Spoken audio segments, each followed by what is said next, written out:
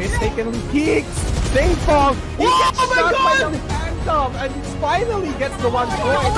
Makikita niya dito. The next one, next in attack. And the next, with just the man. With the flamethrower. It's going to be on top of the fully and the close to it.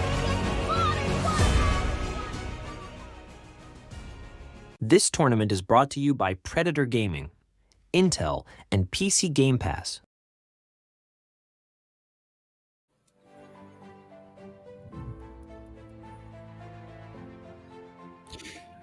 Good afternoon, Warriors, and everybody in the Philippines right now. Welcome to Predator Kings of PH 2025. My name is Ramon. With me is Mochi, and we'll be casting the whole day for the third leg qualifiers of the Kings of PH. Mochi, it has been a pleasure. It has been a whole week where all the teams have been resting, preparing for this very weekend, because I'm sure this is going to be the last chance that everybody in the local scene is watching out for. Kamusta ka naman, Mochi? Well, syempre, more than excited to see some returning teams from our previous legs and of course, yung mga nariyan na bago. And of course, all of the action is gonna be so high today because this is like the second to the last chance, no? After tomorrow for our leg 4 that they will get a chance to take that slot to fight for the crown here in Kings of PH 2025. So, I hope everyone's geared up and already ready para makipaglaban sa isa't isa. Yeah, mukhang ready na yung vibe check natin, no? Daming energy, nakapagkape na, nakapagtubig na ba ang lahat dito sa broadcast natin. Shoutout nga pala sa mga viewers who are watching at home dito sa Predator Gaming Facebook channel at saka sa ating YouTube. But before anything else, we would like to thank officially ang Games and Amusement Board for allowing Predator Gaming to officiate ang Kings of PH 2025 as an official tournament registered under the supervision of the Games and Amusement Board in the Philippines. So this is our way of giving the government a lot of kudos para mabigyan bigyan tayo ng opportunity para ma-showcase ang grassroots scene as well as the top performing teams in the Philippines sa local Valorant scene natin. So, ayan nga pala mga kaibigan, it is our time to shine dito sa ating third leg qualifier. And so far, honestly, sa buong tournament overview natin, it has been all fun, all hype kasi ang bago ng ating system this time around. Instead Yes, na sir. BO1s papunta sa ating finals, sa semis pa lang ay duguan na agad. BO3s all around. Before that, we had BO1s. So talagang every game counts if you are trying to grind up papunta sa ating phase 2, Mochi. Of course, hindi na uso yung mga BO1 na simple-simple lang, no? Umpisa pa lang rat-rata na agad. But for our phase 2 in the playoffs, we have a single elimination and of course best of 3. And ang champion natin ay direktang mapupunta, no? Magkakaroon sila ng slot for the Predator League Philippine Finals group stage, ha? Group stage na kaagad-agad. And with the prize pool na 100,000, ay pagkahati-hatian yan ng ating kampiyon, first runner-up and second and third with the 60, 20, 10, and 10 na K. Ayar. Alright, well, napaka ganda ng ating distribution of prizes as well as it has been a top-notch schedule all throughout kasi bawat weekend sa buong Saturday at Sunday naglalabanan ang mga top-tier teams natin as we take a look at the bracket, the overall story sa buong third leg qualifier. And if you look at it very closely, you can see na konti na lang magkakaroon na sana tayo ng Game Changers roster even before the quarterfinals, diba? Pero sayang na sayang, hindi nakapasok ang Ascend. So why don't we take a look at the quarterfinals right now? We have Orion Esports. They had a pretty good run nung pagdating pa lang sa ating mga first two legs. So I'm pretty sure they'll have an even more refined approach pagdating dito sa mga qualifiers natin. We also have MPH who really is a staple pagdating dito sa mga Predator League seasons natin, diba? So this will be no stranger to us as well. 7-Step Crew, syempre nakikita mo na sila. They're improving every single time that we see them on the qualifiers, as well as Oasis Gaming as our second BO3 of today. But of course, we'll be starting with Orion Esports versus MPH. Yeah, because I believe people from Orion Esports are the kapampangan OGs that we are usually accustomed to seeing, and against MPH that are really great mix then of people from Visayas and as well as Luzon. So we are gonna be looking forward for those and a good mix of some amateur and as well as some pro teams that will be gracing our stages for today. So welcome everyone. Really hoping that this is going to be like really fiery matches. And do you think that we will be having pretty close best of threes for today, or do you think that it's mostly gonna be one-sided? Well, honestly, yung first two legs natin, we've seen not much of a shortage when it comes to game number 3s, diba? I think isa lang yung nakikita pa lang natin so far, and we've also had an OT. So I think wala pa tayo sa quota na na-expect natin na medyo magiging mahaba yung mga laro natin. So with the quality that these teams have on the table, I'm gonna be expecting a lot more closer games. I'm gonna be expecting the games to be of higher quality, considering that this last weekend will sure as hell be the last chance for anybody to have a chance para makapasok sa Predator League na mas maayos, diba? Kasi napakaganda ng stakes din eh. Not only for the 60,000 pesos for the champion, pero an easy entry papunta doon sa group stages pa lang. Just lets it make it easier for you, so you don't need to travel, you don't need to stress out yung pagiging qualification matches nyo. So it's a good thing kapag naka-qualify ka under the Kings of PH banner pa lang. It's very advantageous, no? Once na magsimula pa lang, you already secure your slot. You're just gonna be there, waiting, chilling, and reviewing who will be the teams that will try to follow up, no? Because through that, there will be less info para sa mga kalaban mo to view up onto, and there will be more time for you to prepare and try to innovate kung anong yung magiging playstyles and refine what are the things that should be refined. So I really do hope yung mga viewers natin dyan ngayon is having such a great time, and I'm pretty sure that they are already pumped up and ready na suportahan ang kanilang mga bias ng mga teams. Pero nandito na tayo sa ating Ma-Vito, and we will be having Lotus, Ascent, and Pearl. Ooh.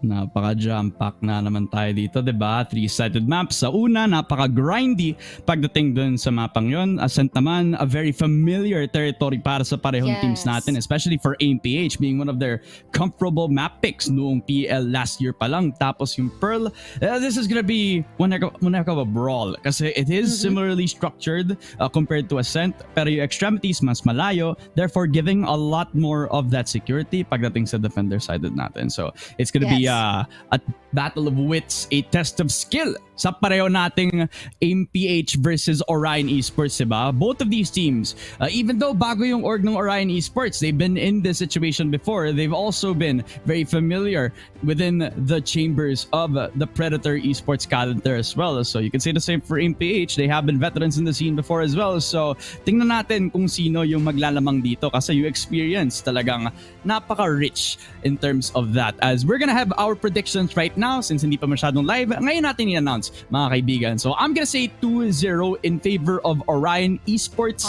Feeling ko yung kanilang magiging firepower will be more than enough to put them forward. What about you, Mochi? For me, I want to put my pebbles on MPH just because I loved their performance all the way back last year for our local qualifiers here in the Predator League Philippines 2024. So I am looking forward for them to winning and I still have trust on them, and it seems like the spirit of Daedom is inside me right now because he is such a APH fan. So I'm gonna go for them.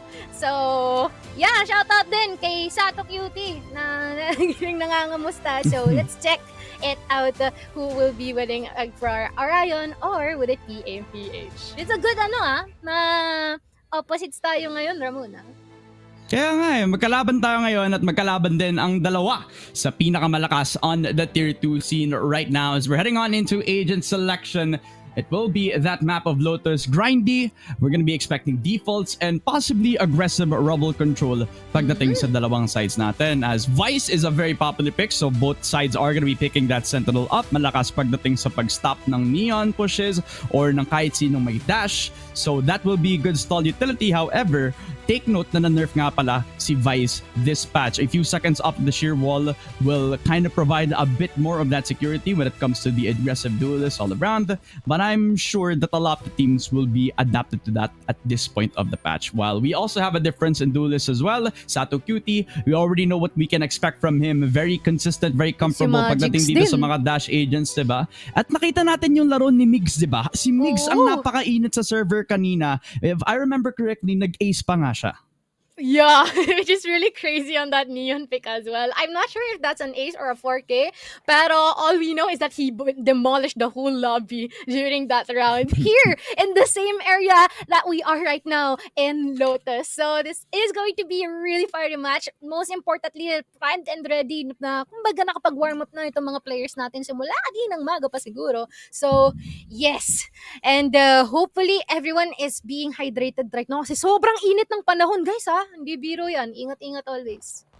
Totoo nga naman. Shoutout nga pala sa mga viewers natin. Kung gusto niyo magpa-shoutout sa aming dalawa ni Mochi, sure na hindi ka namin kakalimutan pansinin. Kung gusto niyo ng kulitan, kung gusto niyo ng shoutout para sa bebe niyo, okay lang. Yan! Papansinin din namin yan, di ba? Ida-dog show ka namin kung gusto niyo pa ma-dog show. So, we're heading on into your first round, the play pistol round for both sides of the squad. Orion Esports on the attacking side, which has been a comfortable point for them all throughout doon sa ating first two legs of qualifiers.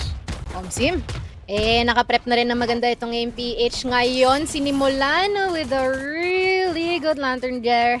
Although, Sato Cutie, nag-iinit, dalawa na agad napitas. But still, Magics on the sidelines, medyo marami-rami ang makikita, no? Hindi nga rin i-expect.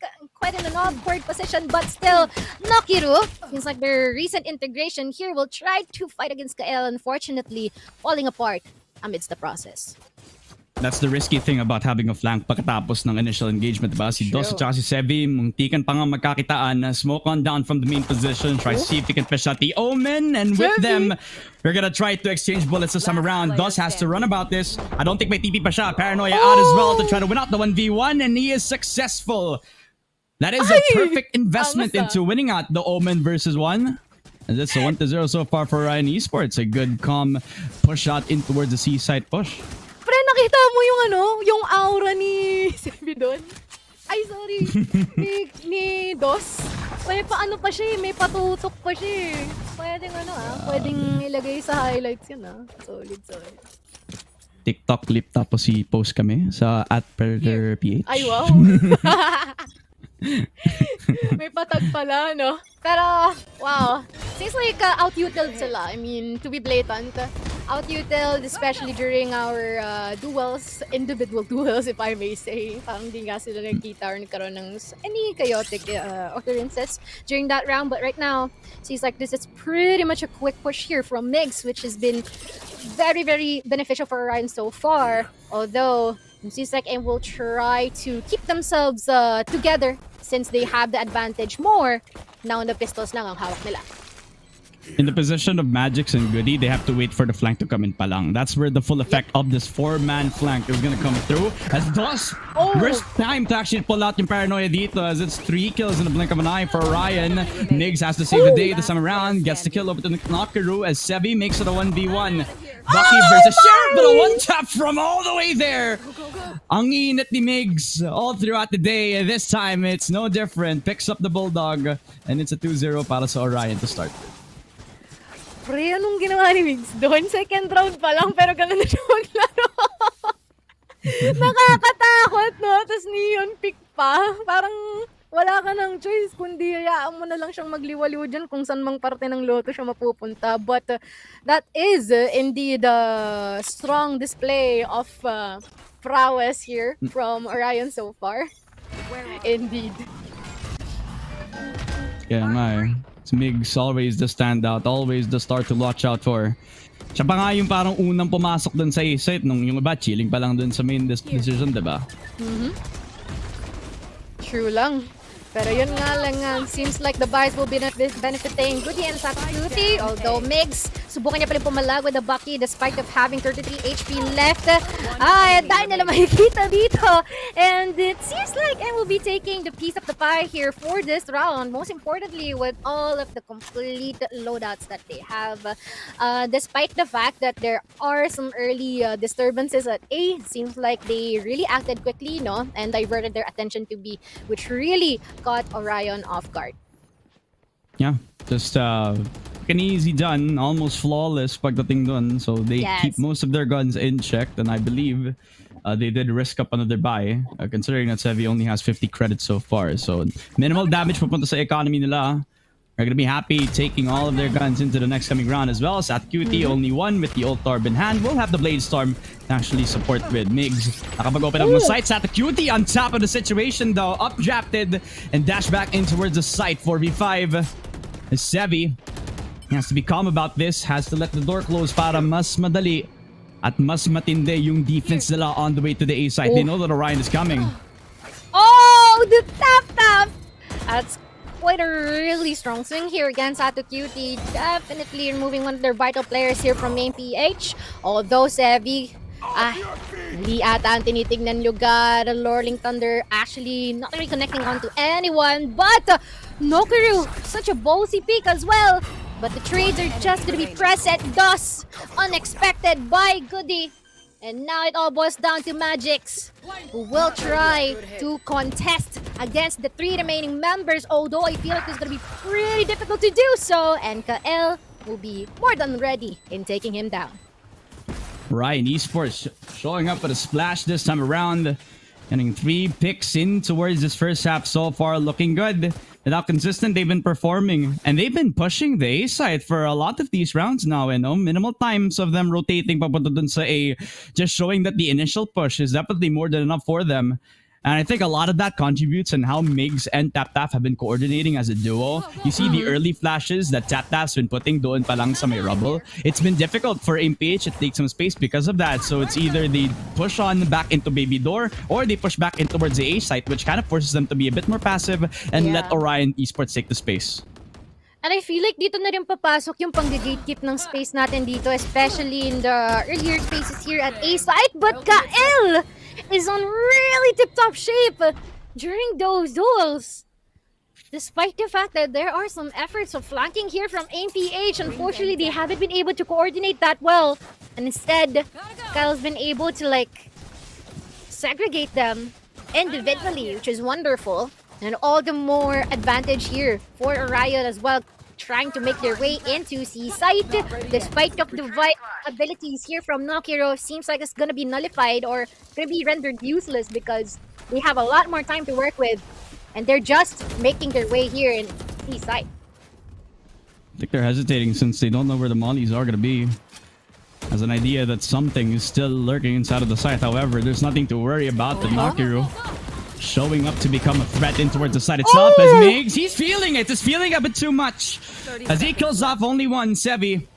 Gonna try to bounce back with a 2 versus 3 upgrade in hand for the Omen. Plant also come down for Orion Esports as they're working through a retake, but they still have to note down Kyle and his presence on the map. He does also have the Steel Garden, which does not matter since only one will be affected by it with full investment this time around. The Sevi opens up the site. Nakaru's playing back, sees if he can get himself the opening, but Kyle knocks it down. Triple kill from the guy, and it's a 1v3 Nakaru. Been seen, kita yung helmet niya. Has to go back towards the back side. Also has the option to save up the gun. So it will be that 4th round for Orion. And I believe they've spotted his position as well. Doesn't matter if you see it's at the gun. He has to deal damage and he does. But at least one more. But Kyle will pick up the 4K as well. 4-1 for Orion Esports. And MPH really set off in the back foot this time.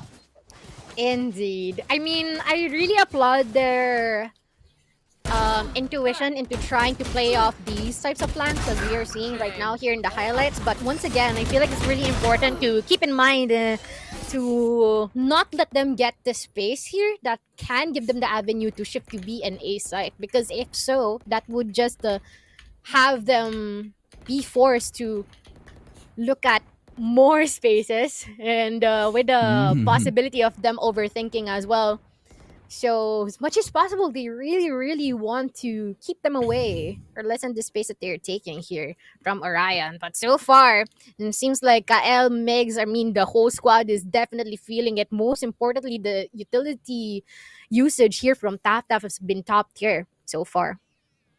Alam mo, tinitingnan ko yung comment section tapos yung puro narinig ko, nakikita ko si Dos, si Taf, right? Sa daming mga supporters ng Orion ngayon. Yeah. Even some accusations of hacking maybe. I don't check know the about PC, that, guys. but sometimes you gotta check it out right now. But Orion definitely on the overdrive so far. 4-1. Sato Cutie denied early with that operator. Smoke on down from the main position and Migs making some presence. All that noise is gonna make MP8 hesitate as Goody will fall back, get the 1-for-1 trade-off. At least with that 4v4, they will still have a decent chance in retaking with these 4 players. Although, objective is already being secured here by Orion. And seems like there's going to be a good retake opportunity for APH, except for the fact that Migs will be a bit too aggressive during that situation. There will be no support from the others at all. Other than now, MD2 or Scary MD will be trying to face up against Wood. One Goody and a really quick trade here. And Gus and MD2 are yet to make their move. But now MD2 left alone. Armageddon already being activated, delaying them further into defusing the spike. Will be able to defuse it at a half though. But he's gonna be quite too far, pushing it in. I feel like there will be not enough time. Unfortunately, he's quite a bit too far. But at least he's been able to deal some damage in their economy. Miscalculating the amount of time needed to force the half out before the Armageddon fully sets in kay Nakiru. Yeah. And the half seemingly saving them from their demise. I mean, I like the willingness from MPH now, playing with numbers, a bit more patience. Even getting some space to find out where MD2 was going to be in the post plant. She also gave an open opportunity for Goody to actually keep defusing onto the spike. Kasi there's also some hesitancy, as you can see from Goody, trying to place the objective down. 2-4. Sato Cutie on the judge this time. He's been on a variety of weapons all throughout the first half natin. You can tell that he's trying to adapt to the pace that Orion Esports are forcing onto him, as the open door could seemingly be a death trap if they aren't careful about this, Mochi. Yes, indeed. They're trying to go in together, but instead, it's been so unfortunate they faced their graves. And Sevi as a bonus. And now DOS and Kael will still try to attest, hopefully, secure some pickups as much as possible. Although this is gonna be quite difficult considering that all eyes might possibly on them. A 3-man stack here at A side, more than prepared into fighting against them if ever that they will try to move forward. Just as I was saying it though, DOS will be able to take someone down. But now, it's a matter of patience.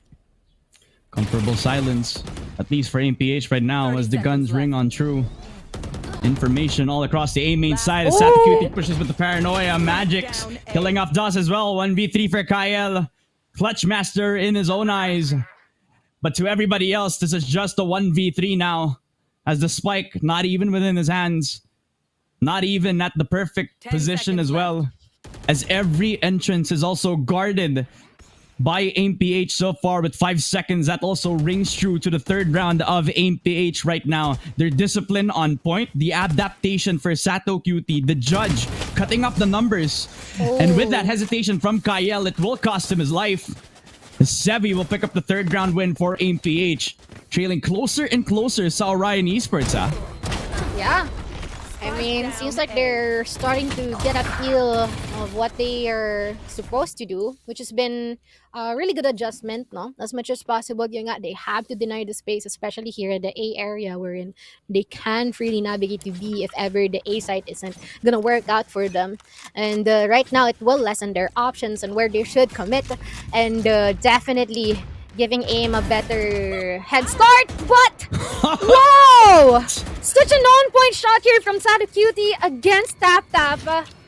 Oh, that's quite unfortunate considering that there will be some crowd control and as well as some utilities for blinding. It's no longer going to be present for them MIGs with that shot, but unfortunately not connecting. Some information will be leaked from them, of course, but we're seeing really good anchoring here from NPH as well for the time being. Magic's flashed on in, and I think the barrel also spots him out. Kyle is going to be careful about this. Runs on through, and the wide peak does not work out. Spots out 3 more. And that will prompt Magic's to hesitate to try to aggress onto the side itself. TP on back towards safety. Just to give himself some time to work with NPH. Seemingly on another level right now. Kicking up another gear. Nokiru. Get another onto Migs as MD2. Wow. With Really the Guardian becoming scary this time around. A triple from the Guardian right now. 2v2. Opening up the space inside C. 30 seconds And left. with the plant coming down, this is Orion's Esports to shine. Especially with Sevi. What? Even getting the wallbang headshot. The TP on down. Ace site still wide open. Giving an option for DOS. A lot of time to rotate and possibly reposition into the post plant. But the question is, would he be able to hold the fort down right after planting the spike? Oh, that's a bit too deep as DOS tries to go to the spawn area. Unfortunately, Satacuti will be able to find him out, and that is immediately all numbers equalized here for both sides. And you know what? I've been observing APH, their crosshair placement has been so good so far. Through the smoke, through the wall, wherever it may be, it automatically connects. Just like this one. It's crazy. Yeah, man. It's like you're aggressive, but you're also setting yourself safe distance. Yeah. It doesn't help that it was the smoke put up against them was used also by their own opponents. So it's almost like their safety really isn't guaranteed this time. 4-4, AMPH catched up against Orion Esports this time, but it's still a bye round, so it's still anybody's first half. A hunt coming through, and because of the smoke, it also covers their location, so it doesn't really give them the value that they were looking for against the Orion Esports squad as they push up a little bit closer. A little too risky for my liking as Migs, he pushes up, he sees the fade, and he kills him off as well. The Omen also a little too ballsy for my liking, 2 for nothing. As Orion Esports fully invested into the A site, and I believe Nokiru doesn't even have the Steel Garden, so this is not going to be looking good for the retake. This is a 3v5. Not indeed. Instead, Gael has that, so he can utilize that anytime he may please. But I feel like they no longer need that at all, considering that there are against just 2 more remaining members here from AMPAs on a stance. Indeed, leaning more for saving as it is the best thing to do. I mean, you know what? I just observed that Migs is like the high risk, high reward type of Neon player that so Yeah. far has been hit or miss. But this round, he really, really performed so well. But once again, he better be careful because what he's trying to check out earlier on is holding an operator. Go, go, go. Like, dude, Sometimes calm down. sometimes taking a risk will be sometimes that happens when you take some risk, Mochi. You get hurt. And when you get hurt, that's when you learn, diba? You live, you learn, and then you love as So, well. bakit So ka it's a 5-4. Char. Ay, sorry. My bad. I forgot that I'm casting today. And we're doing this by the day. So for Ryan Esports, I think the matter is that the biggest challenge set up against them is if Migs is gonna push too far or what type of form we're gonna be expecting from him. Well, good news because he doesn't really need to do too much. He's been the type of guy that needs to be a distraction. He needs to be the type of guy that can open up the space for the team. It doesn't necessarily mean that he needs to top frag every single round because he's doing his job very well at the moment. And that's what matters. You stick to your responsibilities and do it the best that you can. And although that we are seeing like a couple of people here just preparing an A side, they're pretty much on a safer stance considering that they're not in the best buys that they might usually have in a round. So as much as possible, they should play for close quarter combats. But right now, they're just gonna be blocked. And in any time, actually, they can go into a site, but might possibly be delayed with all of the utilities being placed here by Nokiru. So this might also be a problem because they're just gonna raid upon them, but Savvy is just gonna be straight down and praying with the shots actually connecting, being supported by Magix as well, which has been a wonderful hold down for the A site. And look at that, Nokiru will be serving as the icing on top of the cupcake. A really well executed round here for AMPH. Most especially that they are on quite a bit of a save. And they even got some free guns as well in the process because of that. I mean, you can see from the flash coming through as well. I believe, I don't know if this was the own flash from everybody on Orion Esports, so it was from Nokiru who placed it down inside that tree area, but that flash, it blinded majority of everyone who pushed up in towards the tree. Yes. That's why they're able to double peek on down. Magix even only had the roller gun, so we're gonna have to have a good time coming through into this next fight as Migs closes off the op. And AMPH, they're seemingly on a slow tempo this time, forced up by the attack. They know that they want to take revenge from that previous round as they're now gonna have to fight off against the Steel Garden. Flash on in from the ultimate as well, so they're gonna have to kind of slow down the retake attempt. As they don't have a flank, they don't have everybody to invest in towards that backside, so it's now 4v5. And with Magix on that dimensional drip, it's gonna be even more difficult with that shorty in hand. A double from Magix right now! And Orion Esports seemingly taking control of this round, even though they have better trades. AMPH, these still are dealing with the numbers disadvantage. Sino ang nagbigay ng bastos pass kay Magix? Kasi ang lala at ang disgusting ng play niya doon. But Sevi though has a lot of work to do against the three people, and even with the time ticking, I feel like it's gonna be nearly possible for him to do this. I'm not quite sure what Top is trying to do, and as well as Kael, but at least they got some bit of credits from that encounter. So this is another round for Orion after a bit of a round streak here from APH. I believe that's 3, right? But seems like they are trying to face up more against them. But I really applaud the efforts that Magix has been able to put in there after the shorty and the quick Vandal switch up. Yeah, if I remember correctly, that also puts a lot of stress into the economy as well. As if you look at that, Yes. it will be a fragile economy for both sides of the team. They still keep the operator from the previous coming encounter, so Sevi saving that up will give Sato Cutie a really strong weapon coming into this round. Except Ooh. Migs has already taken off of Nokiru, the wallbang headshot as well. So I believe he spotted them as he was jumping back in towards safety. Except that wall really isn't the safest of options if you're trying to hide away from the aggressive Neon. Hmm.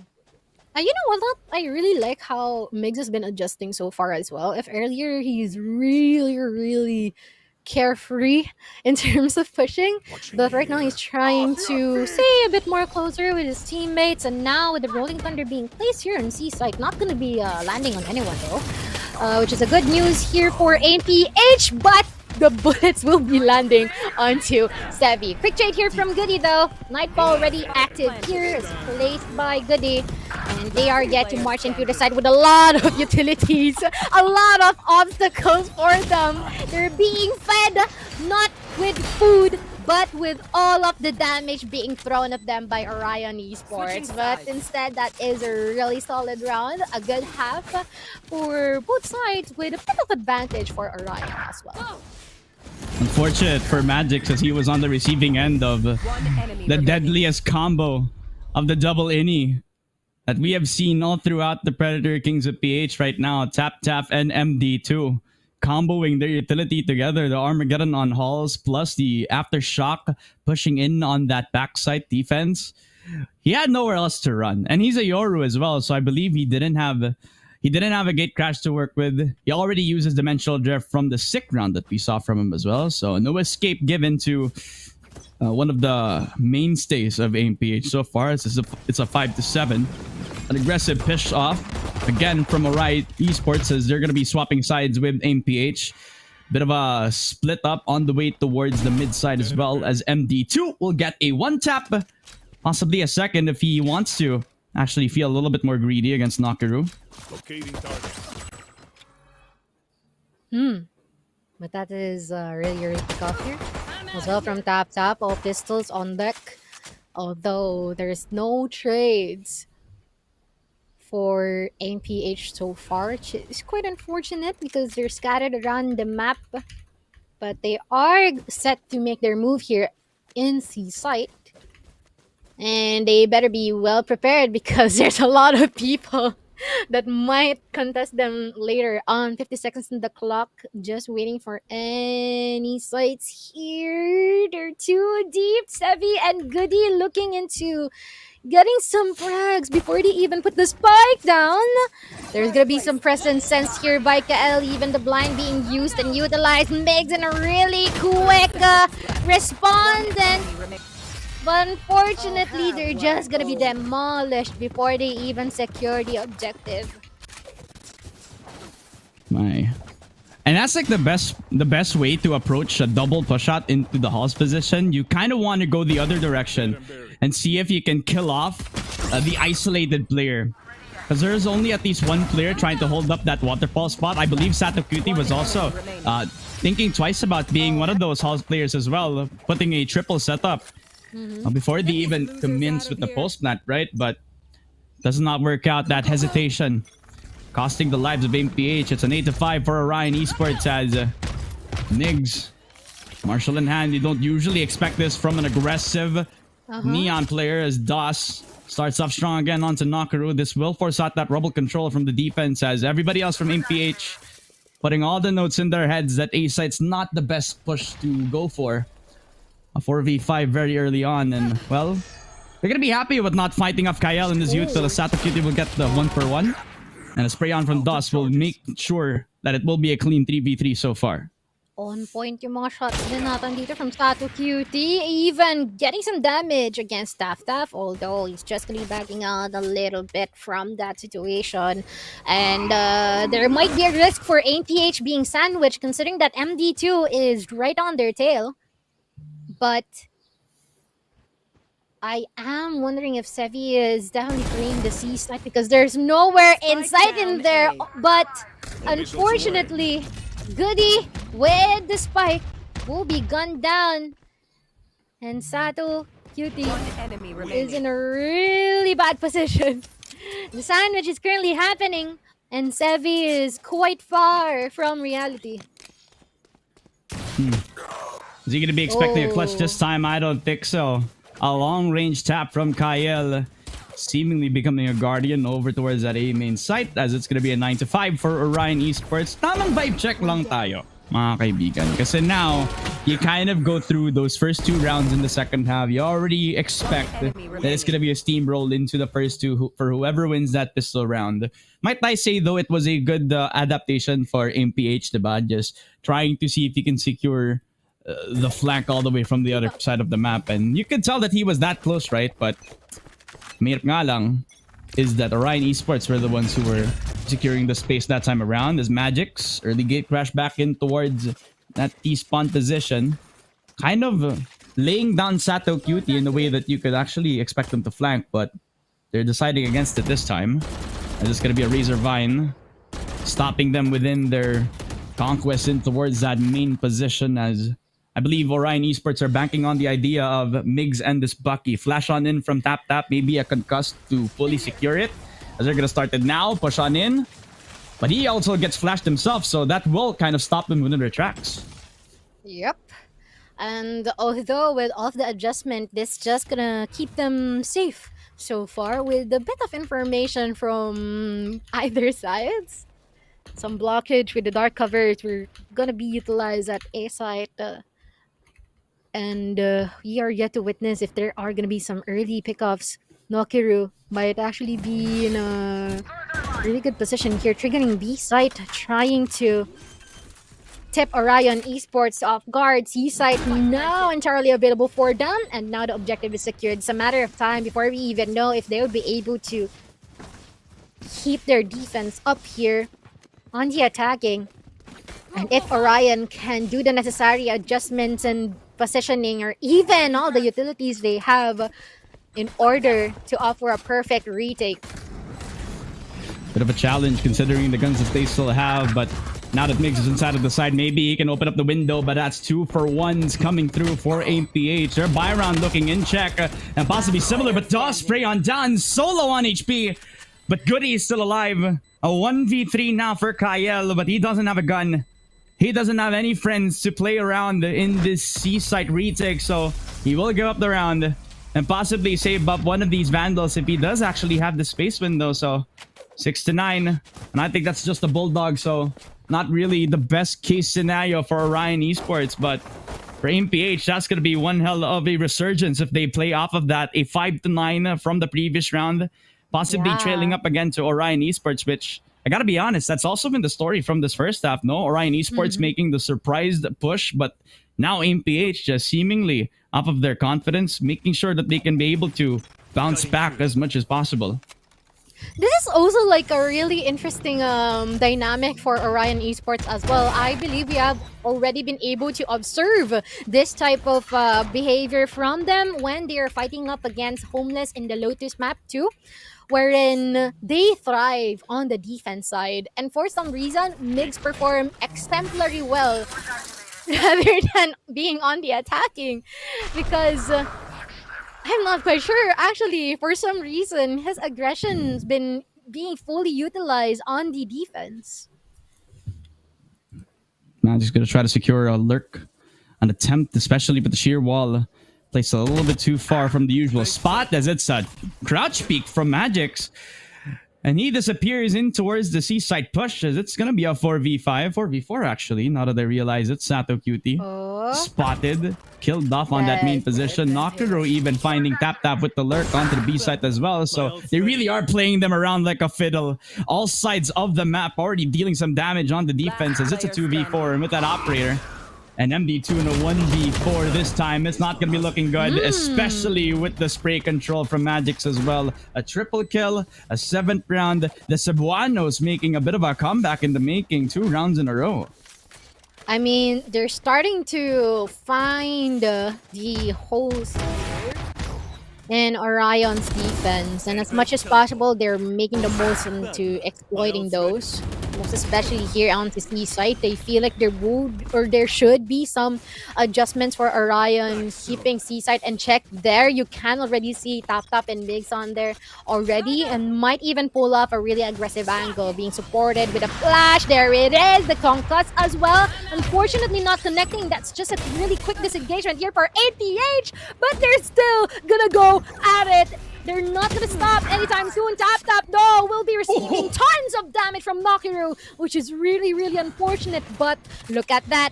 It doesn't end here yet because it seems like our defenders, Orion Esports, will be starting from the attacker spawn. And I'm not quite sure if they will be anticipating this, if APH will anticipate this, but as much as possible, they're on a really good stack here. Wall might actually be triggered, so this is not a good thing at all for them.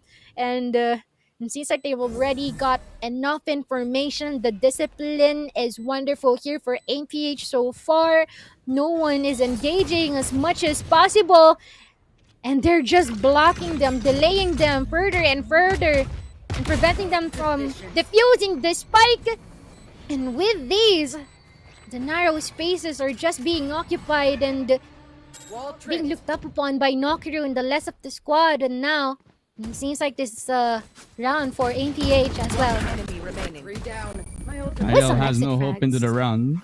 Okay lang. I mean, just some exits, just an attempt at least para kay Kyle. Triple for Nakiru, and I believe before he even got that, he already got a Steel Garden, so a bit of a nice try para sa triple flank natin. I do have to respect the idea that they really wanted to gatekeep them from rotating onto C, but the problem is they already had the spike, so a bit of issues in the communication. Possibly they had no idea if the spike was even dropped in the first place, so the amount of time that they spent on T-spawn really did hurt their chances for the retake to come in. As Orion Esports, they seemingly at the seams are getting picked apart by AIM so far. And the slow tempo really is hurting them in the rear. They kick the tempo back up. Magic spotted Kyle in the process as well. So they fully confirmed that C-site really is an open door for them. They spotted the up as well. As the fake out comes through, Paranoia out. But with the gate crash, that seemingly just eats up all the utility needed, and it would have been so good in the retake, but now Orion Esports has minimal to work with now. But still, they're trying to fend them off, fighting them off. Shorty, unfortunately, not going to be connecting here from Sadi Cutie, but they're still an advantage in terms of numbers. Sevi is actually in a really good position here just in case, but they're going to be deciding into playing more in a really safer angle as much as possible. Even all of the delays, the abilities being thrown at them. Oh, they really don't want to have APH put the spike down because there's a lot of things that they can work with. Magix though will still try to push forward, but will be detected and detained by Kael. Killed even with the trades coming in. Nocturne in a really good position. Securing the last two members as they are trying to defuse the spike. What a wonderful play! And as well as an area to be in here for Nakiru. Just waiting for them to be desperate in getting the round. One enemy remaining. Always remember that the turtle won the race against the rabbit, who really felt a little too overconfident. But sometimes slow and steady really does win a marathon. And with that, Nakiru comes out of the shadows, as everybody from Orion Esports have seemingly forgotten about the Sentinel outside of the site. Triple kill from him. The newest person in the roster for APH, now top fragging in the server right now in a very close contest against Orion, who, might I say, this stack of players aren't no jokes, ha. Alam mo na yung impact ng mga players na to. Lagi silang nandito sa mga Predator tournaments, diba? Nasa Predator League din sila. Nakaabot sila sa mga playoffs. So you know how strong this team is. But APH, their impact on the scene is also undeniable. The Cebuanos showing up big, representing their region to show that this region really has developed into somewhat of a demon on the Predator Kings of PH roster. I mean, it's definitely evident with how their performance is so far, despite the fact that this is pretty much close and seems like the timeout is already the answer that we are actually waiting for. Or, I mean, it's all up to Orion and making sure that the timeout that they have been able to use will serve them really well. And seems like it would be. Magic's taken out. No answer as of the moment that they will be taking some guns from that situation. Nakiru in a really quick kill here onto Migs, just as they are trying to force them to go away and divert your attention to something else. Ano kaya mangyayari pag natapos yung countdown na to? No? Pero medyo kinakabahan ako bigla. Mali mo, sasayaw ba ako bigla? Or something. It's just gonna be very interesting thought whatsoever. But now it's a 4v4. Push on in on the B side. Knockaroo, spray on down, but almost finding a second kill. MD2 will fall to Sato Cutie as well. Wall bang denied. Does also double peek, double kill as well. 2v2. Now it becomes doable for both sides as they know that C-site will be the call. But MPH still have a lot of time so they can overwhelm at least one on halls. They do. They kill off Kyle, which forces Doss in a really tough spot. Indeed, but the Paranoia has been able to connect, but he's quite too far in order to do some executions here. And they seems like Goody is more than prepared in that angle. But seems like he really didn't expect that Doss will be appearing that early. Sato Cutie. Wait. You're too far? You're just taking it in? Oh no, that's not good news for them at all! And there's no even some steps in order to try and check if he's sticking the defuse in. At least that is a well play for Orion. Sevi. And, I mean, wait lang meron na tayong MPH believer on the chat, no? Na matagal-tagal nang nariyan. Shoutout nga pala kay Dionela. Kamahal si ni Dionela yan si Matthew Duma. What's up, man? Ay, one of our resident Predator Valorant casters that we have on the stream right now. I hope you're having a good time, man. I wish na makita natin siya sa susunod na Predator event because he's been a really good guy to handle. I was about to say work with, pero handle I think is more appropriate at this point in time as it's gonna be a Paranoia and a slide coming through for Migs as well. A deadly combo up with a Paranoia to push on through. 4v5. Orion Esports seemingly putting their name on the rubble control. ZPH seemingly trying to see if they can secure some space. I don't think it's a good idea for Goody to push this far with the spike handled with him. And you know what? Kahit na gusto nilang mag-B, hindi sila makapag-B kasi talagang bantay sarado din ng Orion ito. And they're just making or keeping C-site available for them because I think they've already been able to understand how they can retake this sooner.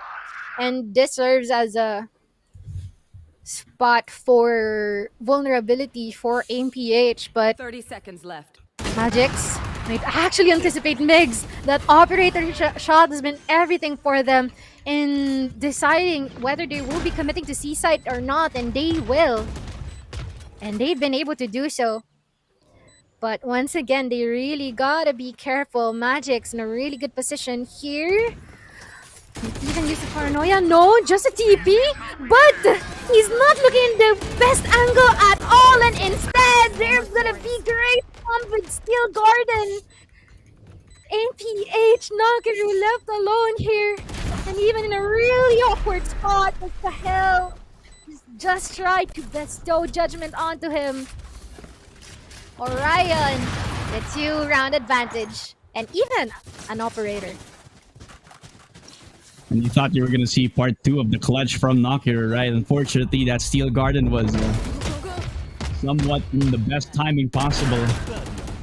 And you can see that Magix has been handling this up with mixed results, right? The pecan from Waterfall was pretty decent, but when it came to that Hulk's control that he did, thanks to Doss and his mind games, it really did make him hesitate to keep committing to the same angle, right? So 11-9, Orion Esports in the micro adjustments, making a bit more of a difference in these sorts of scenarios, right? As it's going to be both amount and rubble control for both sides of the team. As MPH is trying to make that split happen, make a lot of noise, especially on that open door. See if they can put some pressure on the op. Doss really has been consistent all throughout this game, but to what extent can he commit to this angle, especially that both sides are being put on a lot of pressure. It's a lot of damage done on both Omens. Has to TP back onto safety.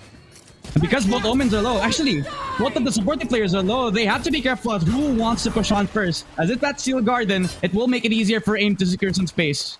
Man.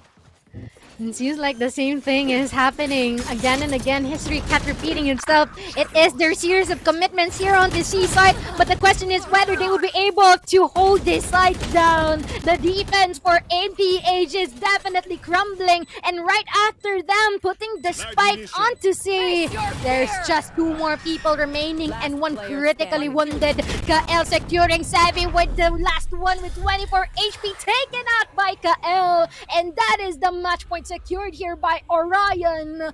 This is not looking good for AMPH at all. Bit of a splash coming through on the retake scenario right now. So many bodies invested into that waterfall push.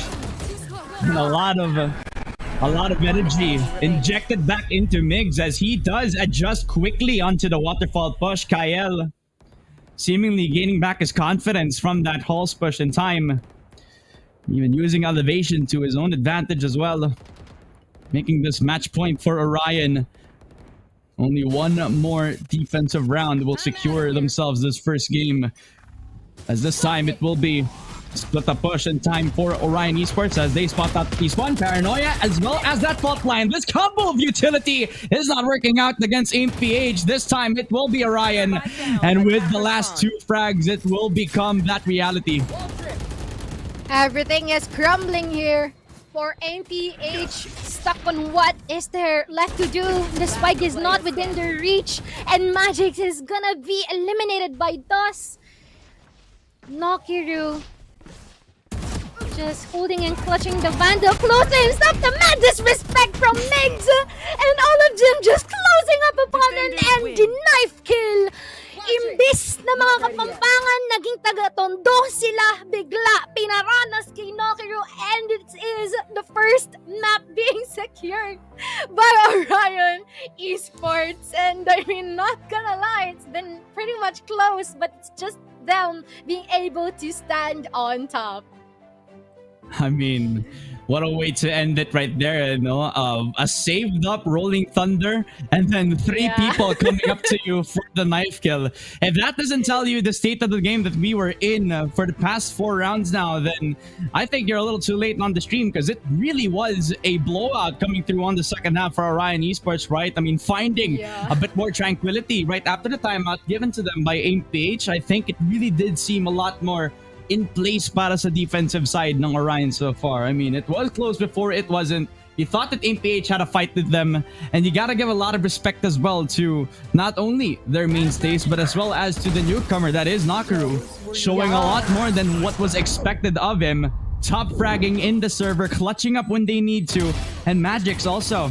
It's not every day that you see him on the duelist role, right? But he has shown a lot more comfortability than I expected out of him, especially on that second half where he kind of made a bit more of an impact than we're kind of normally used to seeing him on the Viper. But it has been the difference for Orion Esports so far, as their retakes have been on point, their timings on the Steel Garden has been well put. I think their aim has also been a good aspect into their gameplay, so you're going to be expecting a lot more of that as we head on into the Ascent map. But Mochi, I don't think it's going to be... I don't think this is going to be a 2-0 yet. I think this will be a really good showing. I think AMPH still has it within them. In short, napakaangas na naging laro natin. But also, I feel like there will be some changes considering that our second map is going to be Ascent, and they just definitely introduced themselves pretty well here in our first map of Lotus. And like what you've said, we are going to be anticipating more from them, and hopefully a 2-1 or a long journey ahead of us this series. So we are going to be checking their stats in a bit as well, and we are going to see who led the charge from both sides. Seems like Nokiru really showed up that he is the alpha for AMPH, and for Orion though, DOS has been able to just show na hindi lang siya pang second, siya ang first for our KDA for today. At least at this point, diba, malalaman natin kung sino yung first natin on the server. I mean, DOS, he isn't DOS anymore. He's numero uno pagdating dito sa ating first Lotus game natin. And I believe he also made a lot of clutch paranoias as well that paved way into pushes from Migs, as well as good rotations coming through from MD2 as well, so you can count on him every time that he needs to. As now we're going to be giving our respects to our MVP for this first game as a whole. This Lotus map would not have been the same without this player in particular. I think alam na din natin kung sino to. He's one of my favorite numbers. He's also one of my favorite Omen players as well. So I think it's going to be it won't be a surprise that we see our match MVP, see Dust from Orion Esports, a 2.58 KDA ratio, this close to actually securing a 3.0 KDA ratio as well, as he's also coming up into the brink with 273 ACS. This tells you that he's not willing to play passively as you would expect from a controller player. He always plays the proactive positions. Of course, and definitely making the use out of those utilities that Omen can offer with all of the quick rotations and even the quick teleportations that he may give for the team and also for himself, because he's been deemed as the MVP for this match. So that's been well deserved here by Orion as well. Definitely, and we're going to be heading on into that second game in just a short while. But before we head on into the break anyway, we're going to like to thank our sponsors as well. I want to like to start with the Predator Helios Neo 16. It is engineered for the elite as it pushes the boundaries of performance, featuring the latest Intel Core Ultra 9 processor and a revolutionary 4K mini LED display. This machine delivers unparalleled responsiveness and visual fidelity like no other, empowering you to anticipate and conquer. Are you ready to dominate, ladies and gentlemen? Order your Predator Helios Neo 16 today at any Acer Predator online store. And I remember na meron din tayong discounts or 10% discount specifically for the one and only Abyssal Black. You can secure that discount doon sa ating mga payday promo dates from April 12 to 16 and as well as April 25 to 30. So, if you are looking into taking that one and for also sa ating Predator Helios Neo 16, well, you better check that out in our Acer Predator Gaming website. And last but not the least, ano ba ang meron sa Xbox PC Game Pass, Ramon?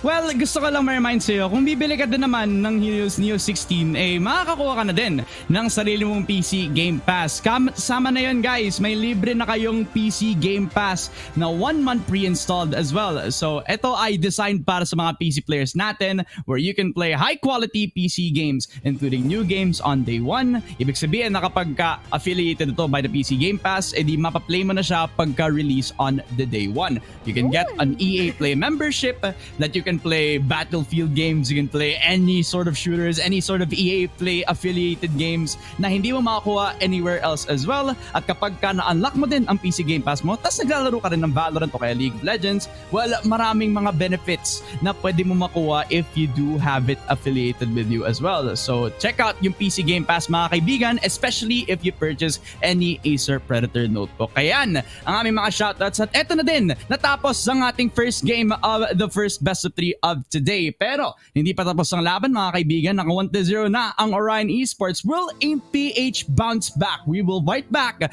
after this short break.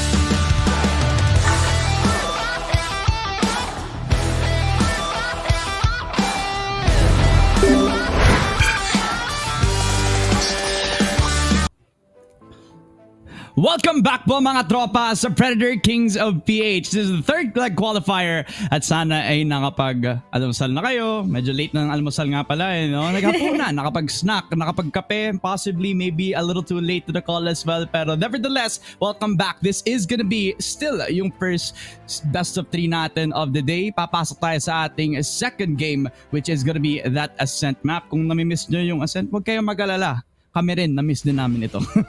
True. Although, bumalik siya ng iba na siya, no? Nagbago na siya. But, for better reason, because hindi na bangable ang ating A site, I believe.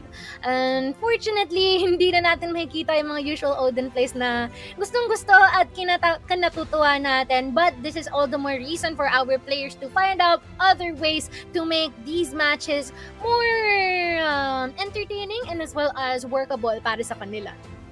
Totoo. Pero bago ang lahat, gusto muna i-shout out ang ating sponsor of today's video which is going to be yung PC Game Pass. Kasi pagkabili mo ng kahit anong Acer Predator notebook, ma-activate na yung inyong pre-installed 1-month PC Game Pass for free.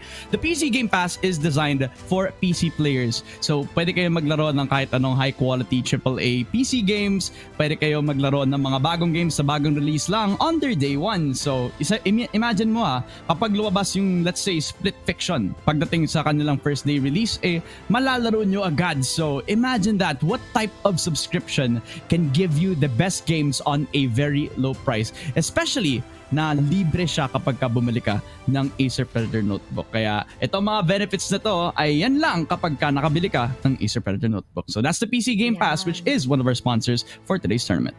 It's a sign, guys. Get that notebook na gustong-gusto mo, no? To up your gaming and productivity rig. Pero meron ding mga nagpapa-shoutout dito, Ramon. Unang-una na dyan, ang nag-iisang Angelica Clarice de Guzman. Pa-shoutout po sa magandang manager ng Orion, Angelica. Ayan. Hello, hello. And hopefully you guys are having a great time. Pretty sure they're really, really pumped up kasi isa na sila dito sa ating Best of 3 series.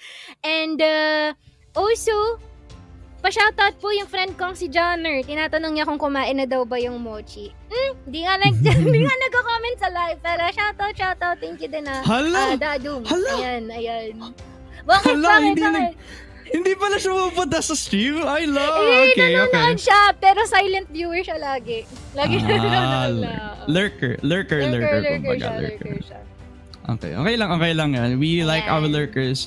Okay lang na hindi tayo lagi nagko-comment. It would be nice if you guys actually come on in, join the fun. Pero okay lang din if you guys are here to just, kung okay lang din sa amin na kami yung pinapanood nyo habang kumakain. Parang iPad Kid lang. Kanina, nung kumakain ako, yun lang din yung pinapanood ko, yung mga naglalaro. iPad Kid kasi talaga ako as a whole, Mochi. Can you really believe that? Actually, I can see that. So, pero, I mean, wala namang masasabag yung iPad Kid in moderation. Moderation? Kung saan na napupunta yung usapan natin. Pero yun nga guys, no? Sana okay kayo dyan ngayon. And I believe meron pang nagpapahabol dito kanina. Pa-shoutout daw sa pamangkin ko and kapatid sa India at Thailand, Francine Suerte at Marites Matet Manila from Evelyn Ando. Ang ating 5-year follower anniversary. Wow! So 5 years na siya nakafollow sa Predator Gaming, pre. Imagine. Solid. Mas matanda pa sa mas matagal pa siyang nagfa-follow dito kaysa sa kung gaano tayo katagal nagtatrabaho dito. Imagine, no? Grabe. Yan ang gusto ko sa mga OGs. Kaya kung kayo mga OGs nandyan, mag-comment na kayo dito. I'm sure we'll show all the appreciation, all the love that we have for you. But why don't we put our focus back into the game as we're heading on into the agent selection, the ascent map coming into the horizon as both Orion Esports and AIM-PH are looking to make a really good impact dito sa akin second map. It will be a bit of a different setup para sa pareho. Talagang wala nang nagda-double ini na Sova tsaka Kayo because that's literally 2024, right? Now it's all Teho. Now there will be a breach into the matchup as well. And no killjoys seen on both sides, even though it was one of the stronger picks that we've had for AIM-PH in their history. Now they're kind of seemingly changing their playstyle, more transitioning into a safer, more comfortable Cypher. And now it will be that difference in terms of utility kasi it will be a double Sentinel comp as well coming through for, I believe it is AIM-PH so far. Yeah, I have to agree with that one, other than the fact that so far for Orion Esports, they're really leaning more towards the aggression and all of the possible surprises that they might deliver here for AIM-PH, which is more on the balanced end. So this can actually make or break their whole fight here in the land of Ascent. And I'm pretty sure that with the recent integrations of the agents, as you have mentioned, there are going to be some new things for us to witness. Although I really miss the moments where we always see Gecko and as well as KJ in these types of compositions, but once again, time flies. Oh my. I'm not saying that Killjoy is not meta anymore. She's still pretty strong in a lot of maps. Malakas pa rin siya sa mga consider mo pa rin malakas sa Ascent. Kaya medyo naging surprise ako that both of these Sentinels are gonna be picking up the Cypher right now. I do wonder kung what your opinion is on this deadlock pick compared to the double ini comp, because now you're facing up against clash of styles, right? Now you're kind of facing up against this sort of team composition that sometimes will be good against double ini compositions with a Jet kasi Pag may deadlock wall, malakas yan makapag-isolate. Kapag naman nag-dash ka, papunta dun sa kung saan ka na-stun, di mas madali ka mapapatay, di ba? Yun ba talaga yung True. mentality, or are they the type of team that can work around it? Yeah, that's also a struggle, right? Having a deadlock just means that you really want to have the early round advantage in every single moment you may get. But unfortunately, there might be some disparity and some lacking aspects that you have to consider, especially when you have a deadlock in your team. They have the cipher to compensate for that, but once again, they really have to consider where they should put the sensors, because those sensors may be deemed useless, especially if they just put it in the most obvious places. Ayun, shoutout daw po. Wash out po sa pretty manager ng Orion Esports, si Angelica. Okay, sana Yarn. tama yung pagkakasabi ko. Si Angelica. Angelica. Si Angelica Clarice Parang ano de siya, Guzman. no? Shoutout po sa inyo. Medyo may pagka-baby talk. Angelica. Angelica. I think mas bagay yun sa'yo. Hindi kayo magsabi, no? Ako kasi hirap eh. Hirap ako eh. Sige. Take two. Shoutout po sa pretty manager ng Orion Esports, Angelica. Ayan. Ay, Good afternoon. Aliw. Ako hirap ako. Ikaw sobrang easy lang para sa'yo, no? Daya? Kakauyan charot. Ay, wala to. May advantages talaga yung deep voice sa mas mataas na voice. Ay, depende rin naman. I mean, minsan kasi pagka halimbawa napapangunahan ng excitement sa mga hype na mga moments, parang suwisigaw ka na lang eh. Hindi mo na modulate. Pag mataas yung kapag ba, boses no? mo. Kapag sumasagot ka ng telepono, may nagtitake ba sa'yo ng seriously? Oo naman. Pero pagkagalit ako, minsan inaasar ako, hindi nila sineseryoso. Yan Well, lang yung downside. Magiging chill pa ba ang magiging side ng APH, as they're the ones walking up towards the mid side. They even have their deadlock push in with them, so I believe that's a lot of presence over across the map. Kita yung ulo, pero nakuha pa nga ng first blood. MD2, siya yung duelist. At siya pa nga yung nakakuha ng dalawa dito sa ating mid side push. Magic's also picking up the double kill para maka-reconvene ang Orion Esports in towards the mid side. Will they expect Kyle? Sees one. Possibly will hear out tong si Goody. Well, swapped out yung magiging positions nila. At hindi pa nga nakikita si Kyle. That almost would have been a double kill, but not the adjustment that he was looking for. 1v2 DOS. That's a kill. And a double for DOS. All the way from short. Saving Orion Esports just like that. The pistol round could have not gotten any better para sa Orion Esports. I mean, not gonna lie, the positioning could have been so good for Goody here. It's just that it's been a matter of how the rest of the members has been able to address the earlier moments that they have been able to be to find themselves in. But now it's been like a really good save here from DOS, as you have mentioned. But I mean, it's just the first round after all, so there's still a lot more room for them to make up for it. But once again, let's just hope that it won't be a bit too late. Wait, look at this setup. Everyone is in here. Dawson and Bulldog just gonna be spraying up upon them with a 3K. It's quite unfortunate for them because they found it out a bit too late. Nokiru with that sheriff kill to try and avenge, but still, they are in a really bad spot in terms of numbers here, Ramon. Galawang shooting guard. Ang ginawa ni DOS dito, 3 kills in a blink of an eye. An unexpected setup, but MD2 really showing why he should be taken note of doon sa mid-side. 4v1 for Sato Q10. I believe that he also picked up a Bulldog from the previous round. He now tries to get himself the isolated frag, starts off strong, but MD2 is still here. A double kill from this guy alone. And if you remember the days of old, Mochi, this guy was a very strong flex player from last year's Predator League. And I'll give you a bit of a note on who he is. He's pretty scary, if I remember correctly. Yeah, scary MD. This is like one of our favorite players, even considering Magix as well, and as well as Sato, especially for AMPH. I mean, they've been there for quite some time and quite present in all of the highlights that we have here in Predator Gaming page itself. But once again, it's all about how they can make the most out of those highlights and how it can lead their team into victory. The drone jumping up onto Santa Cutie in the worst time possible with a quick follow-up for Scary MD2, which has been wonderful. Unfortunately for MPH, there's no answer for now. That's the worst time possible for him to clear both the left and right corner.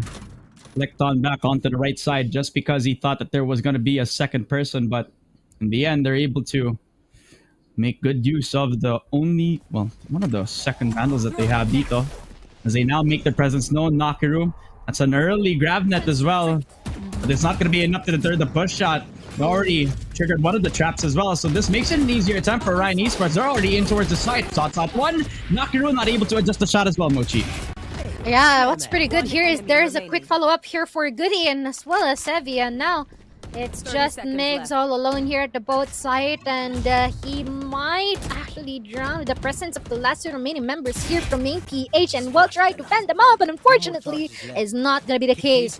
The 3K here for Goody, and seems like the Retribution round's been serving quite well here for MPH with a bit of damage in terms of economy. Yeah. Watch mid defense aside, they're able to kind of adjust into the fast-paced push out in towards the B side push, right? So I think one of the reasons why Orion Esports were confident to push on in was not only because of the numbers advantage, but because the fact that they also have triggered one of the deadlock traps that seemingly gave them the security a bit more, I guess, comfortability into trying to push that into the site, right? Sato Cutie in a very interesting spot. Judge in hand, one way to deal with this A-main setup will be deadly to whoever is going to be on the receiving end of that. And because DOS has made his presence known, either one of these players is going to be deleted off the server. Be faster. Although, may nang boga na kaagad, no? Pasimula pa lang ang round and pinapainit kaagad with Toss. Unfortunately, our earlier rounds MVP falling down quite early. And here is going to be the tree execute, pretty prone as a choke point, so they better be careful here for Orion, most especially that they're up against 5 more people. A bit of a disadvantage, but most definitely doable for them. Goody is actually in a really good position here. If not, he's gonna be overwhelmed, but seems like Sevi is really good in terms of the trade-offs, and he's trying to steal and occupy the tree area all alone, and he's been able to do so. And instead, 30 Gael seconds is left. like contemplating in his life if he should still stick to the original plan, because the spike is not in his side after all. And would he expect Sevi to be here? Yes, he will. And before you even know, it's now a 1v2 more than doable for Kael. But the question is, would he have enough time? I guess not, because Magix would be able to fight it out. Finally showing some impact from Teho. He wasn't even near that aim-in extremity, not even close to sniffing out that short side. He was all the way from that CT spawn, but it's as easy as clicking a button for him that he's able to isolate at least Kael from everybody else on the server. Migs had to push up a little too far, put them in a very unfavorable position. Thanks to that guided salvo, separating him from the pack, making it easier for them to isolate the frags this time. A triple and a Gravnet guided salvo combo. It would have been enough to kill off MD2. Almost gonna be enough to round out that death bell. As it's a 5v5 still, and it's Nakiru with a very narrow shot. This is a strong defensive side hold on B main that Orion Esports really have to be careful of. Oh, that's fine. But Magic is quite cornered from that. From putting the wall down. But what's important is that they've been able to take someone down here from Orion and inflicted massive damage from MD2, which is one of their crucial players, especially if they want to have someone to entry for them. But They will try to divert their attention here onto the mid area. Not quite sure if they will be expecting Sato Cutie, and actually a really good angle here. But unfortunately, the shots are not really connecting. Concuss not really connecting as well. But the blind will and the rest of people here from Orion is just gonna fall apart. Kael will try to mend things back together. But would he be able to? 30 seconds. 30 seconds in the clock here. All sights on mid. And yes, he has nowhere to go at all. Absolutely no place to find some solitary confinement in here. Or some sort of peace into the Ascent map, as AIM-PH has seemingly taken control of this game, forcing Orion to make uncomfortable decisions for themselves. A botched push shot in towards that beam in extremity. And plus, some good utility usage from Nakaru as well, who has shown up from this first map, and now in the second. And he has become the same side of the story now. A 3-2. Orion Esports really have to adapt into this uncomfortable pace given to them by AIM. This double Senticom showing a lot of color, a lot of magic into this. Not really, taking a note into Magic's the player. Just the magic of what the team composition offers. Of course! But seems like someone else is trying to do some tricks here. Sato Cutie is actually in a bit of a tricky position. Most importantly, all of the ultimates are being laid down onto here. Someone hasn't been turned into a cocoon as of the moment, which is not a good thing for Nakaru, but at least they are trying to narrow down the numbers. But Sebi, a bit too late in the party. A 1v3 with just him having himself against the 3 members. Would he have enough time? And may pang nakabantay sa main. Daming kailangang isipin. May dalawa pa namang smoke. Can smoke up B main. Has to think about the trips too. They found my wire. Caught one. Oh, I'm not gonna lie, that's been like already pretty much a given. And it's gonna be more than difficult to try and address if whether every single angle has someone guarding it in order to close up upon you. But that's been pretty much a really clean execute from Orion as well, with also some willpower to do the rest of the adjustments here from B main all the way to mid, despite of starting this off quite on a difficult scenario. But right now, Guided Salvo will not be connecting to anyone, but this is going to be a probable stack here from AIM-PH, with DOS trying to guard this area in case someone will try to peek, and also a really nifty camera placement here from Goody. But unfortunately, I don't think that he is aware that someone's there in the winery.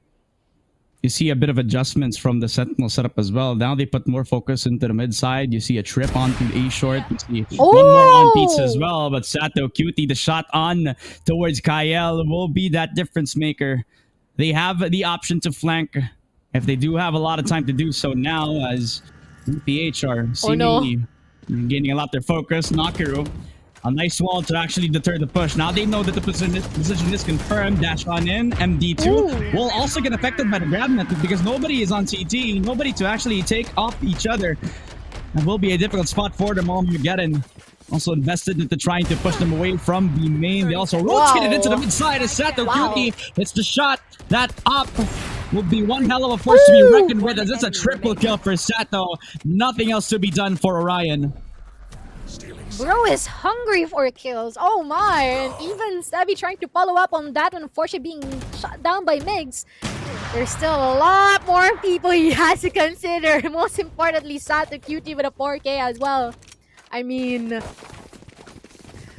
I love the combination of utilities that Atejo and as well as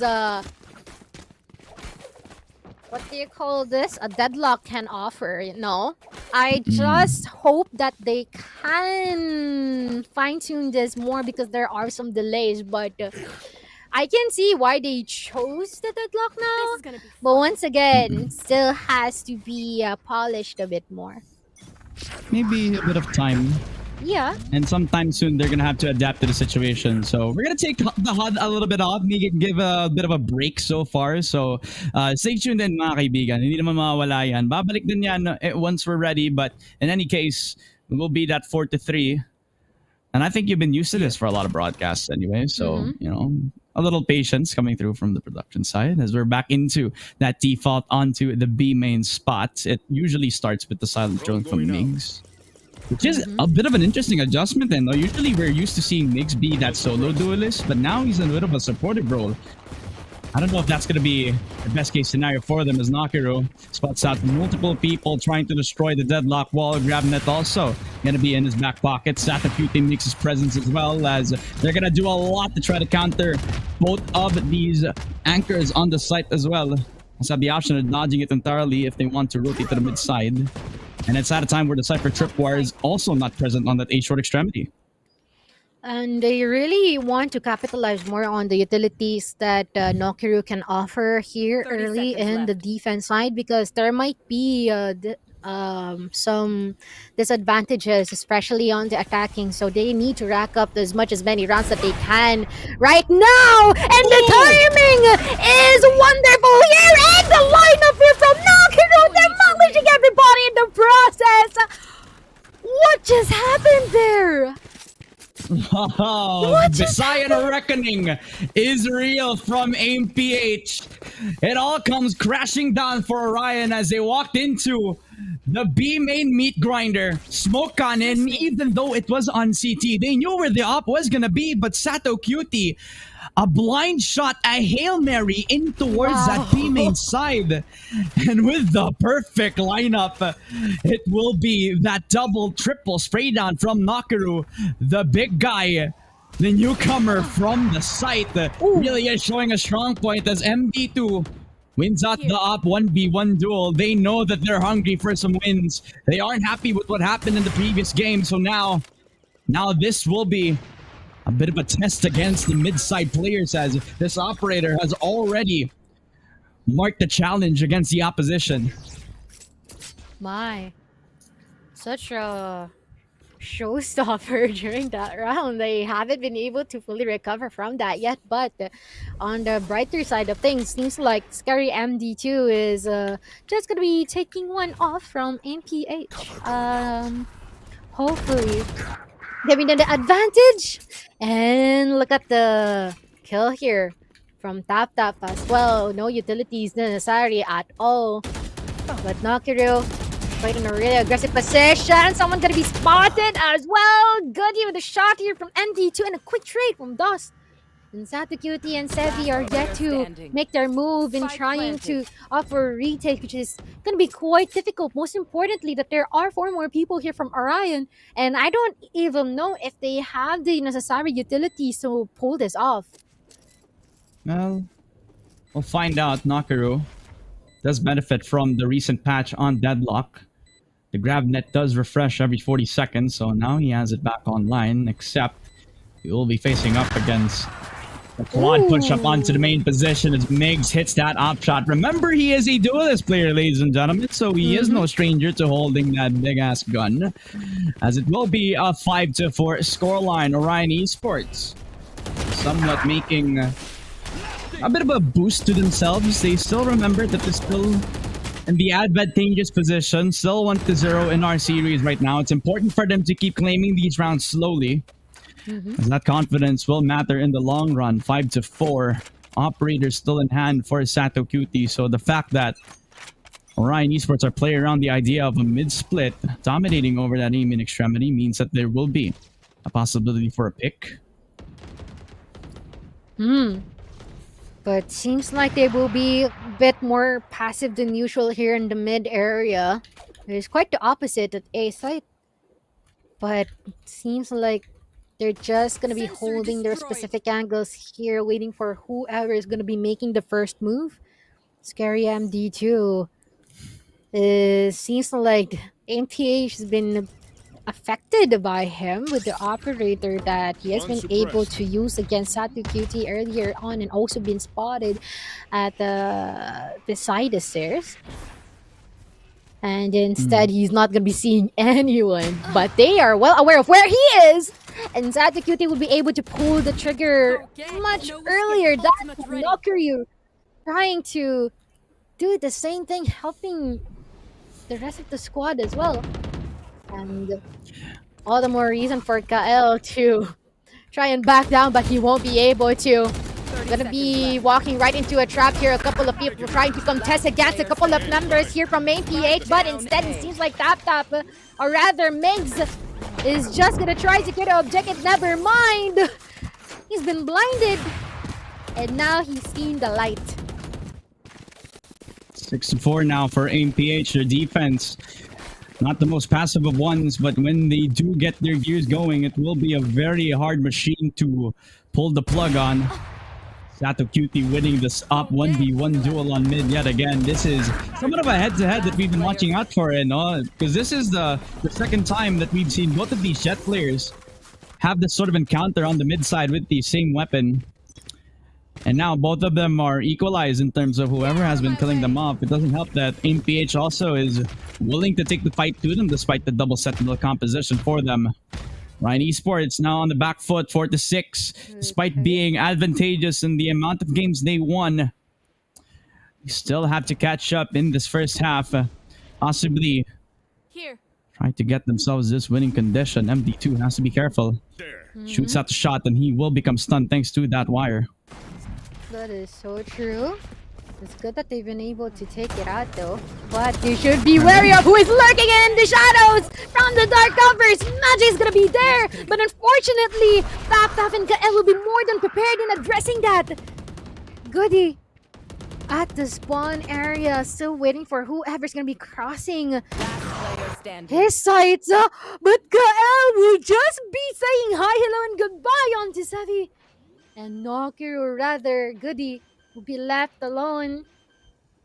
He might be anticipating someone here at the left side of this area. But Tisa is gonna be stunned! Oh, what bad news here for APH, but still, they still have the advantage in terms of rounds. But once again, they better make the most out of this first half.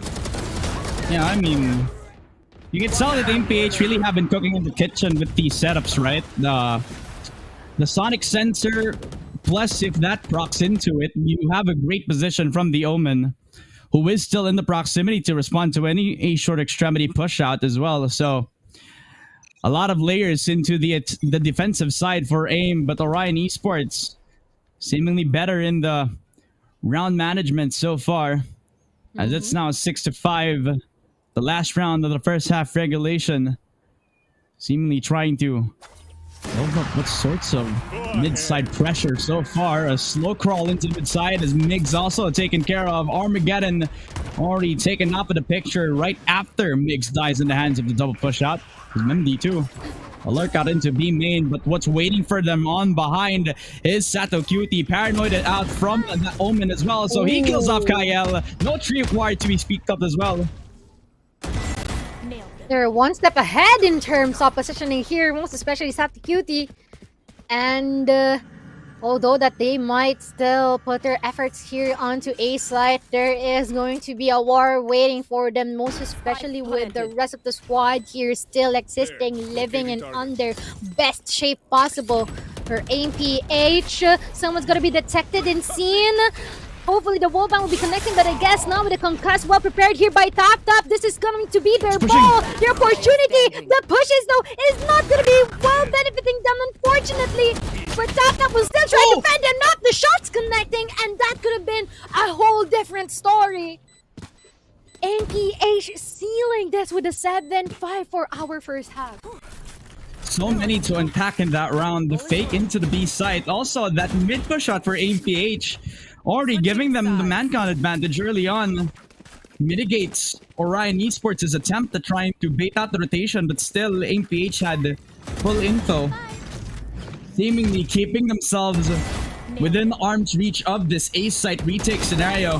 standing. And despite this really good rolling thunder attempt coming through for a tap, everybody was concussed, but still in working position, working proximity of holding that headshot angle against DOS, who really was in a position to take off more than just one person, but in the end, expectations never set into reality for them. 7-5 for AIM, a good position to work up upon. Now that they're down 0-1 in the series, will this be a good side to swap into, especially now that they really are on the driver's seat in this second half? That's actually a pretty good thought. Most importantly, Nokiru, I really wonder how he will be utilizing his abilities, most especially now that the sides has been swapped out.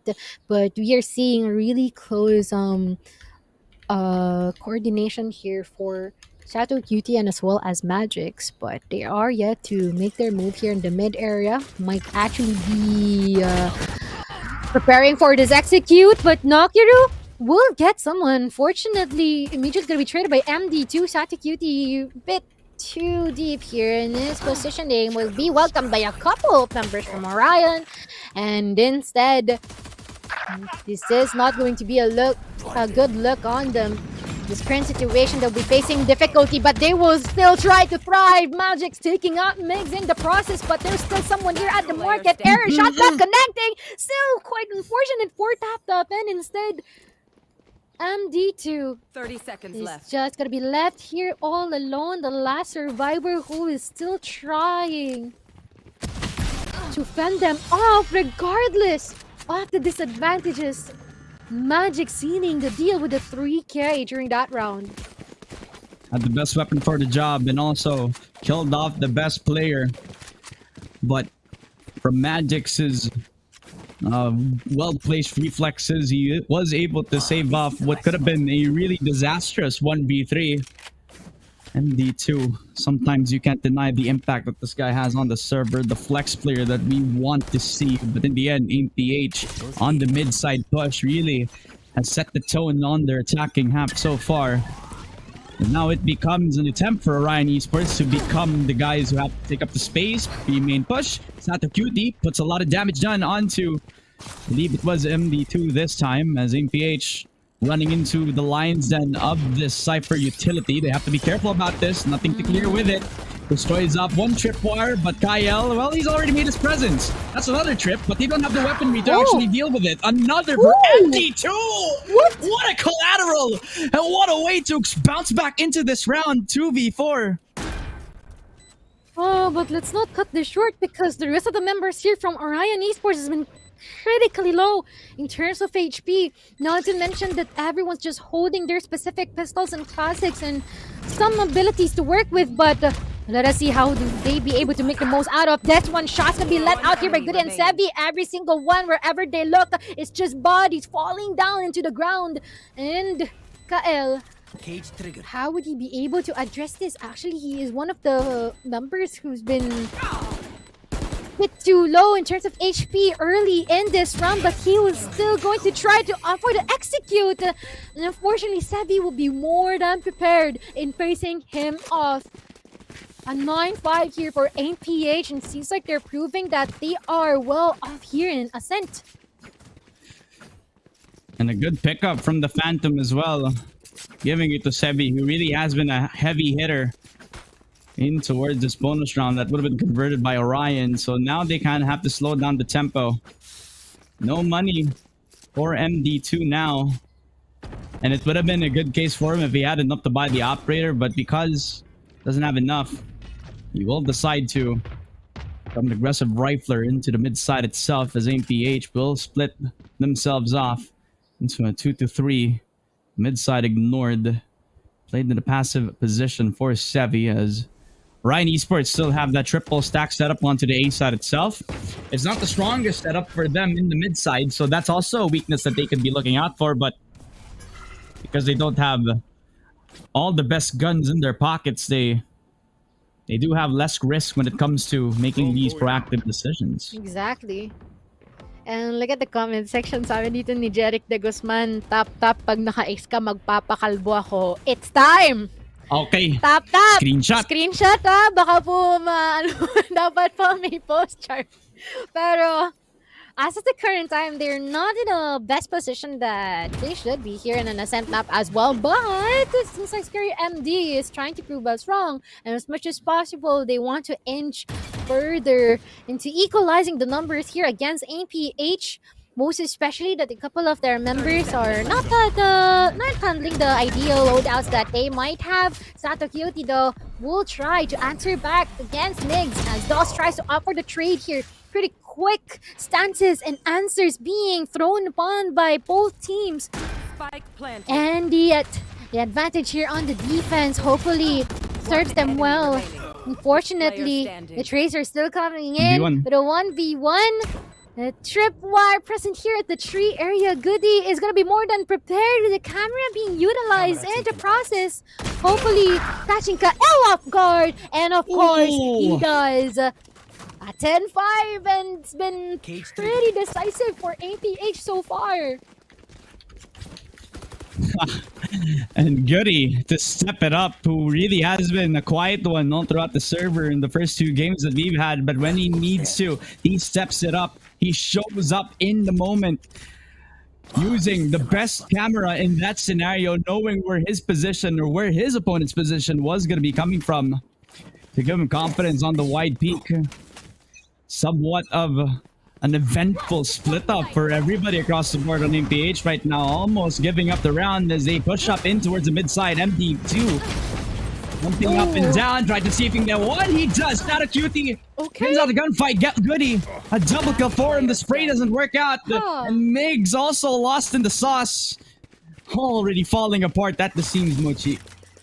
I am also lost in the sauce. I'm not certain about the reason why they tried to push them over that aggressively, but I guess since it's an eco, they would have tried to pull off something unexpected, but instead it seems like APH is more than prepared in facing up against them and just spray down whatever person that they might see at the B lobby. So man, it's quite a sad sight to see. So hoping that they would be able to get up upon that once that they secure their buys this round.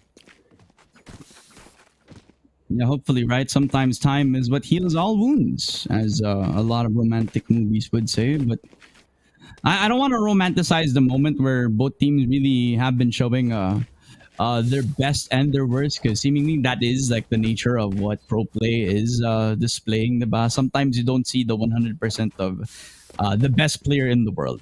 Yeah. Even Faker has his worst moments, right? Even Of Tens course. retired because the environment of competitive play does actually have its pressure. And parang sa ganitong panahon, mas okay na kapag hindi kayo nagsasalita, chill lang kayo.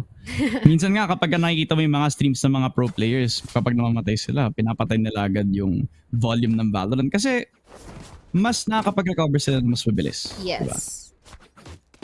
And sometimes silence and some serenity is all you need in these types of situations, right? Just in order for you to clear your brain, turn it off for a bit, and hopefully be in a better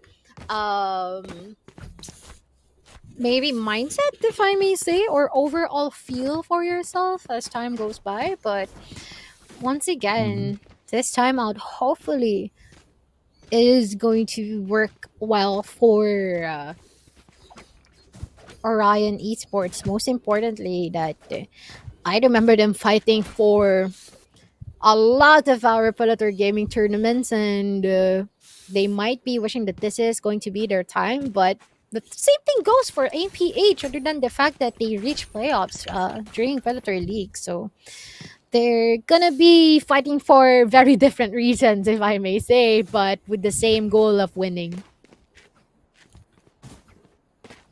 Not gonna lie, Mochi, gusto kita awayan for a very random reason. What's your favorite food? What's your favorite ulam? Ulam? Like Filipino food? Ano? Kahit ano paborito mong ulam?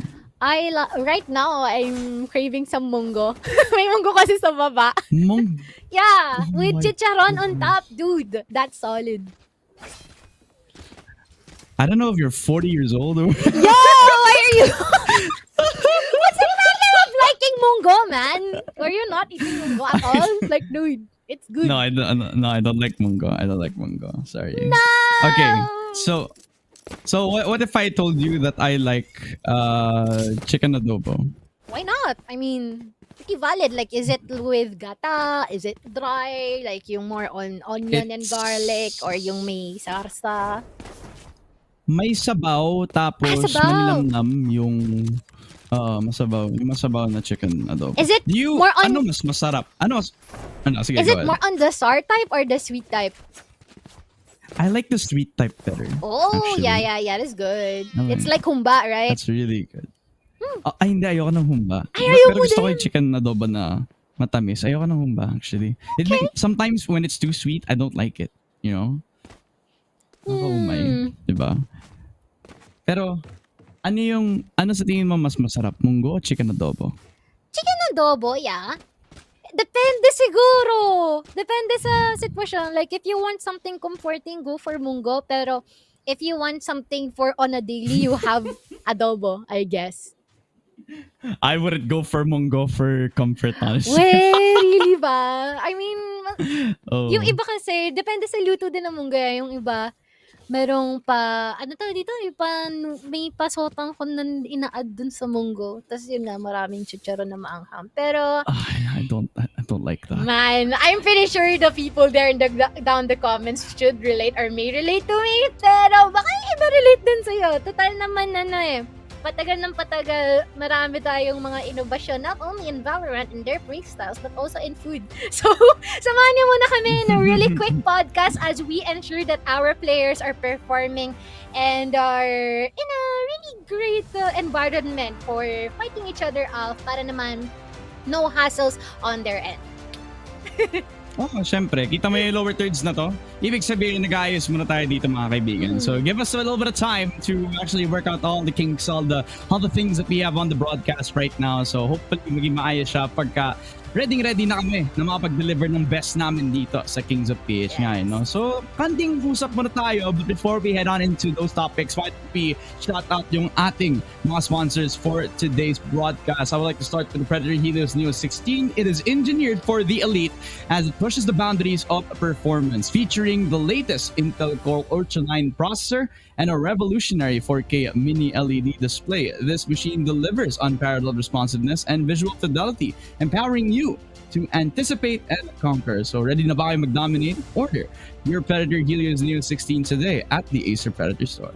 Yes, of course. And also, if you're interested, meron tayong mga ongoing na mga promos. Most specifically for those mga payday sale. 10% off for Abyssal Black and as well as the Predator Helios Neo 16 as recommended by Ramon. So you can check that out anytime for the dates of mid-April and the end of April. 25 to 30 and 12 to 17.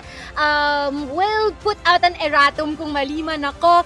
But I hope that you guys are doing so well dyan sa comment section. Ba't naman nakaganyan yung mukha mo? Ano yung erratum? Sorry, wait lang ha. Ako yung usual na English. Ano yung ibig sabihin ng erratum? This is the first time I've ever heard that word. Erratum is like the terminology you use pagka you want to correct something from the initial information na nirelay mo. Usually being used sa emails. I know it's not email. Siguro katas lang ng corporate. So, sorry na agad. Ikaw nga pala yung corporate sa ating dalawa. Sorry, Valorant lang kasi yung alam ko dito eh. So I'm just here to have some fun. Just telling the stories of our players right now. Katulad mo, di ba? Yeah. So hopefully this is gonna be a bit of a fast back into the game as we're given updates from the production right now. Ready na kami na bumalik Let's go! sa ating Ascent game at your doorstep. It is an 11 to 5. Tapos na tayong mag-ayos ng kung ano-ano pa dito. Kaya hopefully ay makabalik na tayo sa ating regular programming. Sim. Quick shoutout lang sa mga beloved missions namin dyan. Miss Ali, Miss Jeruel, and of course, Miss Colleen. And hopefully, maganda ang inyong gising at maganda rin ang araw niyo so far. Hello. Hello. Yes. Shoutout nga pala sa mama ko na nanonood na naman ng stream. Yon! Mama, Hi, tita. mamaya, mama, gusto ko chicken adobo nga pala yung ulam namin mamaya. If you're watching. Thanks. Yun. Gusto ko yun talagang dito kayo nag-communicate sa mismong tournament, no?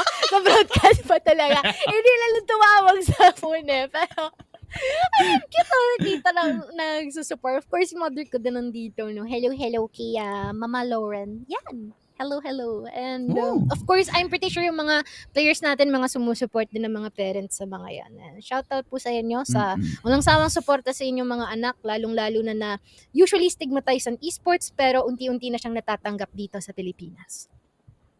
Shoutout nga pala kay Armel Haraba Santiago. Nagkakas pala si Super MJ, ha? Ha? Hello! What? Hey, yo, that's such a flex though, like being called Super MJ. Damn! Ang layo naman. Ang layo. Wala naman akong glasses. Hindi naman ako kasing gwapo. Pero sige, I'll take it, I guess. Yo! Ayan. Ang lupit-lupit naman talaga nagpa-podcast lang din tayo dito so far habang nagpe-prepare kami sa atin. Alatang kahit anong mapag-usapan, go lang no? And hopefully okay din ang mga nanonood sa atin so far at nakaka-relate naman sila kahit papano. Pero balik tayo dito sa action for our 17th round with NPH leading the charge with 11 points against 5. They also have an operator pushed up onto the B main extremities, so a risky position for Sato Cutie. Well, no, actually, it's MD2. I've been jumbled up, knowing where the jet positions are going to be, but still, a 3-2 setup to split up on the A set extremity. It's interesting that they also leave up yung A open just to play off of passive information. Makes a lot of damage done thanks to the operator. Handed to him by Sato Cutie on the mid side as well. So, no casualties in first opening picks as it will be. The 1 minute clock already shattered. Papunta dito sa ating late round. Habang ngayon, tahimik ang lahat na nagpe-prepare lang sila for a chaotic encounter from either side. What is the shot from Kael? The prediction is on point and seems like he's looking out for more, but Dogs will be able to seal the deal on that one as they try to eliminate the rest of the members here from NPH more than prepared. Etong si Orion Esports in taking the rounds back on their side, but once again they still have a long way to go. It is a hot day for Kyle right now.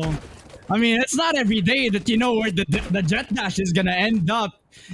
And let alone a one tap coming from him as the anchor on the A side as well. Talagang nonchalant si Bossing nung lahat binato sa kanya.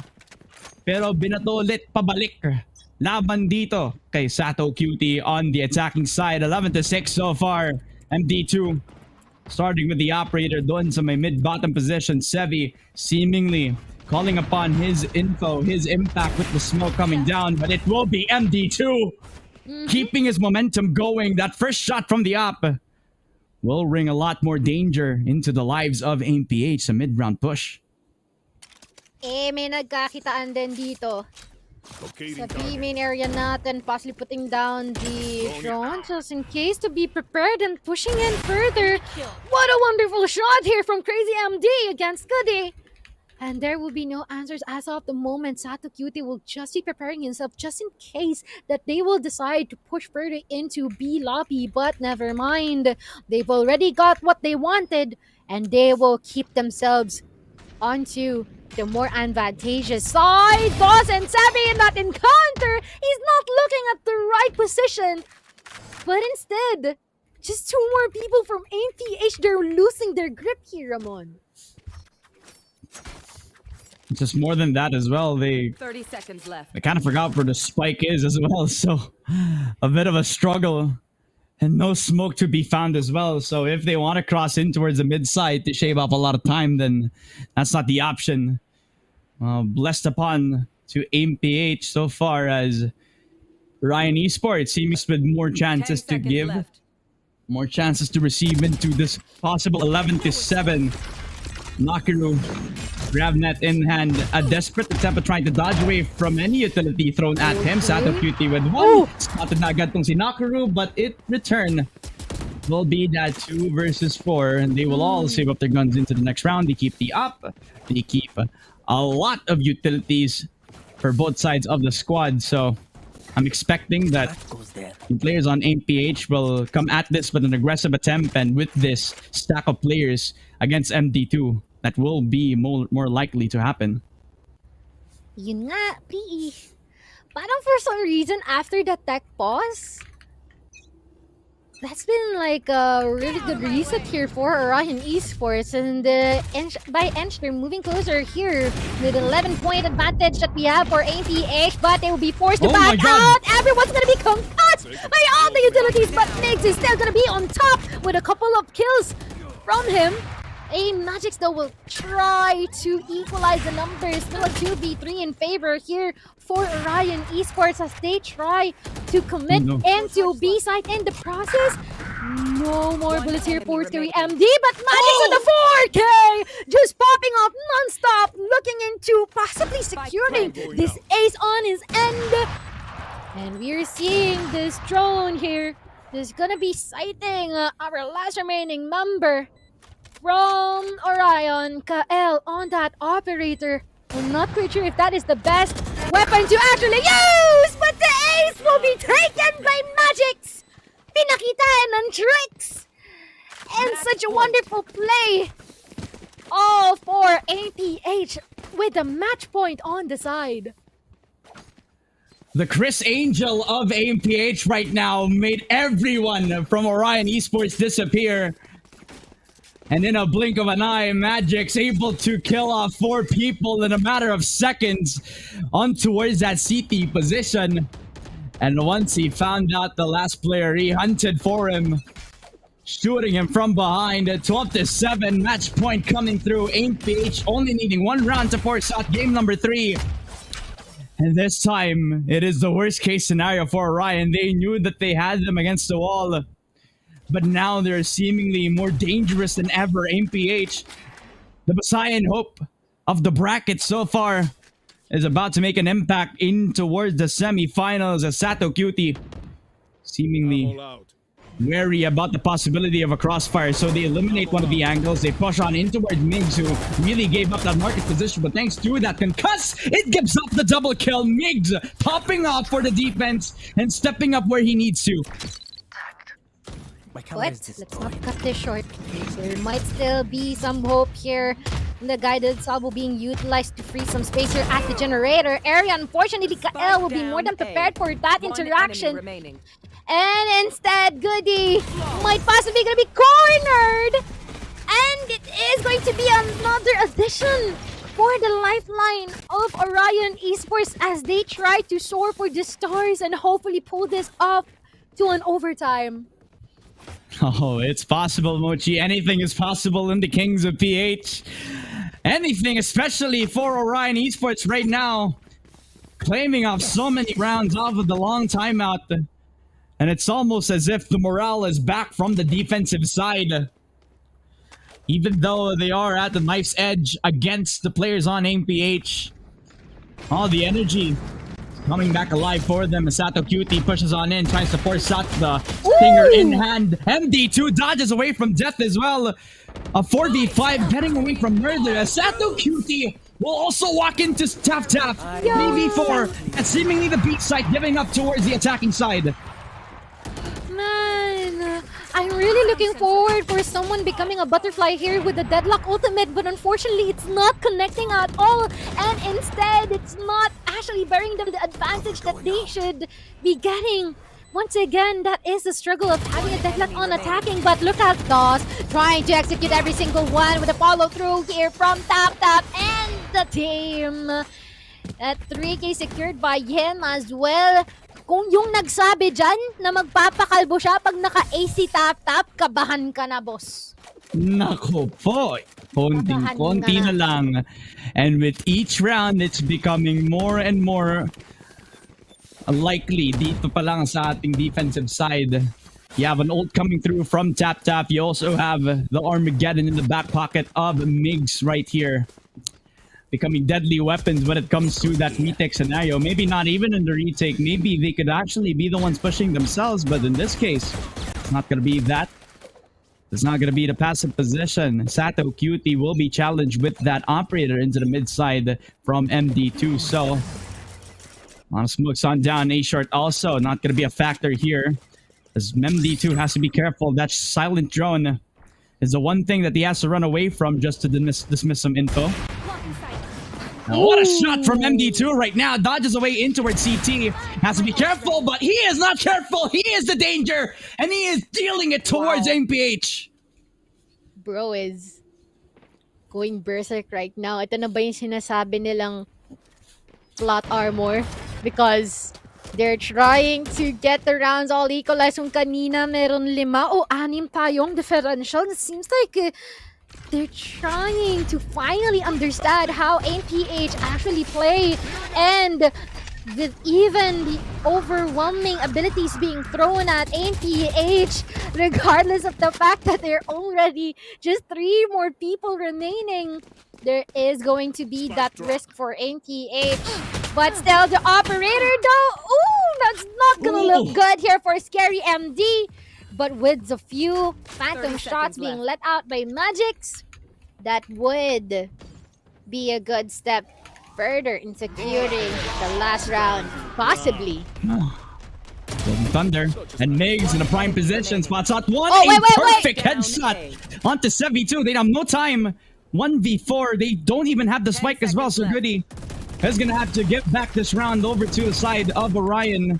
No chance whatsoever. They're hunting for the last frag. He needs some presence onto the mid side as well. So Goody only gets the 1 shot, but in the end, Migs claims a triple kill for himself. The only bastion of hope into the A main defense. Kills up 2 of them. Splits the screen against the 2 players on MPH right now, and you know that he's hungry for some kills. He's hungry to close off this game right now.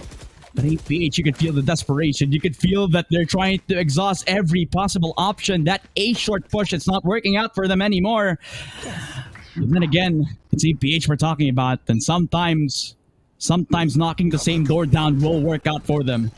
Parang kailangan na natin tawagin si Nurse kasi mukhang gising na si Migs at nagwawala siya dito ngayon. Even the Armageddon available for them, and they can actually utilize that, but that has been used by Magix as well. Might even serve as a bait for Orion, but I don't think that will work. The stack is starting to actually be prominent here at the B site area, all the while that they're trying to commit here onto B site, but unfortunately it seems like they're being overwhelmed here by MPH. Magix pulling up another 4K and a 30 down, to say the least. That will pull us and push us further for our last map of the Pearl.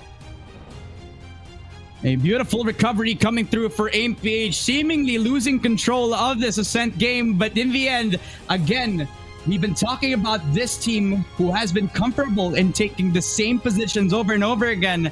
And the third time is the charm. This B main extremity push does not become a factor para sa side ng Orion Esports. And well, on the other end of the stick, AMPH has seemingly breached open that door, and Magix was the one who was holding the one can opener they've launching out for. So congratulations to AMPH. They are still gonna have to play one more game, but that is gonna be the best case scenario for them, because they were at the almost at the mercy's edge against the Orion Esports side, losing out their first game. And a bit of a change in terms of the roles also kind of affected Orion Esports as well. The consistency hasn't looked the same. AMPH seemingly just fitting in wherever they need to, right? I mean, in a lot of attempts for this mid-side push, it really has become the mid-John calling that is the factor that won them a lot of these rounds, right? So I think the mental has to be a question here too. How many times have we seen good utility usage from everybody else across the board, but somewhat that 1 inch that they've been looking out for was just Magix and his pop-up moment. And when provided to him, it becomes that red carpet into that game number 3 where Pearl, that deciding map, will be everything for both of these teams. Even just remembering this 4K by Knockeroo, it is definitely remarkable. And even the placer by Megs, which is of course, worthy of recognition. It's just that they've been able to, as you have mentioned, be more in their prime, especially in their comfort in their most specific picks and roles. As much as Orion has lots and lots of flex players, it still all boils down to which would be the agent that you would actually perform the best on. So once again, it's comfort over meta, but I really love the thought going into this of having both a Tejo as well as a Breach in your lineup, which is definitely a really scary lineup to face up against. It's just that NPH has been a bit more comfortable rather than the what's present here for Orion. So seems like we're gonna be seeing a lot more stuff here, most especially once we jump into Pearl. But let us check out what's our stats for that map as wow. Wait. Is that what I see? 25 kills for Magic. So let me remind you that 9 of these came from the same spot, and it's on B main.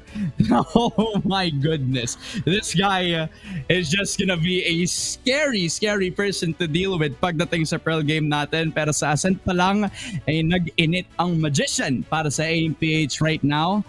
And you can tell that everybody from Orion has been trying to catch up to in 22 for MD2, who it's a welcome attempt for him at the duelist role, and I'm not pretty surprised because back then he flexes on either the Gecko or possibly the Reyna on his side. Reyna. Sometimes he even picks up the Cloak. So this Jet pick for me is a welcome addition for his flex role as any agent that he wants to play up upon. And I think this also means that Orion is going to have something pulled up again into the next coming game. So will this be something that we will consider pagdating dito sa Pearl game natin? We'll never know because lineups or team compositions in Pearl can be wacky as well. Double controller, double sentinel, double ini, sometimes double duelist ang makikita natin. Pero before natin pag-isipan yung team compositions, tingnan natin kung sino ang match MVP. Kanina napansin na natin eh. Pero ngayon, i-congratulate na natin. Yan ay si Magix from AMPH at 205 KDA ratio. I think medyo OA na yun. I think 2.05 talaga yun. Sorry on my attempt. That's actually a botch attempt from me. But nevertheless, this is a congratulations from Magix. We've seen him be flexible in a lot of agents as well. So him on Ateo, putting up numbers like these, parang nagiging masaya ako pag ganito yung nagiging performance ni Idol. Same naman. I mean, he's been one of our favorite players all the way back a couple of years ago here for AMPH, and he never fails to step into the occasion and even taking out that ace highlight earlier on in that map. And you know what? Might I have mentioned for Orion Esports, they have players here that might be securing all the balls sa Dragon Balls. So, I mean, they really want to make the most out of mastering the most agents as they can or till they can. And hopefully, they can show more of that later on in our Pearl map. But for AMPH, hopefully they can also keep up this momentum for the most spicy map or match that we are yet to see for our first series for today's Leg 3.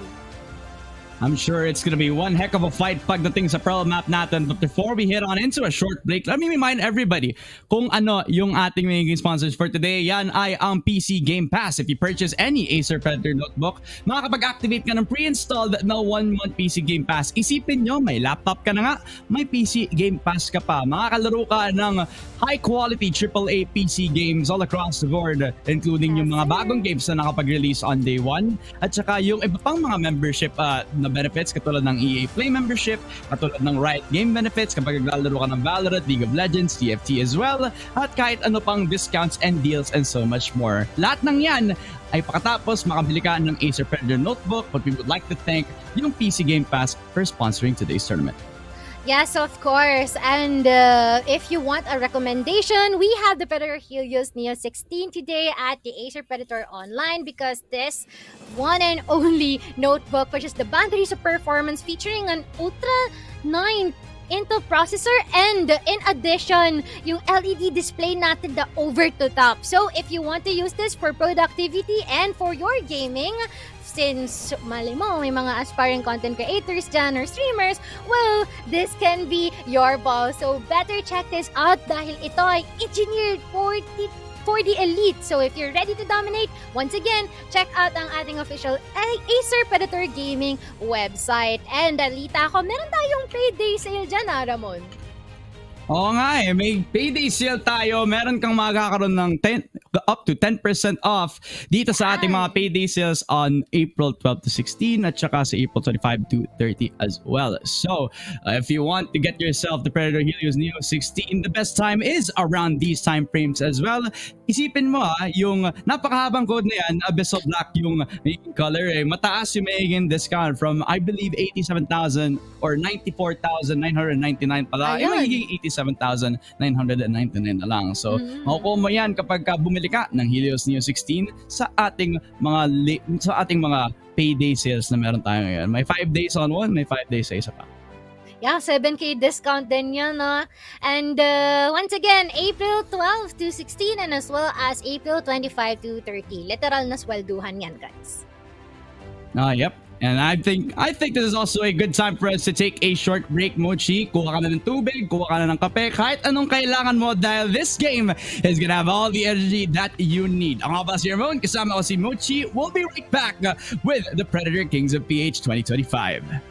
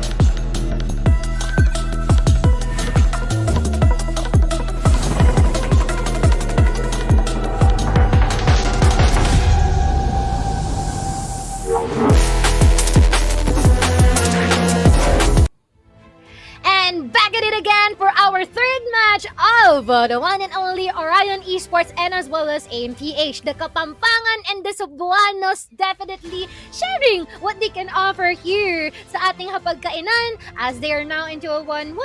Dahil kung kanina sa ating Pearl map more on sa Orion tayo. Sa second naman, in a sense, it is AMPH. At kami ay pangarin pala ang tagapaghatid sa inyo ng komentaryo, I am Mochi with Ramon. And guess what? We're back in the action. We are, definitely. It will be Cebu Lechon laban sa Sisig, mga kaibigan. Hindi pa tapos ang laban. Napakainit. Pagdating sa ating first 2 games, lahat double digits ang inabot. Pero nakapag 1-1 na ang pareho nating kupunan. We're gonna be heading on into that Pearl game, which will make all the difference in the world for both of these teams. But before that, we would like to thank our official sponsor, PC Game Pass. Very, very quickly, bumili ka lang ng Acer Predator Notebook at makakakuha na kayo na napakaraming games dito. Design siya para sa PC players natin at makakalaro ka ng mga new games on day 1 as well. So thank you so much para sa PC Game Pass for sponsoring this whole tournament. Yan. Napakabilis lang, napaka-smooth lang para makapag-transition na tayo into our agent selection as quickly as that. So Mochi, I've told you na napaka-wacky na mga compositions na to. Will it be the same case right now? Hindi. Kasi, well, same case naman pala. Kasi may Phoenix na tayo dito. May Neon pa. So a lot of wackiness. The double duelist is back. You also have Astros on both sides. And the difference in terms of Sentinels. So it's almost a unique team composition for both sides kung hindi natin ipapansin yung mirror matchup between the initiators at saka dun sa ating smokers. But nevertheless, it's a different look for both sides of the squad. Man, you know how much I really didn't expect these lineups to actually appear. It really cost me to open paint, screenshot whatever lineup they have so far, and then check who is who and who is gonna be handling this, because this gonna be causing me some time in order to absorb kung sino ang mga may hawak nitong mga agents na ito. And I really love all the innovation that's coming from both teams right now.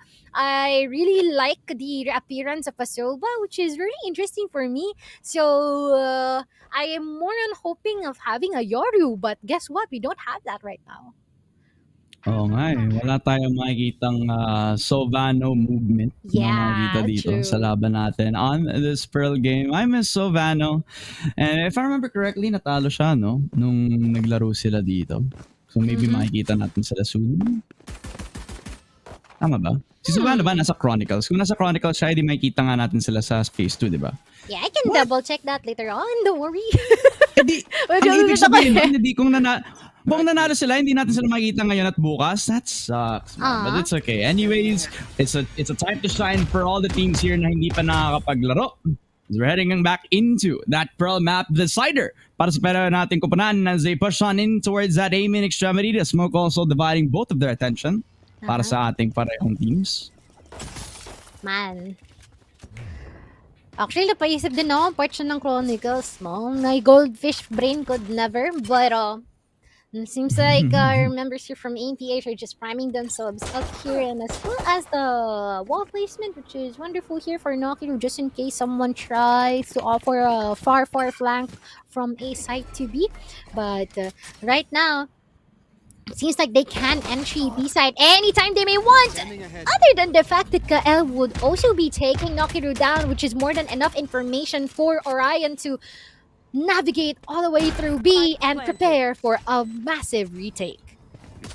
5v4, they also got a double flank coming through as well. Dust to start off strong in the post plan. Tap, but a nice shot. That means he has to watch in towards the smoke as well. But in the end, it's a 1v3 for Magix. The MVP from the last game has to step up right now. Gets the first shot in, makes it a 1v2. But the double peak is strong. Wow. And Orion Esports are able to bounce back into this retake scenario. They started with a 5-4, but 2 of them stand tall. A 1-0 in the pistol, and a nice start for Orion, who really did have a slim chance in winning that ascent map. That is so nice indeed. I mean, I feel like that's been a dead giveaway of having Nokiru die at the mid area.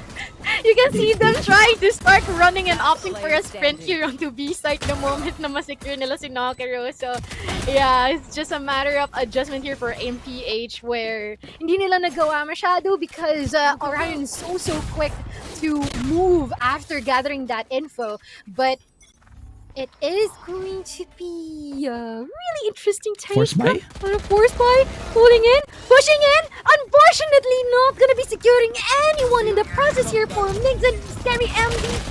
Laughed as well, having that Spectre. That is not a good look at all. And for some reason, all of their stingers here is actually doing wonders for AMPH.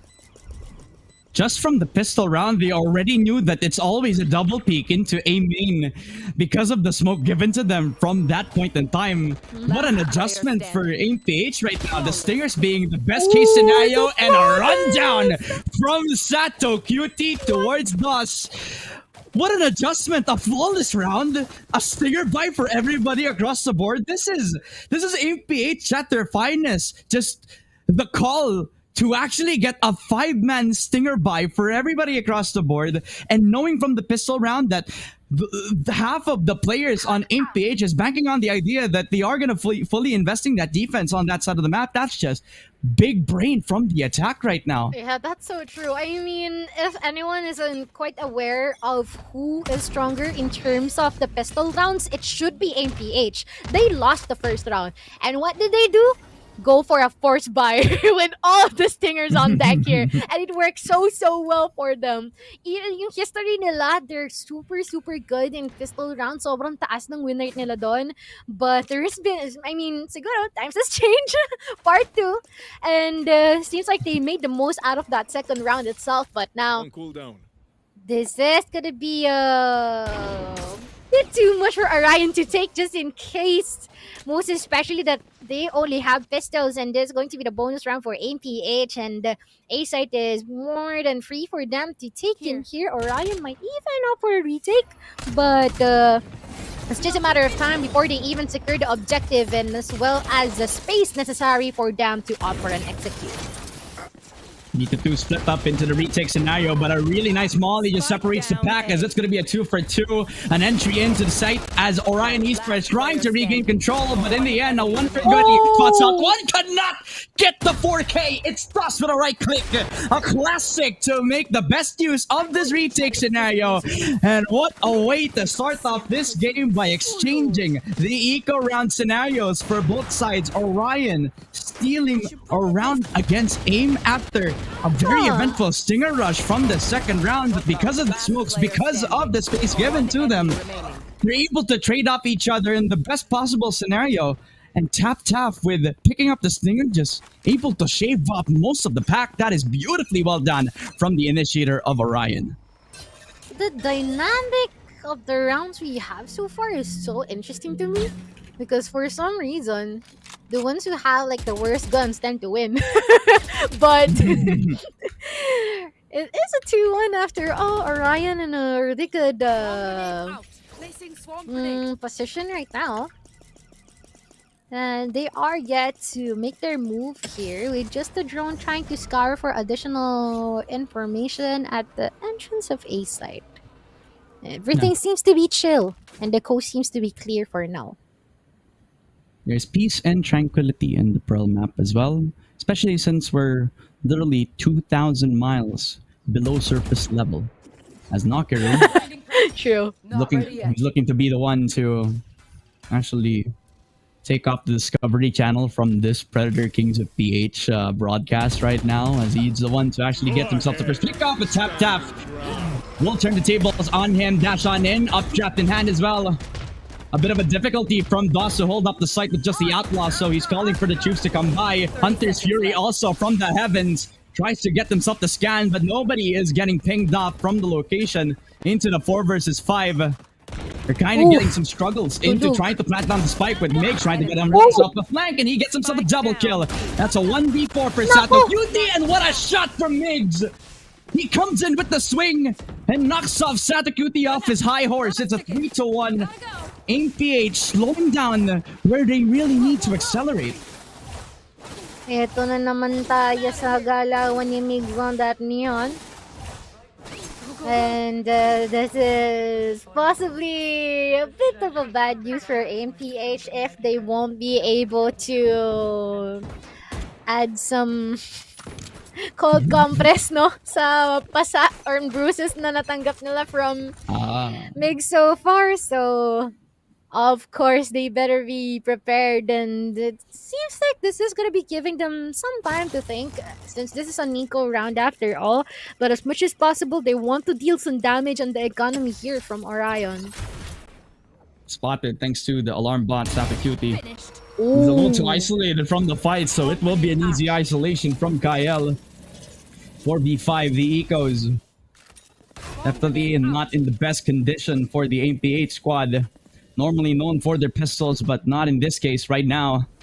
Against a very sharp Kael all throughout the series, but a perfect guided salvo does make it a little easier. But Migs almost with the transfer, Goody with another shot, but it will be that triple from Kael, rewarding him for his efforts. A 4-1 for Orion, just keeping that momentum going. A-Link definitely became a cemetery after that round. And I feel like it's already been a given, but I'd never imagined that they would be gunned down so hard by Orion themselves, because this is pretty much a one-sided encounter with even on-point concuss from the Astra that's been put down here by DOS. And we can also appreciate the ultimates available here from both sides. You have the Hunter's Fury, the Run It Back, and as well as the Overdrive, which might possibly even more make the rounds further away from aim if Orion would try to use that at all.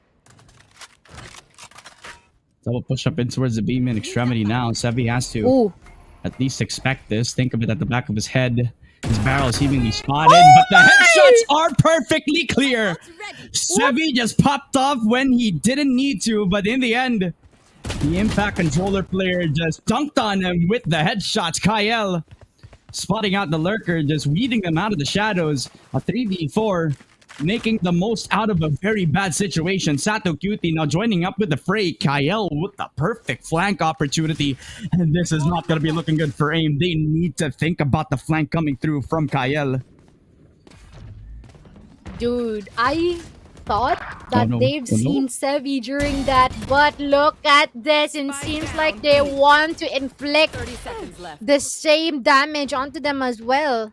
Somewhat, or just think of it as having them to taste their own poison, but unfortunately, it is already now a 2v2. If earlier there is some advantage on the counterpart, they've been able to put the spike down on B site, and they're just waiting for both of these members from Orion to go through. Lockdown already initiated and been committed here side by side. They have to act quick on this one. AP is being tipped off the balance here in terms of positioning, but Sato Cutie, I feel like he is just gonna be well prepared in terms of the crosshair placement, and they will be taking this round for themselves wonderfully. Second round through as well as Sevi, showing up big in moments like these where he is called upon with the perfect position, just expecting the peacock for Orion. And definitely in this post plant, he would have been the second victim for Kael if it wasn't for the hesitation. Especially from this side of the map, where the double flank could have been a much bigger danger in terms of what it can do to the side of AMPH so far. But in the end, they're able to adapt, even using that Cosmic Divine. So 4-2. The double duelist cop looking to strike some first hit again. Sato Cutie starts off strong onto Tap as well. Not looking good for the defense. They haven't looking to be proactive so far, but it hasn't been working out since.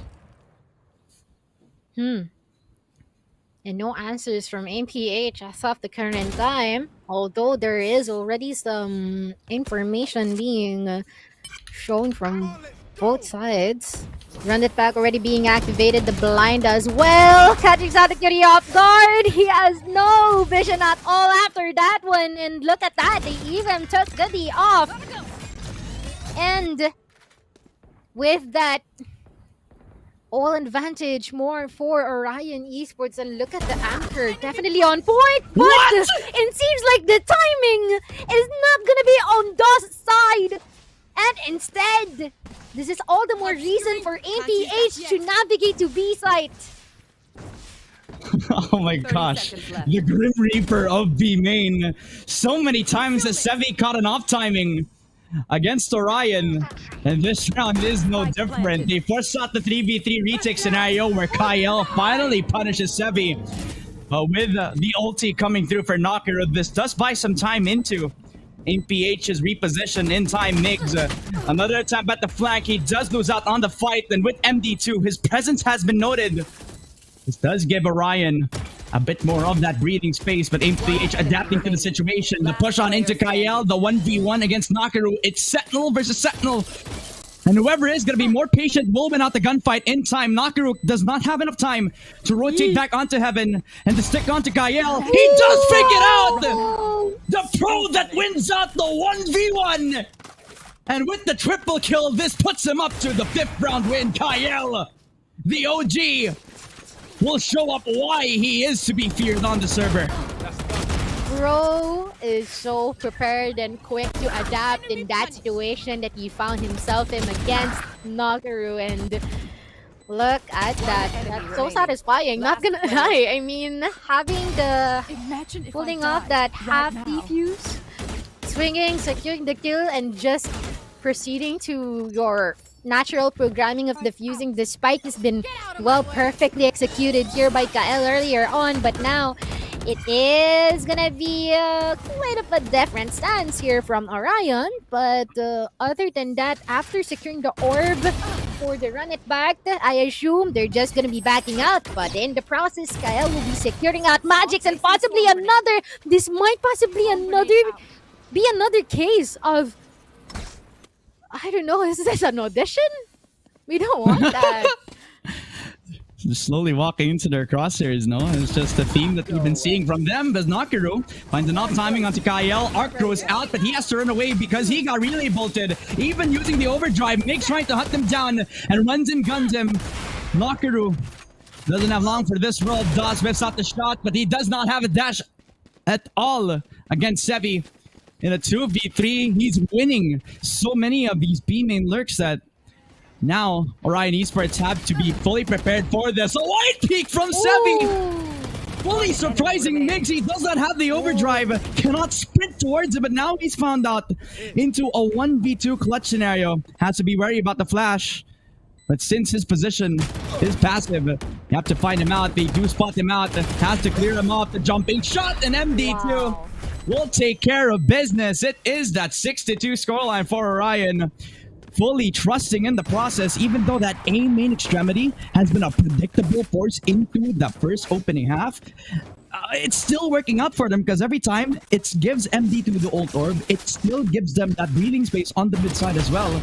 But look at Kyle. All that he can do is try to jiggle peek, see if he can get some early info, right? Then once he has control over the mid side, that's when he gives more breathing space for everybody else to perform. That's why you see Sevi play the passive approach.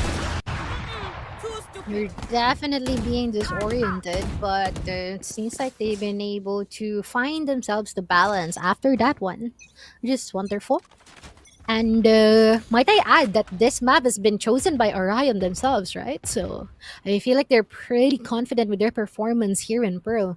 So it is also going to be a bit of an obvious move in scouring more information. I feel like they're already aware that there are tons of utilities being placed down here by Kael, but they feel like he's been able to activate those a bit too early than expected and than he walked into. But APH already at A site, and it's all a matter of time before Orion pulls off the next move. Just another day at the office as a Sentinel playing up against a Teo. He's trying to run away from every utility thrown at him. Kyle is still safe within his grasp. An operator. And Migs trying to open up the space as well. That's a sliding shot, and that's possibly a second, but not against Sato Cutie. But in the end, Kyle able to trade that out 2v4. MD2, right place, right time. And in this 1v4 scenario, that Hunter's Fury is not going to save it out. That's even a bot shock dart all the way from downtown. And you know that Goody's not going to be celebrating with that. That's a 7th round win coming through for Orion. that came at a cost of so many ultis from AMPH. You could see that the burnout is real. The Armageddon and the Hunter's Fury not finding its mark, not finding any value whatsoever. My, seems like AMPH has been experiencing some difficulty facing up against Orion, most importantly when it comes to retake scenarios, because Orion for some reason already knows what to do if in case that it falls into those types of moments. And despite AMPH trying to destroy the defense that Orion has, they still find a way in order to get back up upon it. But now they're trying to push and secure as much space as possible here for AMPH, but Orion is very quick in terms of adjustments. Steel Garden even activated as well, but I feel like no one's gonna be affected from that one. They're very far away from each other, but this also gives some breathing space. Orion has to push it in. They also expect Sato Cutie, spotted by the drone and saved by the drone itself. It is going to be that 4v5. Run it back, also activated from MD2 as Orion Esports. They're coming right out of the gate swinging. And Sevi all alone will have to clutch up against all 5 monsters on the other side of the server as Kyle hits the off shot and gets the 8th round coming through for Orion, making AMPH lost in the seams at this point in time. It is an 8-2, a dominating first half so far. A 4-round winning streak for the defensive side. 16 kills for Kyle, might I add to you. It's a bit of a good day for him. It's a good day for him, no? I mean, it's been there ever since the collegiate era, like last 2 years ago. So you can see some results. Of course, I have a bit of bias of that. I have a soft spot for collegiate teams and players, but you get the drill. It just means that they've been able to like muster up all of those experiences ever since that they're still studying. And look at them now, trying to make a name for all of the Kapampangans. And we are going to be seeing some early casualties here from AMPH once again, which is not the best thing that they should be having right now on the attacking side. But look at this, all of the utilities are available to be used here by Orion themselves, and they're just preparing themselves. But Kael, more than... Oh, my lord. They're just being demolished here, Ramon. A retake scenario that wasn't on the best case scenario for AMPH right there. They thought that they had the perfect adjustment, but because of the util set up by Boss, a perfect Nova Pulse just seemingly giving them the worst position possible. And when they tried to take the space for themselves as well, that's also by the time that Migs was already comfortable in taking the space for himself. Kyle with a nice tap on towards the people all across that beam in extremity as well. Really is a struggle for AMPH so far.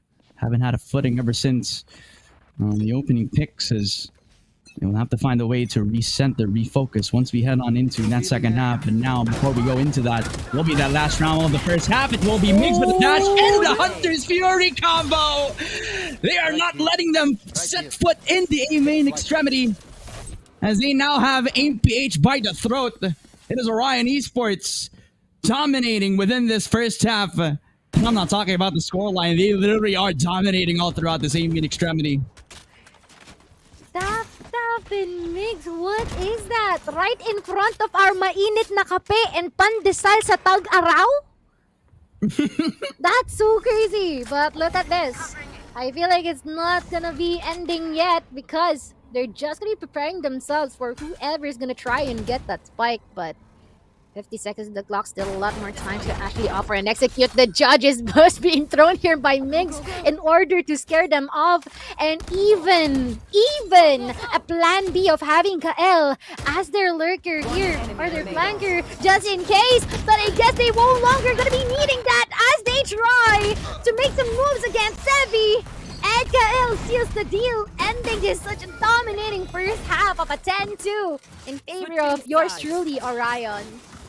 Oh, Riot Esports, every onion layer, once you cut it off, you find another layer inside. And sometimes the strat book really does not run out for them. In the last possible timing on the defensive side, they pull out the gnarliest aim main control of a dash through from Migs and a Hunter's Fury for good measure.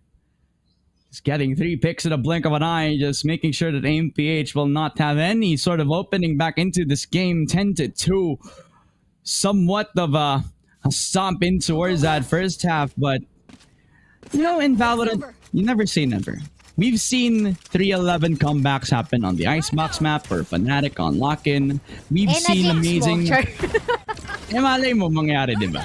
Malay mo nga naman. Oh, goody. Nakita, umatras, tinalubong at dinagdagan ng casualty. Both sides already a -1. And yet, we are still waiting for Orion to get the objective secured here, putting the spike down of whichever side they may please.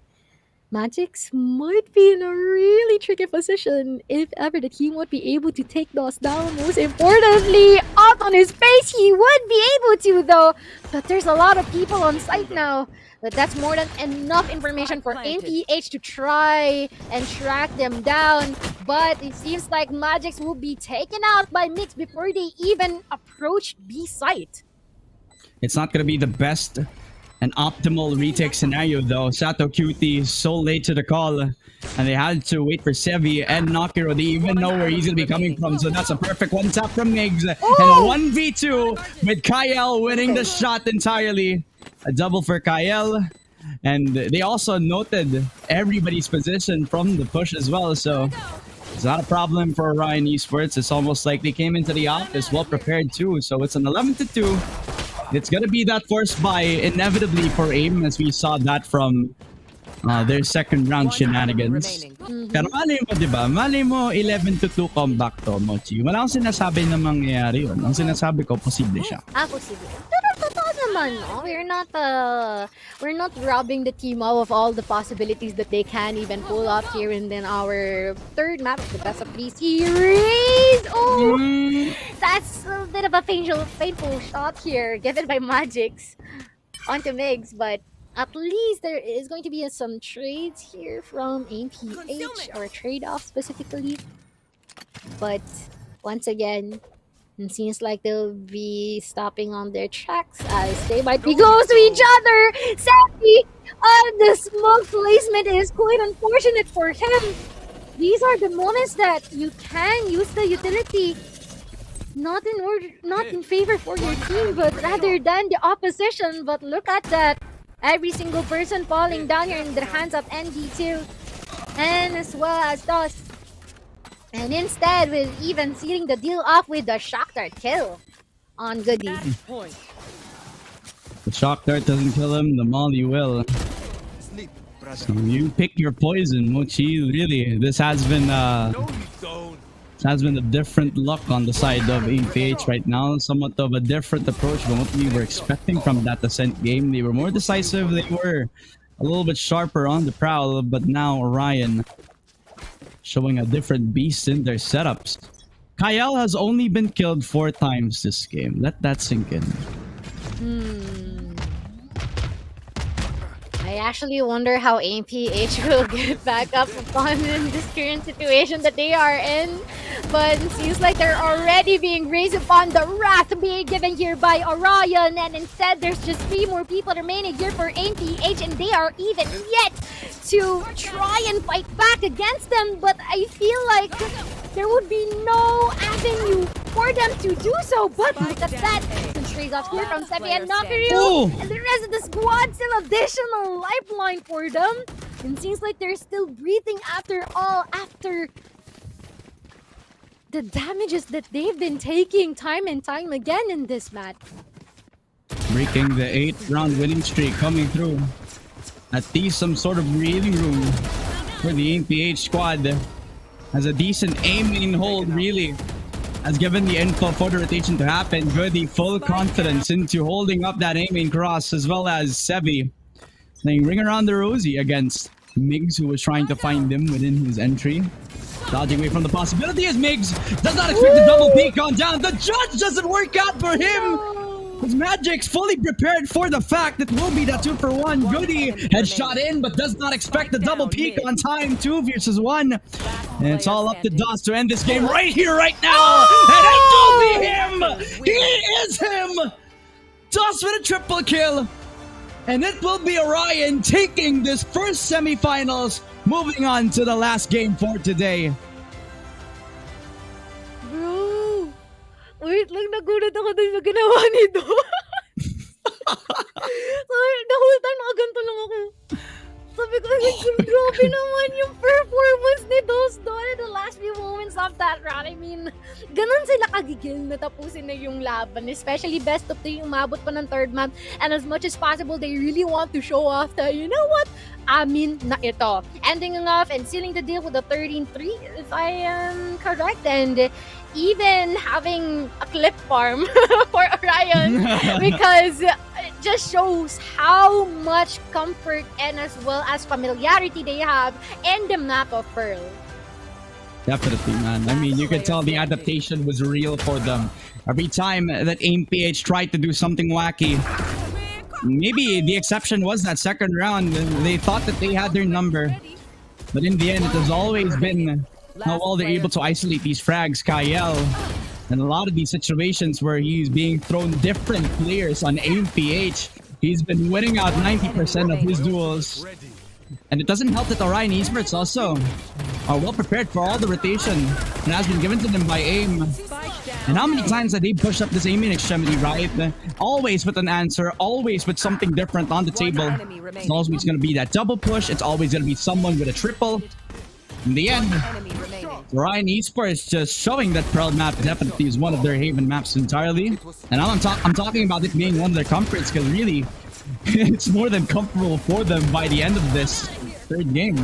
Ano ata nila, bahay ata nila itong Pearl eh. Dito ata sila pinanganak, pre. Dito ata sila pinanganak, dito sila lumaki.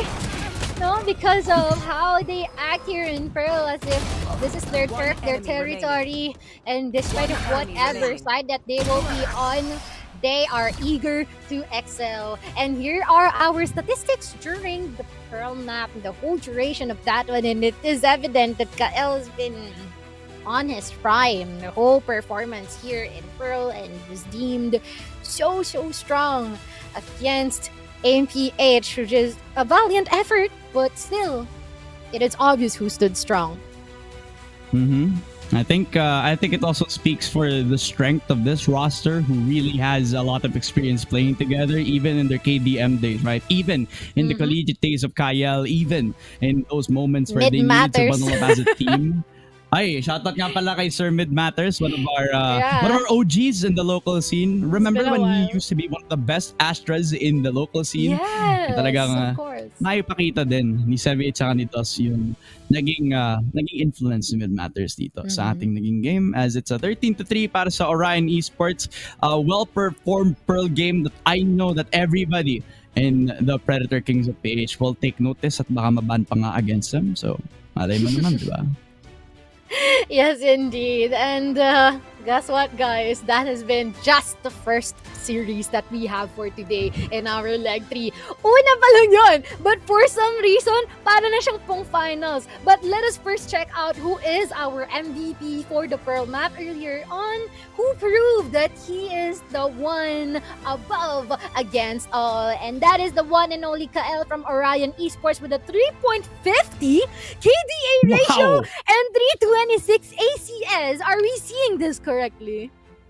I think this is the highest rated player that we've had so far in the qualifiers. So Kyle, congratulations. You are possibly individually the best player on the server right now, possibly the best player in the leaderboard. So whoever wants to topple him on his high pedestal, good luck. because he has already set the bar high for anybody who's trying to pick up the challenge against him, right? So congratulations to Orion, but the job's not over just yet. They're waiting on whoever is going to be winning in the next BO3 that we have, which will be 7-Step Crew versus Oasis Gaming. And there's a bit of history coming forward pagdating sa usapan natin tungkol sa matchup na ito. Pero before that, we're going to be on to a short break. But also before that, I think it's time that we give everybody a notice from our sponsors as well. And I'd like to start with the Predator Helios Neo 16. It is engineered for the elite as it pushes the boundaries of performance, featuring the latest Intel Core Ultra 9 processor and a revolutionary 4K mini LED display.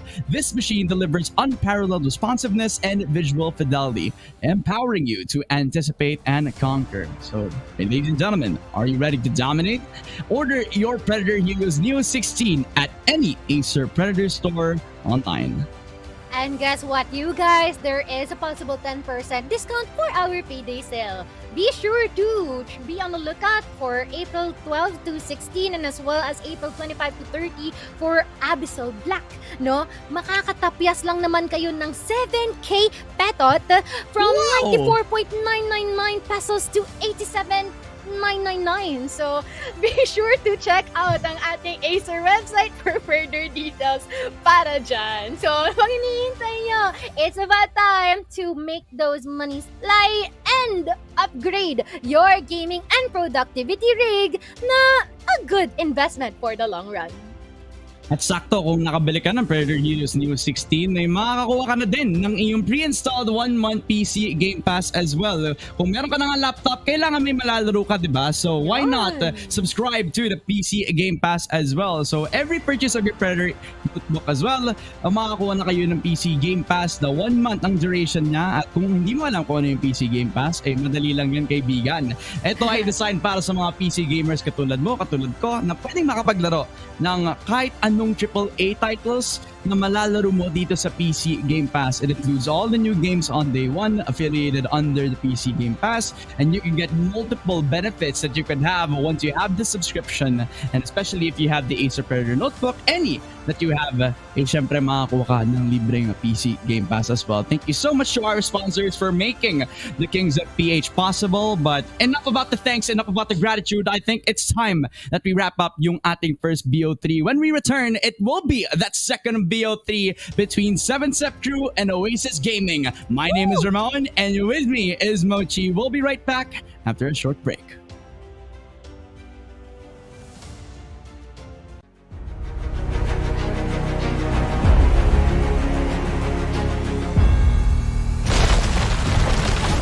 Lumaparan sila dito, nagpa-blank laban sa Game Lab Alpha, and Game Lab is really inside of C. Nag-aabang mga kala dito, sila Owen Duty wins up dito for another mistakenly peeks. Singfong, he gets shot by the Phantom and finally gets the one point. Makikita niya dito, sila Exotic, sila Dan, Ezrex, with yung talent, with the play score, Exotic, with the long topic, and fully in the close to an This tournament is brought to you by Predator Gaming, Intel, and PC Game Pass. Mid-side of this. Ilang. Yes, Kalma. Mid-side. Play ko, Nes. Nice. 1 HP! One down. Alma. Wait, John. 10 seconds. Nice. Let's go. Hindi nyo na masising ang bat. Ganito. Infinite mana glitch na magugulat yung caster, but di tayo naubos ang pera. 11 assists. I'm LeBron James. 80 mo, 80. 1 HP ah. Nice. Nice one. Secure. Hold, Gino, hold. Lodo. One bullet, bro. Up, down, guys. Up, down. Nice. Ayun yung mga struggle natin, boy. Ayun yung mga bakas ng paghihirap. Nag-stick up yan. Pickman. Nice, boy. Tangina yan sa lakas mo, pre. Ang malakas na shadow ko, pre. Shadow. Aray. Ligod mo. Nice. Boy. Nag-cheater ka ba? Idol, pwede pa picture. Diba si Eman FPS ka from now sa Baba. Chill lang. Flashing na. Backside. Nice! 12-12, okay? 14-12, let's go! 14-12, baka masin. Okay lang, okay lang. Minsan pang map. Op. Kalma, up. Nice one! Iwan na iwan Pre, sa'yo, gago, boy! Sino ba sila, pre? Basag yung pinto, basag na pinto. Nice skill. Katabi mo na. Masaya. Uy, katabi. Nice one, boy. Puta mo, Dance! Baka dance. Kalma. Tatlo. Nice! One HP omen. Nag-force na iba, nag-TP. Site na Tuturuan omen. ka doon, kalma. Papasok na. Uy, ready, laban kayo. Flashing ako, boy, flashing ako! Okay. 65. Nice! Nice. Nice! Mga to. You're back dun. Medyo ang pick to eh, no? Kaya mo yan, boy. Nice try. Nice! Inan mo, Yordi. LOL. Swing nga tayo. 1, 2, 3, swing. Nice! Nice. Hello. Last elbow. Holy!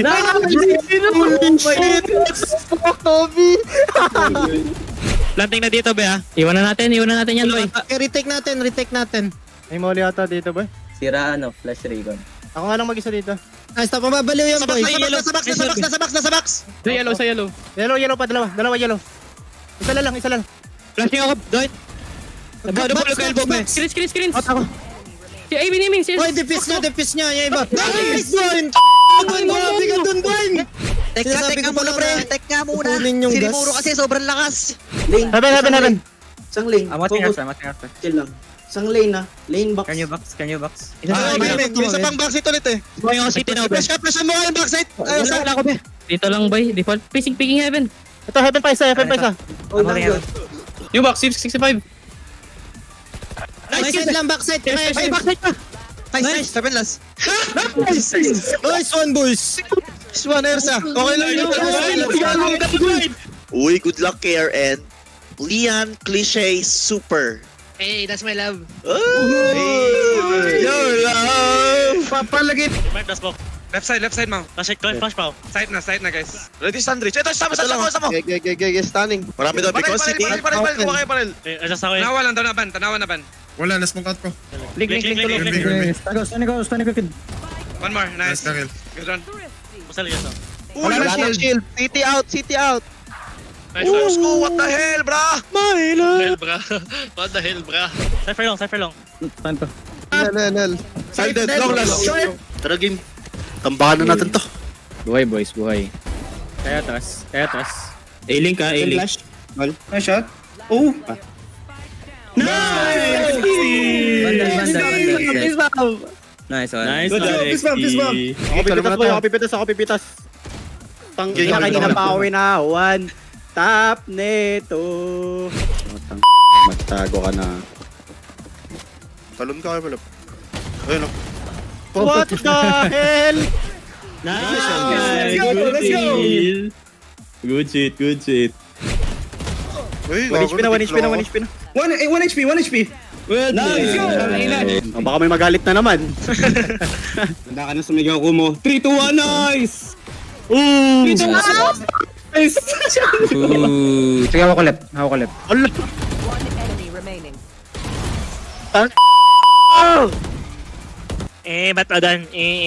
Bawi lang. Protocol lang, our protocol will not betray us. Go! Wait lang, ulting. Balag Sky. Hindi mo makalabas siya. Side, guys. One bend! Side! Isa pa. Side. Nice. Kaya ba kumalma, guys? Dilikuran tayo. Nakakakaba. Wait, I'm stunned. I'm flash. Walang shield. Nice. Ano akala niya sa bikes ko? Ano akala niya sa bikes ko? And the day with the 2-0, okay? Woo! Not 0-2, woo! Sorry. Kabit ko. Pay pa tayo. Kaya eh. Lock in now, madam. Ay, dalawa. Top, eh. Tatra, art ako. Alam yun na. Sino missing? Ingat kayo likod. Upper. Tago. Dalawa. Nice. Nice low. Ano? Fighting long. Pwede kumalma. Ano ba? Init na. Wala B. Nice shot. Wala B ah. Wala, hindi mo kailangan. Ilagay TP. Sige, pwede. Alam mo na. Tapusin na natin. Wala tayong magagawa na DQ na. Isa pa tingin meron pa. Nag-flash ah. Calm. Race na ka. May flash ako, magaling. Isa pa. Pero wala Sin City. Elbow. Nice! Well played, boys. Good recovery. Pwede ko flash. Ano, go na. Flashing out. Wait lang.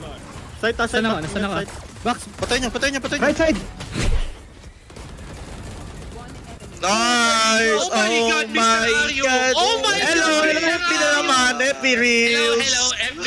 Masira lang yung momentum nila talaga. Mananalo na tayo. Pwede mo tapult yan. Pag Philip, unahan natin, oh. Diyan ka lang sa baba kaya, Gabidis.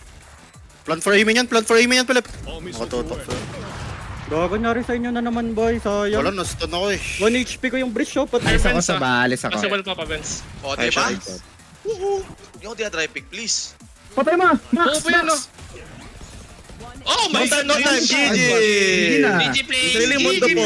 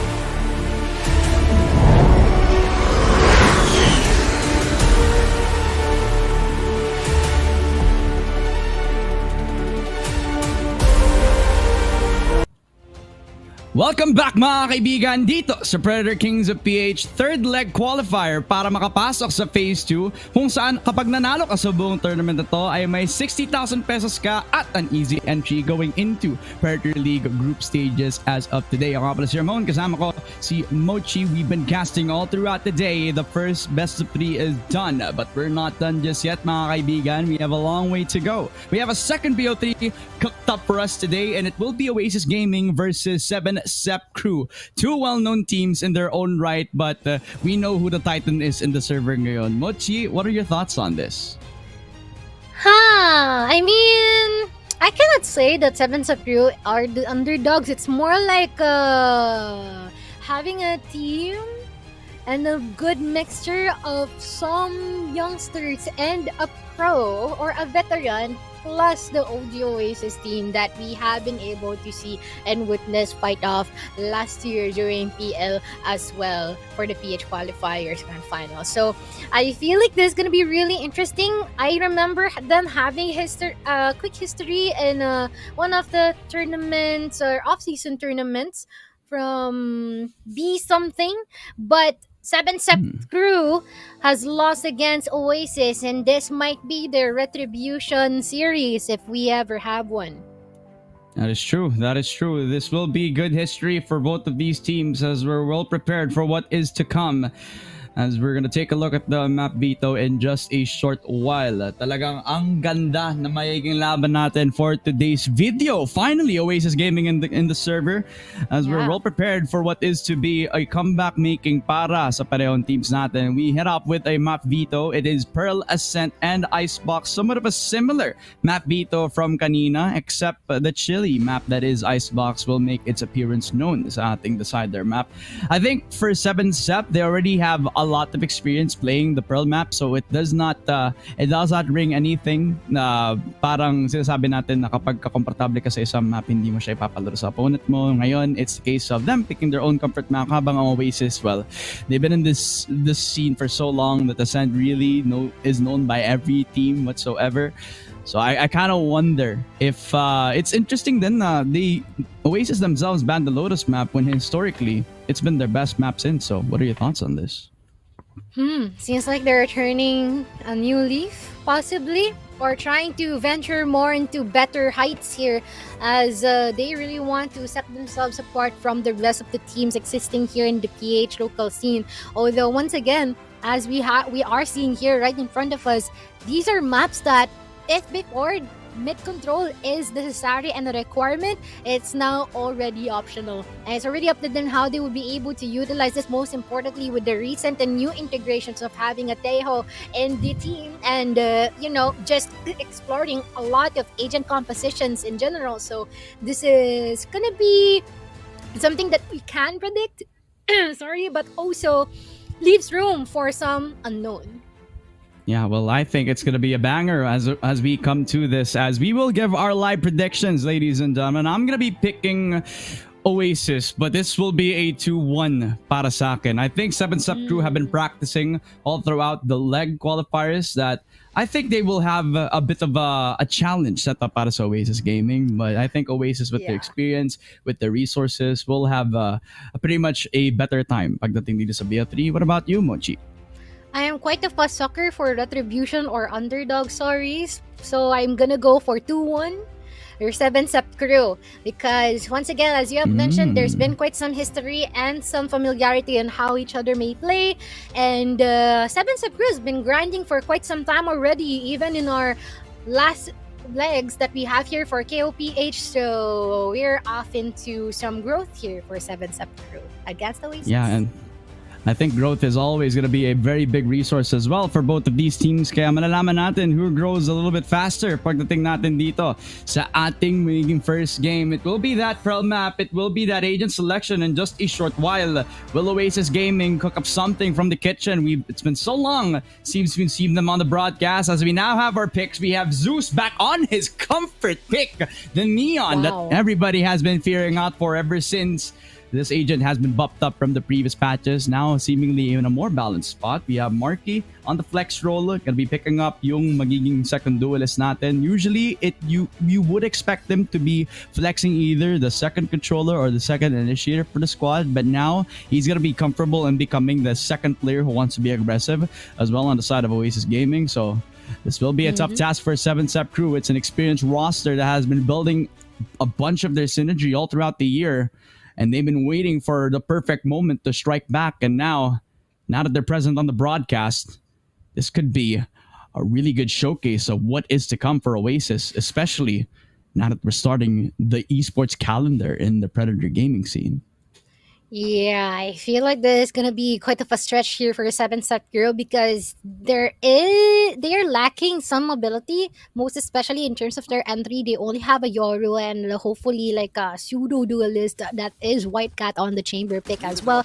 Hopefully that the reintegration of the chamber might cost them good in this map, but once again, they really have to set themselves up primarily with a huge advantage in terms of rounds here on the defending rather than the attacking, because I feel like there's some obvious disadvantages on having this type of agent lineup.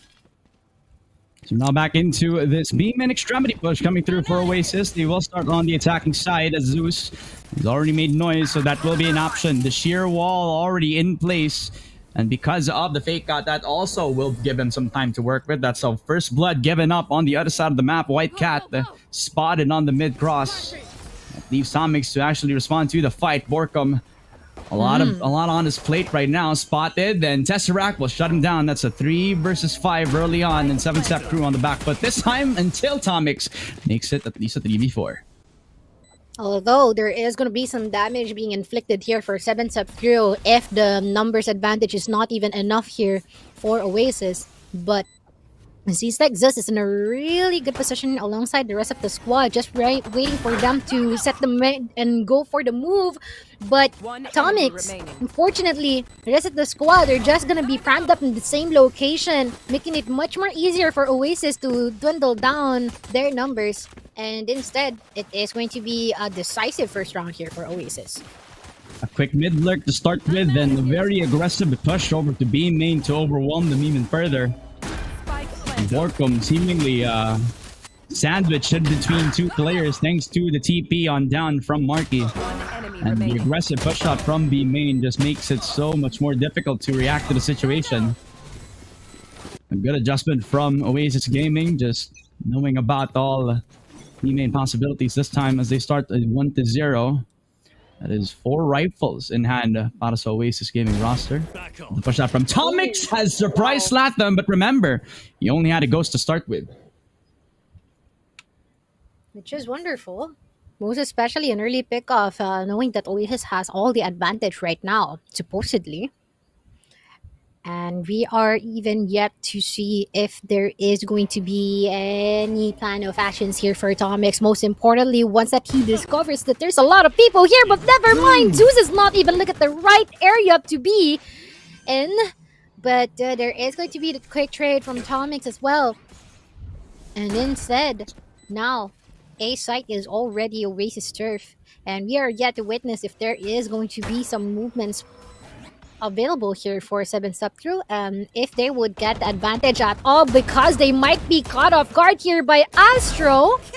Most importantly, even though White Cat is there to try and fend them off, unfortunately Yuri is going to be left alone, but never mind. Wait, there is going to be approximately 38 HP left here for Marky, but he would still be able to pull it off regardless of having such low HP. The Predator within him strikes, and he gets himself the 2-0 scoreline. Able to save the day for the Oasis Gaming roster. Showing up big with that Bulldog. 8 HP and a lifetime for him. Just to provide some sort of comfort for the side of Oasis, but that was so close. Too close for my liking. 2 frags from Tomix with just 2 bullets on the Sheriff. And you saw a lot of damage done thanks to the pistols from your Nightingale, but it would have been for Marky. This would have been a disastrous second round for the Oasis Gaming roster as we're back in towards the 3rd round of regulation. Ball buy is coming through for 7 Sap. This is somewhat of a deep approach for Oasis. They invest that fake out just to see if they can bait out the sheer wall, but Borkum knows better. Try to put that out too early on as he wants to isolate Zeus as early as possible. Push on in. Borkum will get that first blood. The mid lurk's also working out for Slatham as he picks up the second frag of Oasis Gaming. Only one Vandal in hand for them as it's a 3v3. And Astro and Tesseract, they don't have the weaponry unless they hit the necessary shots. But if you look at how deep Slatham is, it would not matter. Astro knocked out the Tom Mix with the 2-shot towards the headshot. Now it's a 2v3 in a blink of an eye. Man, that smoke really didn't serve them right, huh? It seems like unboxing a gift, except that it's going to be a gift of death. But now, it is a 2v2, and we are going to be seeing Whitecat opting for a quick sprint from B side all the way to A. And they're actually in a really good position here right now. Most importantly, they might occupy multiple angles here with this current setup that they have, but once again, they better be careful. Tesseract completely caught off guard just even after putting the spike down here at A, and now it's all up to Slatham if he would be able to make this work out 10 seconds before the blind can be activated and utilized by him. I feel like there's not going to be enough time for that one, as there's going to be a couple of pairs of eyes in front of him, waiting for him to have a mistake. But it turns out he's the one just preying upon them. It seems like he's an eagle, eager to snatch out his prey, and he even took a couple from that encounter. Slatham, a new role, turning a new leaf in life, but the same clutch master that we expect out of him. Cool, calm, and collected, as he isolated the fights, baiting Whitecat and Nur to play on his own terms, pushing them out with 2 frags to his name. He is 5-1-0, so close towards the Steel Garden, and a 3-0 to convert that bonus round against 7 Sept. Really were struggling to find an answer towards Slatham this time around, opening picks aside, as they now try to fight back with just the eco round. Nightingale with a stinger in hand, not the best weapon for the job.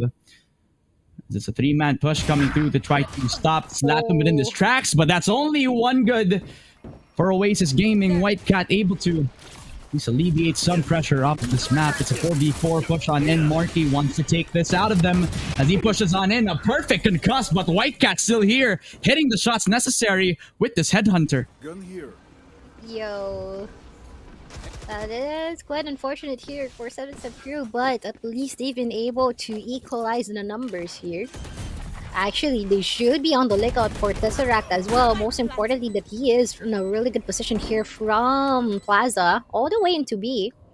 And he might catch some people here in the process. You're, of course, not looking at his location.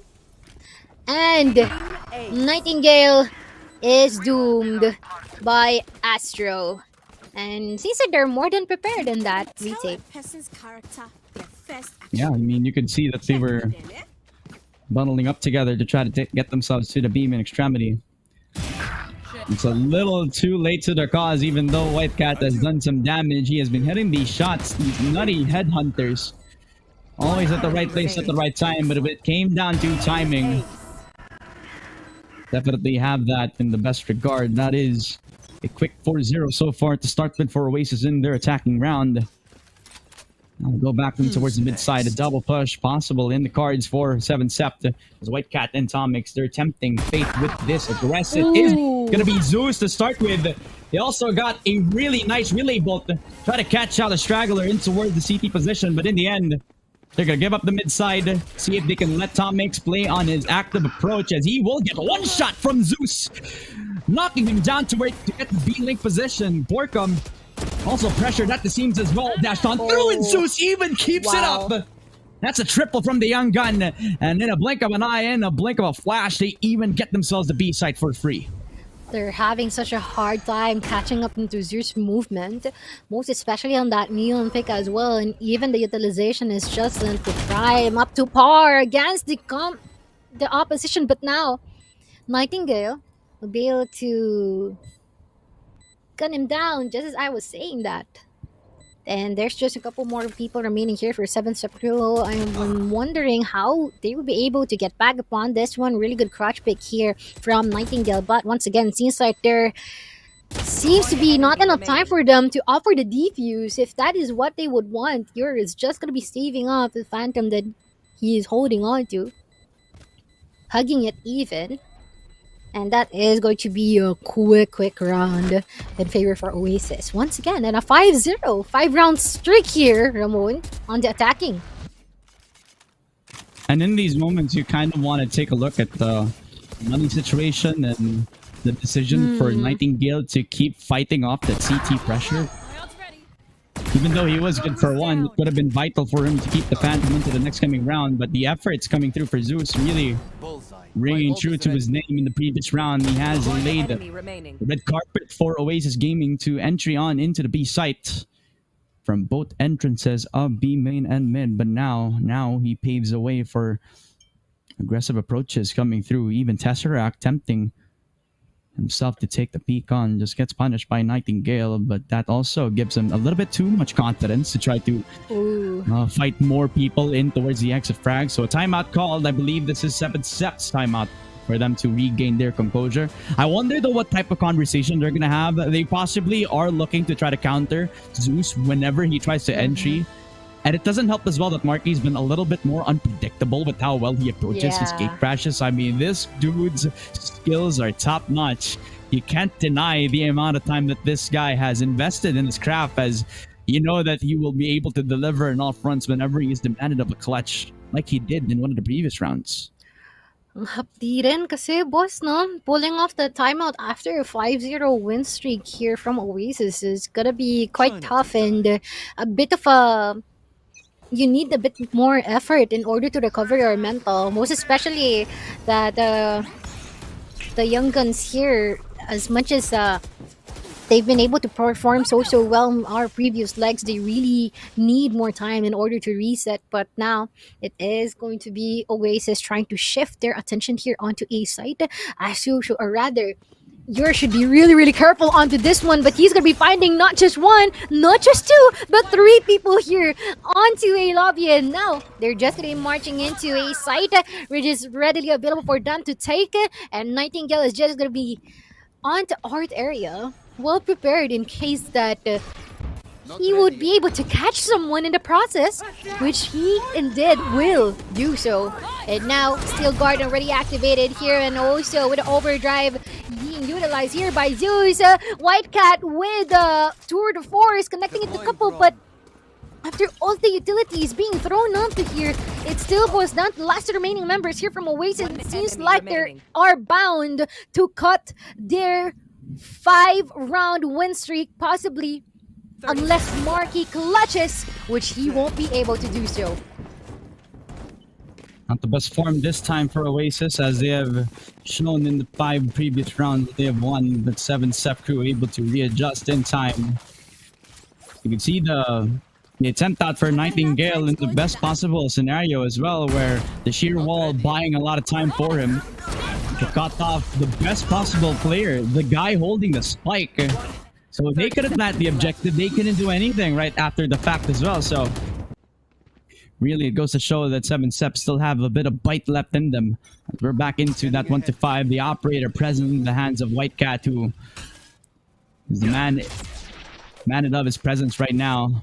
He has been the highest rated player ever since the last start, and it's not looking good for him. As Slatman picks him off at the lurk. Operator down for the count as well, so it's a 5v4 early on in the round. Tomix thinking twice about shooting.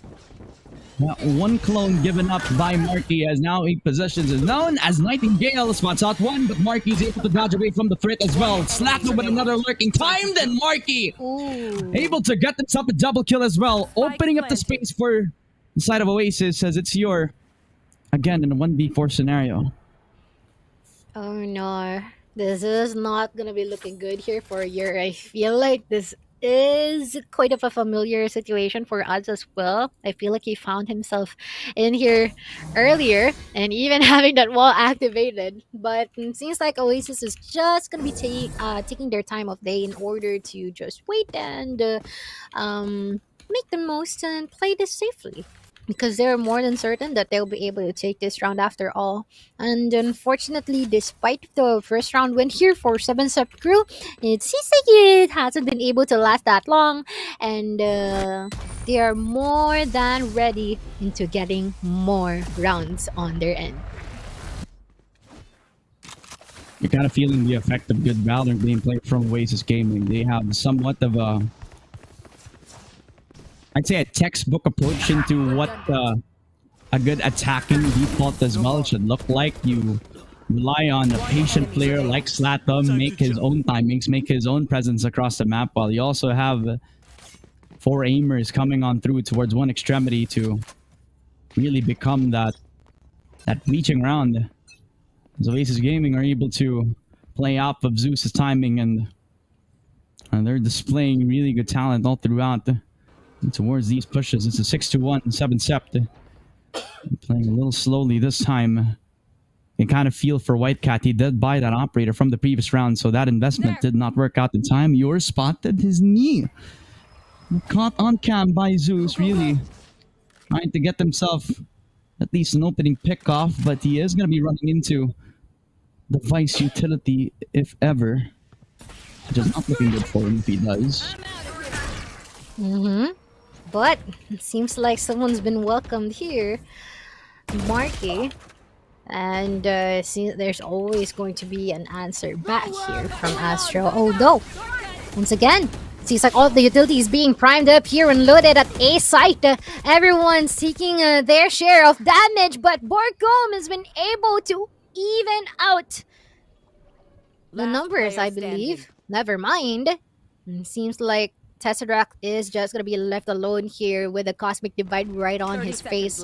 And he is quite knowledgeable of what he should do next. We even try to secure some people here if he would be able to somewhat segregate them if possible. But it seems like that would be far from reality as Burkham takes him out and taking that 4K. A 4K from the veteran himself, who really is the best player to step up right now. He needs to rally his troops. He needs to remind themselves that at one point they were this close on qualifying into phase 2. So this second chance for them really has to be clutch. And the clutch master himself actually puts his name on the kill feed 4 times in a row. That's a 4K from the X-Team secret veteran himself. So 2-6 scoreline, 7 Sept. And to be happy with taking their second round on the board, trying to build up as much rounds as possible against the Empire that is Oasis Gaming. You start off slow against the aiming extremity hold from the double anchors, as they now know that the fake out is going to be on the other side of the map, so they rotate as fast as possible. Zeus. And so I went up to space. The sheer wall also not present at that side of the map, so and they have all the space given. They also have the info in the world. They know that Oasis wants to tempt fate on the A site, but will they expect Slatum trying to tickle their A site defenses on the link position? Oh, the off angle onto Nightingale as well. I mean, you have been able to mention that these members from Oasis have been able to just swiftly do their execute so far, and we can even see Slatum in a really deep position here in case that they can rotate all the way back to A. There's already some space being freed, but just as he was about to check his back, it seems like Burkham is gonna be there, and even the Steel Garden is gonna be utilized and used here against for whoever is gonna be at the entrance of A. And it seems like their call is not quite the best thing to do. Ooh. Oh my, this is not looking good for Oasis at all, but they will still try to fend them off, and now they've been able to secure the objective, but the question is until when? That is not a good look for them. We're going to talk about the post-patch before that. It's Tomix in another difficult position, but he pulls him out when he needs to. Pulls that in from the Dimensional Drift, but that will be Whitecat to save it from the depths of Oasis Gaming. That is a double for Tomix. And if I wanted to talk about something that would have been an unfortunate timing from 7-Sep if it wasn't for Tomix able to shave up the numbers, Borkum left inside of the A site, unfortunately for the squad, because they were ready to rotate on the other side just off of this lurk timing from Astro. But it was okay because they're able to make the mid-round work as well. Tomix stepping up when he needs to with the 10-7-2 so far. Dimensional Drift also in his back pocket. So if it was to come to a situation where they need to retake without any information, he would be the best person to be a point man for 7-Sep. Yeah, that feels a bit bad here for Oasis as well. But it is good news for 7-Sep crew because they just need 3 more rounds to win here, and they can already equalize the numbers here for the first half and offer a full reset for second. But Tesseract won't want that to happen. He is going to be able to take White Cat in the process, and we are yet to see if there is going to be a trade-off here from them, as they are off to a really clean and smooth entry and even put the spike down here on B. Tomix, already well aware of Zeus, and On my mark. we're even yet to see some actions being put out here by 7-Sep crew. Gravity well connecting, but still, it seems like a couple of members will be falling down from both teams. It's still 7-Sep crew in a bit of a good position, as there is no coordination and trade-offs at all. Now being demolished by the rest of the squad here from Oasis, and it is a 7-3. Does not help that they were also isolated at the seams as well. Killed off Yeah. White Cat. Then in the 4 versus 5, Oasis Gaming in the post plant has decided to split everybody up so they have equal amounts of map control, B main, and then they also put their eyes set onto the Heaven position and Link. So there is no shortage of a defense on the spike itself from the attacking side of Oasis Gaming. Really just isolating these fights, and the discipline displayed by them has been unquestionable, undeniable at the helm. White Cat spotted, so that ops, or actually that Guardian is not going to do much in terms of what it can provide. Early smoke on in again from the side of 7-Sep as they want to try to do something in towards this aggressive peek out. Steel Guardian plus the relay bolts also are going to try to commence the push out as Zeus is already in, but they don't know how deep he is right now. White Cat able to get the headshot, but Tesseract knocks him down. 2 for 1. They already took care of 2 of the Sentinels on the team, so Oasis Gaming really do have all the advantage in the world. They just have to figure out where this dimensional drift is going to come from if Tomix decides to pull that out. Yeah, and I feel like there is a high possibility they would be able to use that. Most especially that they really need information badly right now. But Concuss not be connecting for anyone. It feels like he is gonna be rendered useless. No dimensional drift at this current situation. We are again stuck in these types of situations. 7-Sep crew, unfortunately, notwithstanding the pressure, Yor will try to secure some exit frags in the process, but once again, at what cost? Possibly against for 7-Sep, that will be cost of their economy right now. And despite White Cat in his impact, I don't think he will have enough for the tour de force coming into this next round. That will be the case. So that forces Borkum to play the Spectre and the Light Shield, so that's not the best loadout for what could be your most important player on the server right now. Especially with the speed that Zeus and Marky are demanding out of these 2 anchors. 7-Sep really have to rely on this dimensional drift later on that Tomix has been holding in his back pocket for quite some time now. Oasis Gaming going back in towards the B main extremity. A lot of noise being made against Borkum right now as he is holding on to that sheer wall quite some time now.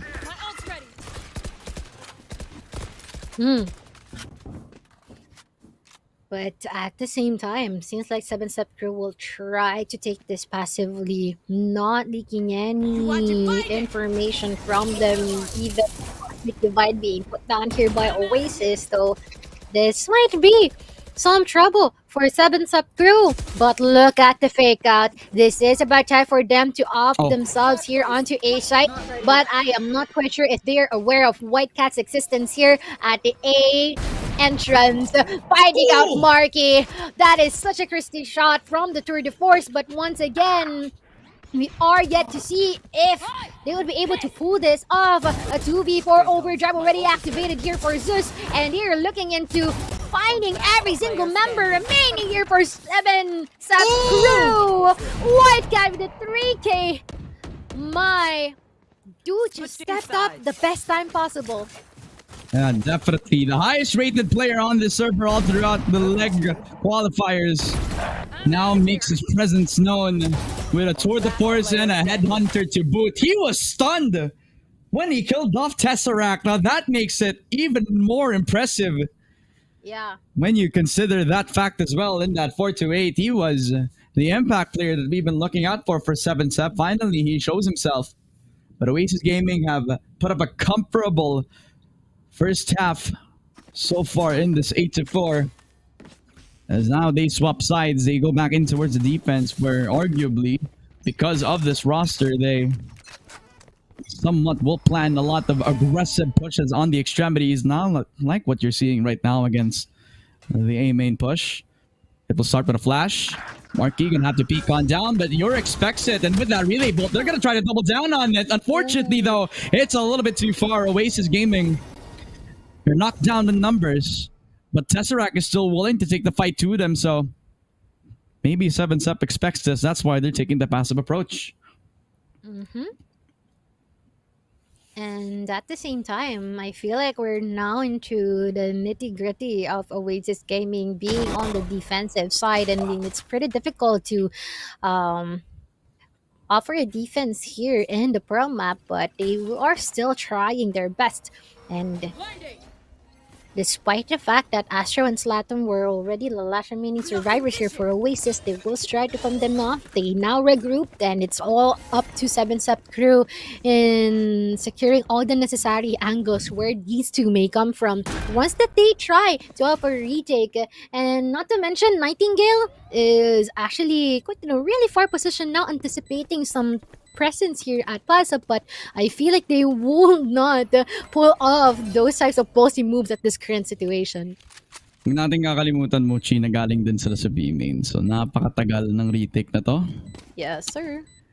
It will take them a long time to come back into this 2 versus 4 clutch scenario, as Tomix is ready and waiting with that flash in time as he flashes off Astro at the backside of things. It will be that one tap. It will be a double peek. It will be slapped a 1v1. And they cut off the numbers. The right click, it would have been perfect, but they're able to knock off Oasis Gaming. The movement did not even matter. Nightingale hits the shot when he needs to.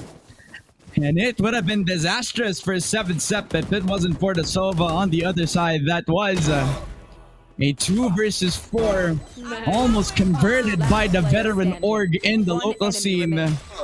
But when it came down to the absolute mechanics, the decision making for Nightingale to surprise the last player, made it difficult for him to commit onto the spike defuse. That is why we get ourselves a 5-8, a 4 spike coming through for 7-Up. I mean, not gonna lie, those last few moments are quite a bit shaky, but what matters is it got the job done. But let's not cut this short. Tesseract in a really aggressive angle here, and is definitely gonna be caught off guard by Tomix. And fortunately, all that's left of him is his carcass. We are yet to witness some further actions being committed here by Oasis, taking that sheriff by Zeus, and we'll be backing out immediately just to play it safely.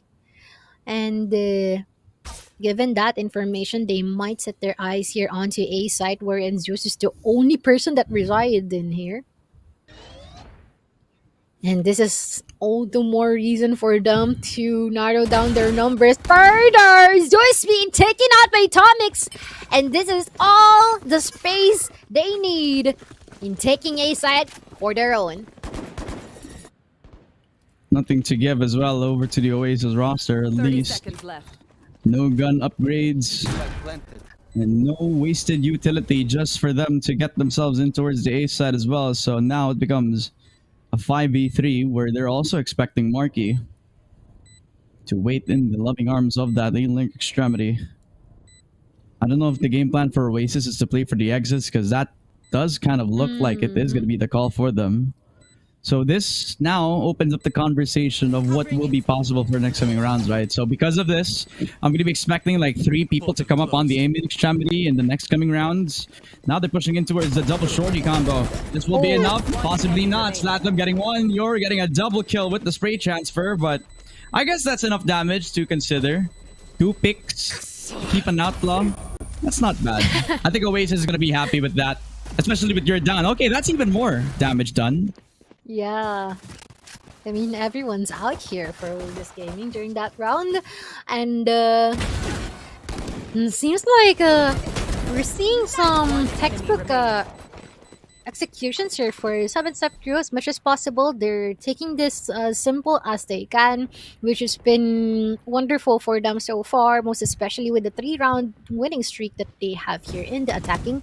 Although for Oasis, they really gotta get this round, most importantly, because both of the teams here are standing on the pedestal in terms of economy, and they really want to rack up those creds in order to get the ideal loadout that they both have been yearning for, most especially as an advantage and even the abilities. But Zeus is not gonna be finding anyone on that area, and they are once again playing off really safe the occasion here for 7-step crew, and still trying to make or take mid control.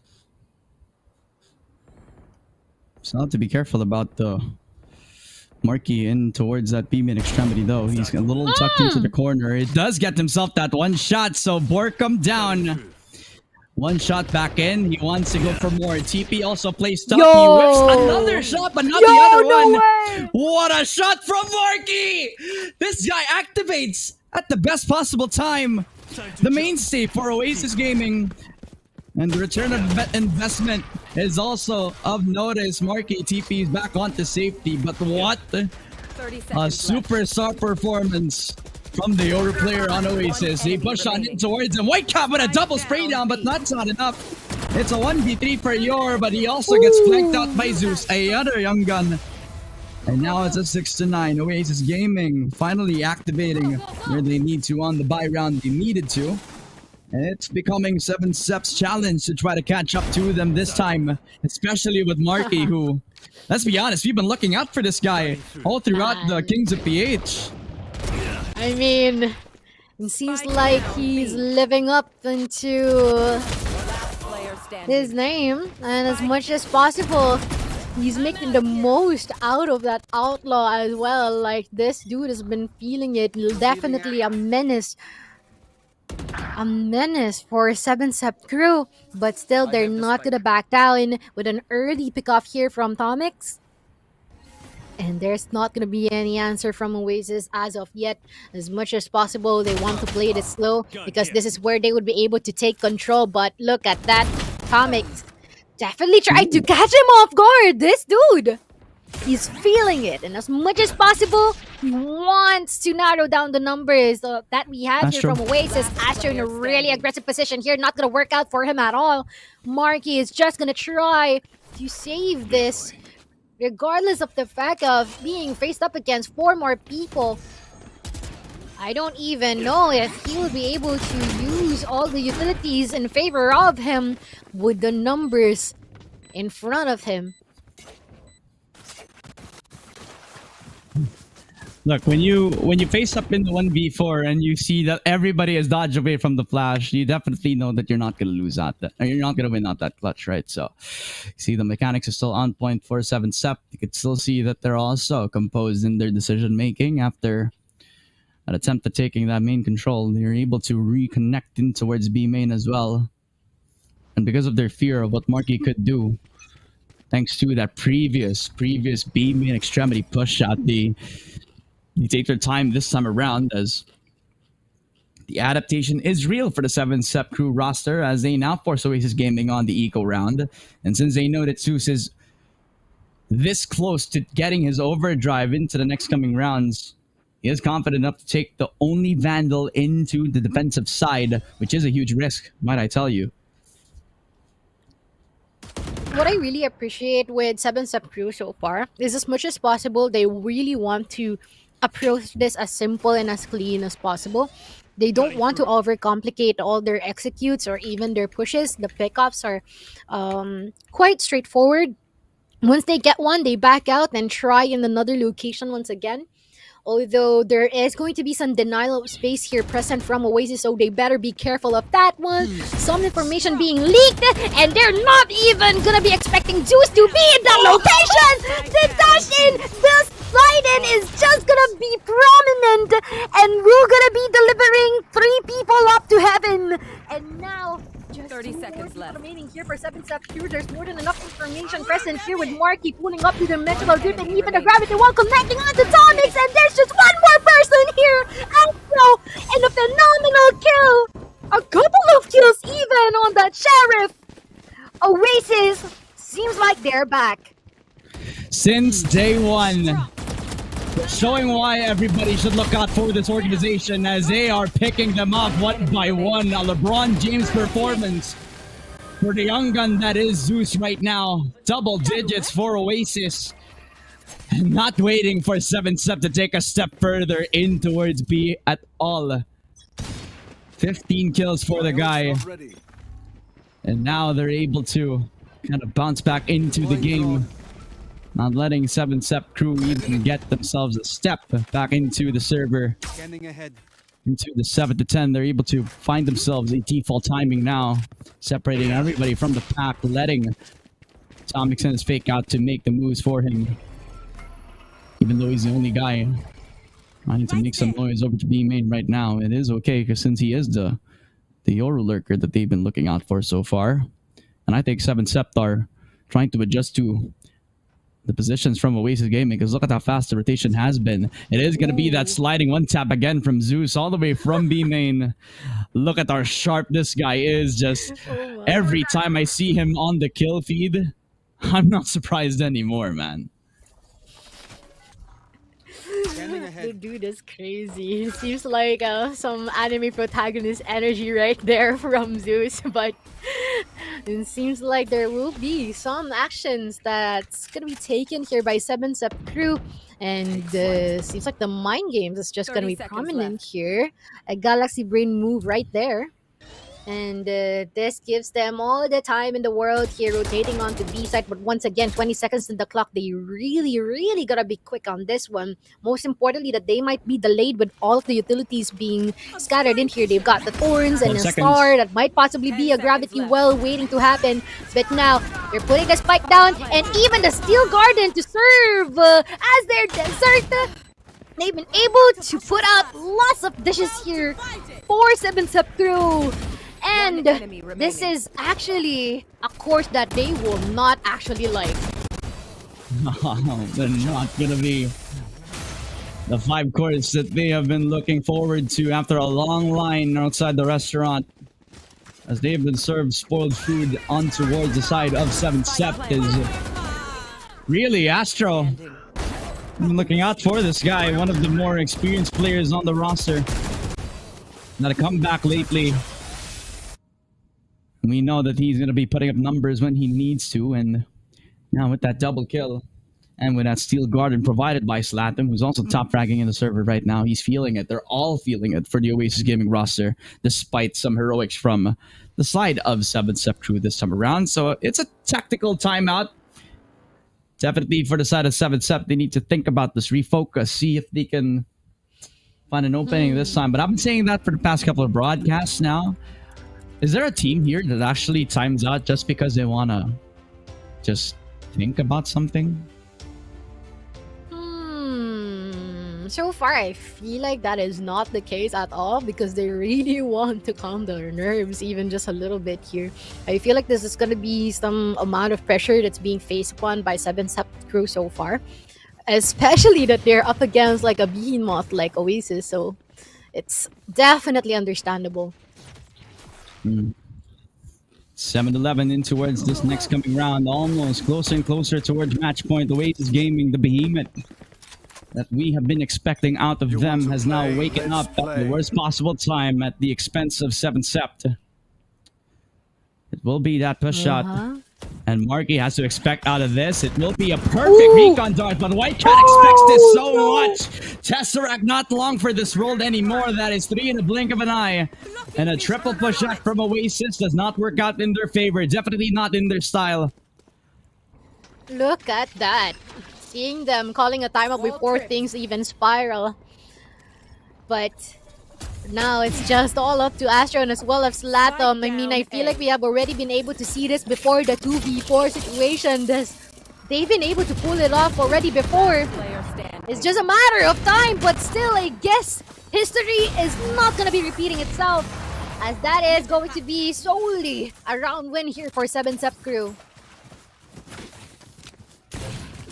Definitely a good response from them moving forward. To try to stop them within their tracks. And I don't believe it was from Borkum's utility alone. It definitely was from White Cat, who really just needed some time to adjust back into the server. And I had a bit of a talk from one of the managers as well. I think Tomix and I think White Cat is also trying to adjust back into playing against big teams like Oasis, big teams like Zol. And him finding his confidence again really means a lot, especially for his team who are rallying behind him and his performance right now. So 8-11, 7 Sept, and try to adjust and see if they can bank upon this mid push against the double anchors. So Oasis Gaming are playing around the response. How will 7 Sept play, especially since they're all playing that buddy system that we know for them for so long now? Of course. And as we may see, it's already 11-8, and as much as possible, 7 Sept crew is looking into icing that momentum, but we are yet to see Smooth execute here all the way on to A side, especially that Zeus is in a really aggressive position here. He's not going to be found out. Catching people off guard. This is not a good look for 7 Sept crew at all. This dude is prominent in terms of these plays. A 4K, and it's crazy, and finally being shut down here by Yar. But once again, Tesseract is gonna be down. Oh my. Zeus. With a 4K, man. The franchise player, the star of Oasis Gaming, sliding into Tomix and White Cat. Just evening out the odds, making it so unfair for Sept. They never had a chance to breathe. And this time it's no different. Zeus just laying down the lightning bolt and shutting down Sept before any execute starts for them. As it's now going to be that 8-12. An impossible task for 7 Sept so far, but one where you could think that maybe they could do the undeniable, the unthinkable from them. Arc Rose deactivated, slap them with the peak on down. White Cat destroyed, and Zeus also putting his name on the kill feed just makes it from bad to worse. Oasis Gaming knocking down on that second game after this one. And with Tomix solo on HP, you could not find any hope for 7 Sept after this. I mean, you might even expect to find solace in an Oasis, but instead, they are really, really struggling so hard against them. And it seems like it's just gonna be all of these 3 remaining people of 7 Sept crew. I feel like this is not the best way to end this match at all, but it's pretty much decisive. Just 2 more people. They might possibly be just walking into the crosshairs of these members of Oasis, and everyone's just gonna be vibing and taking their time of day. Oasis with a 38, and that is such a clean take here. Securing the first map of the series against 7 Sept crew. And who better than to re-announce their presence on the local scene? Oasis Gaming, it's been a while. We missed you. And I know that they're going to make a splash in the Kings of PH right now. Definitely one of the most historical organizations in the local scene of Valorant. And you know that they're going to be one of those organizations that you don't want to face up in the bracket right here. So unfortunately for 7SEP, they will be on the receiving end of the 0-1 thanks to Zeus and his heroics. But we gotta give some props as well for them, because they really have shown a few good moments from White Cat, especially from his operator down to his headhunter usage.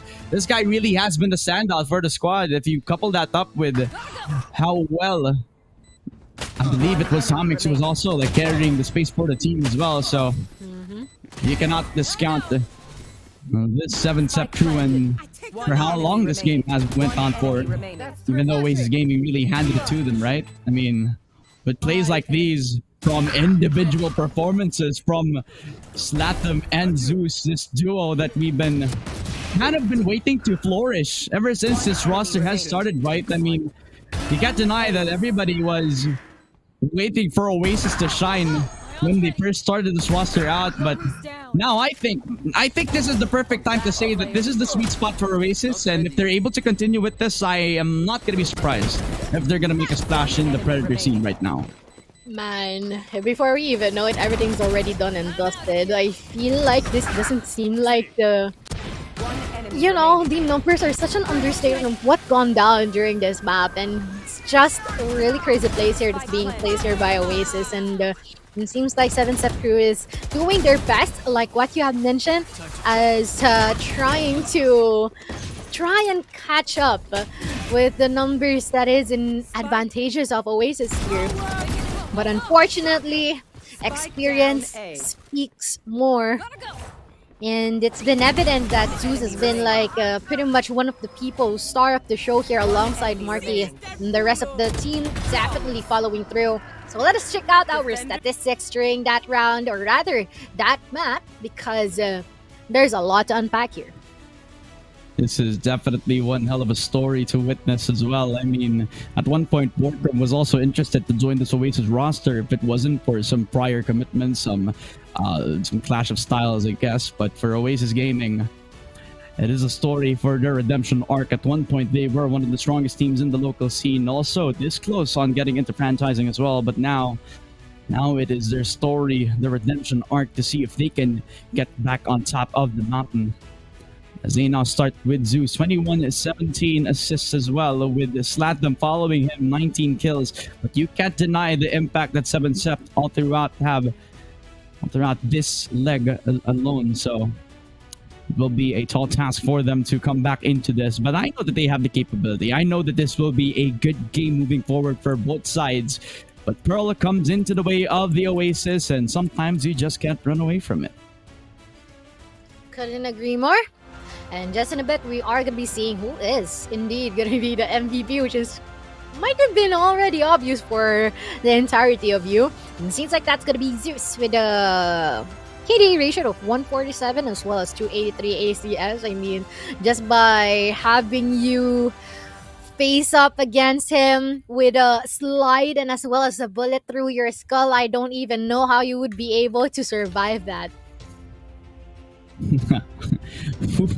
Who stays alive after a bullet to the brain, right? I mean, I think you'd be a special person to be able to survive from that. But I guess what's undeniable is the fact that Zeus was able to step up, and as a young gun, he's been destined for greatness as well. So we're gonna see a lot more coming from this young gun alone if he's able to keep that momentum moving forward into this second game, which will be the Ascent map that I believe is the map pick for the side of 7SEP. So we're going to be coming back to find out if that is going to be the case. But before that, it will be our message from the sponsors as well, as we would like to give thanks to Predator and its very own flagship, the Helios Neo 16, as it's engineered for the elite. It pushes the boundaries of performance, featuring the latest Intel Core Ultra 9 processor and a revolutionary 4K mini LED display. This machine delivers unparalleled responsiveness and visual fidelity, empowering you to anticipate and conquer.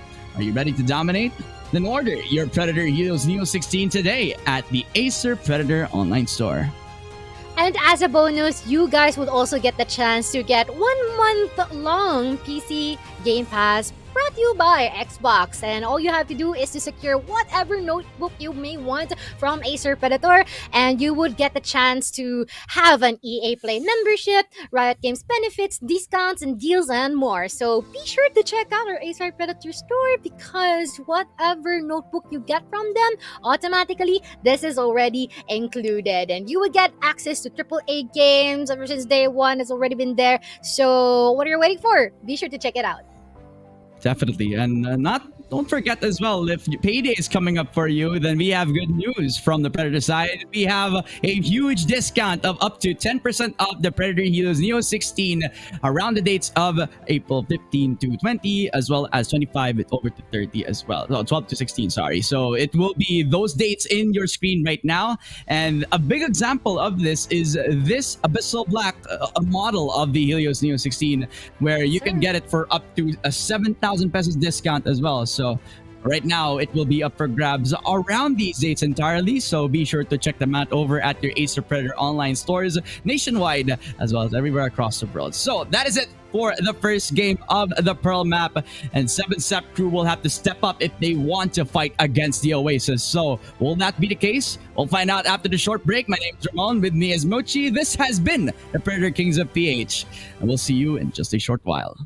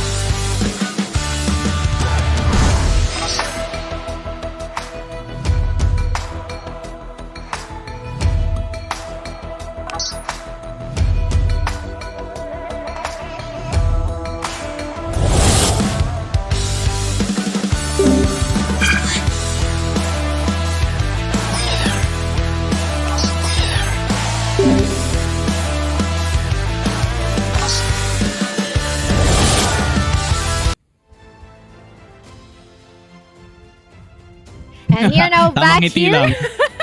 They're now back here into the Kings of PH second match of Oasis Gaming versus our one and only team. It is 7-Sep crew. Let's go. So we are going to be checking out who is going to be winning for our second map, which is, I believe, in the land of Set once again. So if this is going to be a 1-1, we might proceed into Icebox. So be sure to be fucked up for that one, considering it's a Saturday evening after all. So once again, I am Mochi and I'm with Ramon at kami pa rin inyong kasama for the commentary and the action that we are going to be delivered to you. Ayan. Yeah, I mean, it's been a long day, and I'm sure the night has just started for us. So I hope you guys are having a good time. At kung sino man ang mga nagsusuporta sa Oasis, yung nagsusuporta sa 7-Sep crew, yung mga sumusuporta sa aming mga casters at saka sa production namin, all the way from TNC, shoutout nga pala sa inyo. Sana ay solid din kayo at sana mamaya ay magiging masarap yung mga ulam ninyo as well. So thank you so much for dropping by. Thank you so much for supporting us as well. Thank you so much to our sponsors for today's stream. It will be that PC Game Pass. If you purchase any Acer Predator notebook, activate your pre-installed 1-month PC Game Pass. Yun lang naman mga kaibigan. Kung meron ka ng notebook, ay magkakaroon ka na din ng mga laro na malalaro ninyo on your new Acer Predator. So, yun lang. Very quickly, very smooth lang. We're heading on into agent selection. Oasis Gaming up 1-0. And in a map where seemingly every team knows how to play up against. So really, the biggest question here is if 7-Sep crew can catch up against Oasis Gaming right now. It's not even about the map anymore.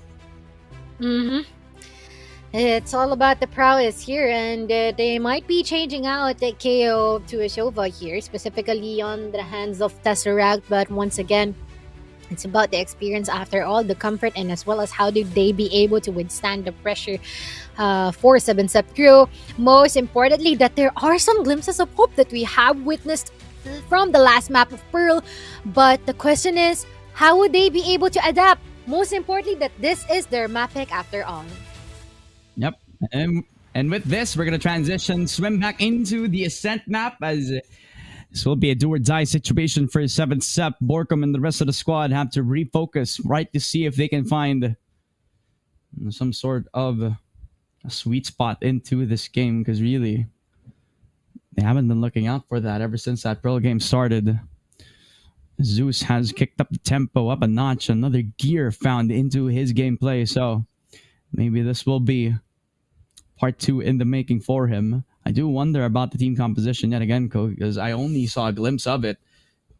But maybe this could be maybe this could open up a discussion for what every Ascent team comp should look out like. Now it doesn't look like every game should be that double innie comp that a lot of teams are really used to playing up against. Now we're seeing more Tejo. Now we're seeing a little bit more Vice being played in this game, except now we're kind of expecting it to be even slower thanks to the amount of agents that have been released into Valorant. Also, the amount of agents that also been nerfed thanks to this sort of pace change. Do you have any thoughts on that, Mochi?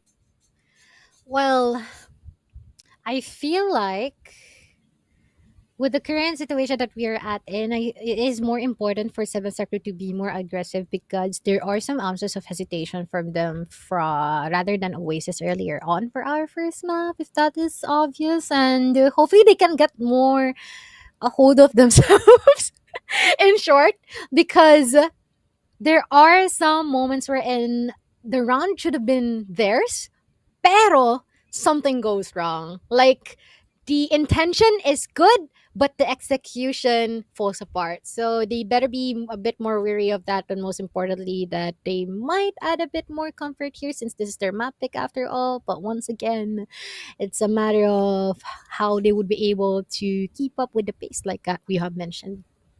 Definitely, man. If this is going to be time to shine for 7-Sep finally into this matchup, let's appreciate the Ascent map as we kind of zoom out a little bit, slower and slower, further and further from the action. What is your favorite place here, Mochi? Because I don't think a lot of people like to talk about their favorite places on the map. What is your favorite place on the map? I like the wine area, actually, because you can see like the Tacti Bear there and the other mascots, quote unquote, by Valorant. So it's pretty cute. And hopefully you like that area as well, and as well as our viewers. Actually, I'm pretty curious what's their favorite part in Ascent as well. It's one of them. It's one of them. I think mine for me is like a top 3. I think top 1 for Diba? me is A short. It's A short for me, actually. Pero I think 3. Ano? feeling ko maraming magsasabi dyan yung pizza. Na for some reason, kahit 13 rounds lagpas, mainit pa din siya. May usok pa din. Bas tama na tayo tama na tayo sa pag-usap ng pagkain kasi it's 7:23 and we're still in the middle of our job.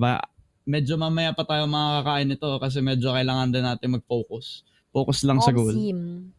Diba? No Dapat yung mga distractions. players din natin, nakapokus sa goal. Pero just as we are actually gonna be waiting for them to prep themselves, sorry, na samid ako.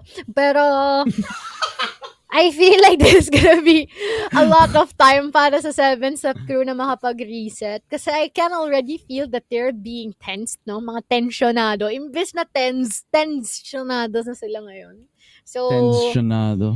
yeah, so they better calm themselves down. Yun. Mukhang kaya naman. But it seems like Oasis just a bit more fluent in the language of Valorant talaga. Talaga nga naman. We're finally back into the server, ladies and gentlemen. Tama na ang pag-zoom out natin on the Ascent map. We're zooming in on the action. A 5-man push shot for 7-Sept. Gonna be ready in waiting arms of Tesseract with the shot dart. So, how much will this damage them? It will be a lot onto Tomix and Ur, who does make a lot of noise on towards that beam in extremity thanks to the knife being put down by Nightingale. It's an early push shot on B main. No sheer wall to speak of as well. So we're gonna be ready and waiting with that sheer wall from the flank as well. 7-Sept are gonna be prepared with a push shot onto B site. And seems like it's just a matter of time before it all boils down into action. Seems like someone's gonna be dashing right into here, but with also gonna be some damage being thrown at him. He's not gonna run away unscathed after that entry, but at least 7-Step crews managed to get the space onto them. It's now a matter of a few more moments if they would be able to defend this in this fullest, but seems like they're gonna be quite well aware. Zeus in a really crispy shot. White Cat and a couple of kills and a 3v3, and still Tesseract on the lookout for any more people here alongside Marky. That's a really pristine retake here for Oasis. What is that shot from Tesseract as well? The retake scenario was clean for the Oasis side. They killed off the lane players, trading off at least Zeus so fast and quick. And might I say this has been one hell of a bounce back through from Oasis this time, as now it will be that 1-0 so far. Pistol round given. Marky with a double kill. After that pistol round, just making it a pretty strong defensive side so far. They start off with that paranoia and then kind of falls into place. They even kill off Yor, who was waiting in towards the B main extremity. So now 7-Sept called upon with their force spy this time around back into what they have started with, a B main rush. And they don't know if it's just 1 or 2 people. They double peek on down. Nightingale spots on one. And Zeus is knocked out before he can make a splash into this 1-0 so far. Lots of damage done onto Tesseract as well. But the good thing is that Astro is also responded to the cause. That's a good molly separating Tomix 4v4. And they're only locked out of B main. And they try to spray on down. That's Nightingale and White Cat already with a double peek. 2v3 trying to plant on the spike down. Ayun lang. May mga napag-iwanan, but at least they managed to regroup.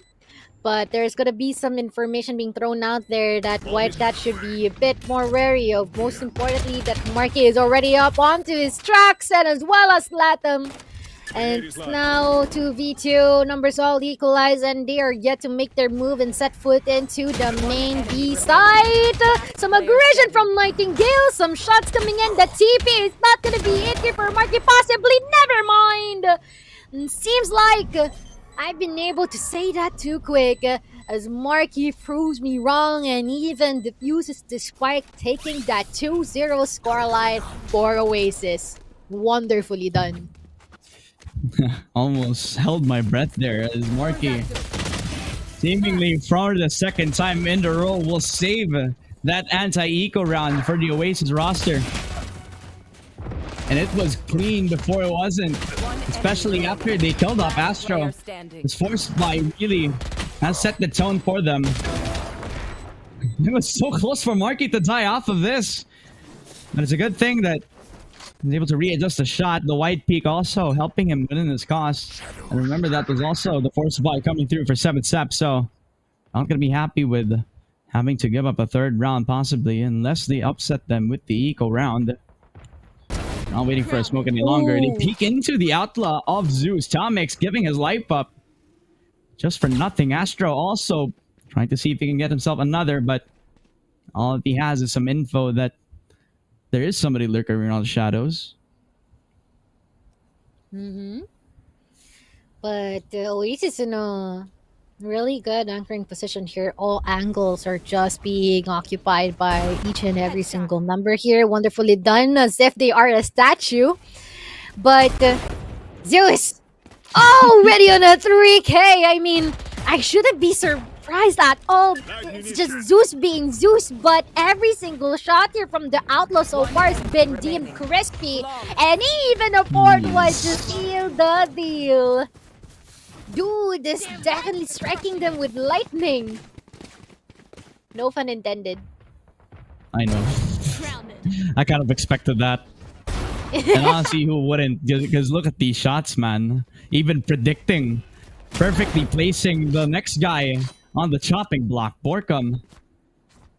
And even getting the 4K for Zeus as well. So that puts him closer and closer towards that Blade Storm, which puts him at a comfortable eco scenario for him to get that operator into the next round. He loses that, he uses the ulti, and then he uses it for an operator again. The null command activated for Nightingale, and thanks to the KO buffs, it will be a comfortable spot for him. Tommy's already inside of the site, but it will be Tesseract. Oh, no. Almost with the straight transfer, has to kill off more, but Borkum always at the right place at the right time to place down the law against 7 Sep, who are already on enemy territory, but he still plant down the spike, and with that suit demanding his presence, Marky's able to bounce back through. And with that 1-for-1 exchange, they still plant the spike down, at least attempt the fact of it. A very uncomfortable position for 7 Sep, and Oasis Gaming seemingly taking back the terms of this round. Wow. And would you look at that? They are in full control here off the site, and they're just waiting for Oasis to make their move here. Guided salvo, I'm not quite sure if it's connecting out to anyone. Yes, indeed, onto Nightingale, which is quite unfortunate, but Borkum is still gonna be present, taking the 3K. But Yor is just gonna be left alone, and unfortunately not gonna be able to withstand Slatham with a 999 and a triple kill, 4-0. And 2 hour scoreline on Oasis. Such a clean slate here in terms of the record of round wins. Multi-frags after multi-frags. It was Zeus from the opening. It is Slatham this time around. The young gun's doing a lot of work, and at one point Slatham was also one of the best players on Collegiate as well. Here. Seemingly showing why he is going to be a premier player against the 7 Sep crew roster. Now we'll be in the 5th round into the next. Usually you'd expect 7 Sep to try to invest a timeout called, but now they want to gung-ho into this next round. Destroyed the Arc Rose. They also destroyed one of the Razor Vines, so that's going to be half of the utility invested in towards Astro. But he still does have the sheer wall, so I'm waiting for how he's going to use that. Zeus with the shot, the 5 HP and a dream. This up flick does not connect from him, and that could be a big effect. Oasis Gaming now have to respond to the A side push. Slatham also with the second frag, and 7 Sep crew back on this 3 versus 4. These dudes pretty good in terms of the trade-offs coming in. Most importantly for Tom, it's already good for Tio. Might possibly be good for another, but it seems like White Cat will be taking that one. Not bad at all, but Astro and as well as Tesseract will be left once again here in Oasis. And still, they might possibly be delayed with all of the utilities being thrown at them by White Cat. Although Nightingale on the operator shop would be the only answer that they would ever need. And that is the first round here for 7-set crew, man. I mean, it seems like this trend is up and running ever since our Pearl map. They get 4 rounds in a row, but they never get the 5th one straight, right? And it's always from something unconventional.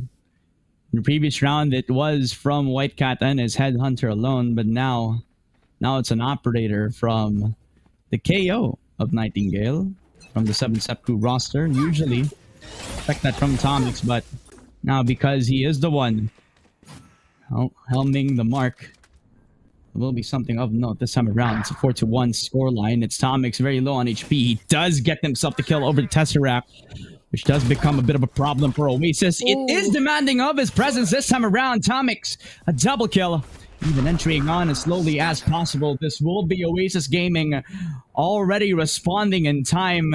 And because of from the shadows invested, this is another shot from Nightingale. Marky down, but Slatham able to respond in kind too before. This is not looking good for Oasis defense. Nako po, ito na naman tayo. Mukhang in-game na naman ng mga akla natin for 7-Step crew because it seems like they're definitely in control for this one once again with the 4v2 currently in front of our eyes, and we are yet to see if there is going to be some exit frags present here for Oasis, but I feel like we can already assume that this is going to be a round in favor for 7-Step crew.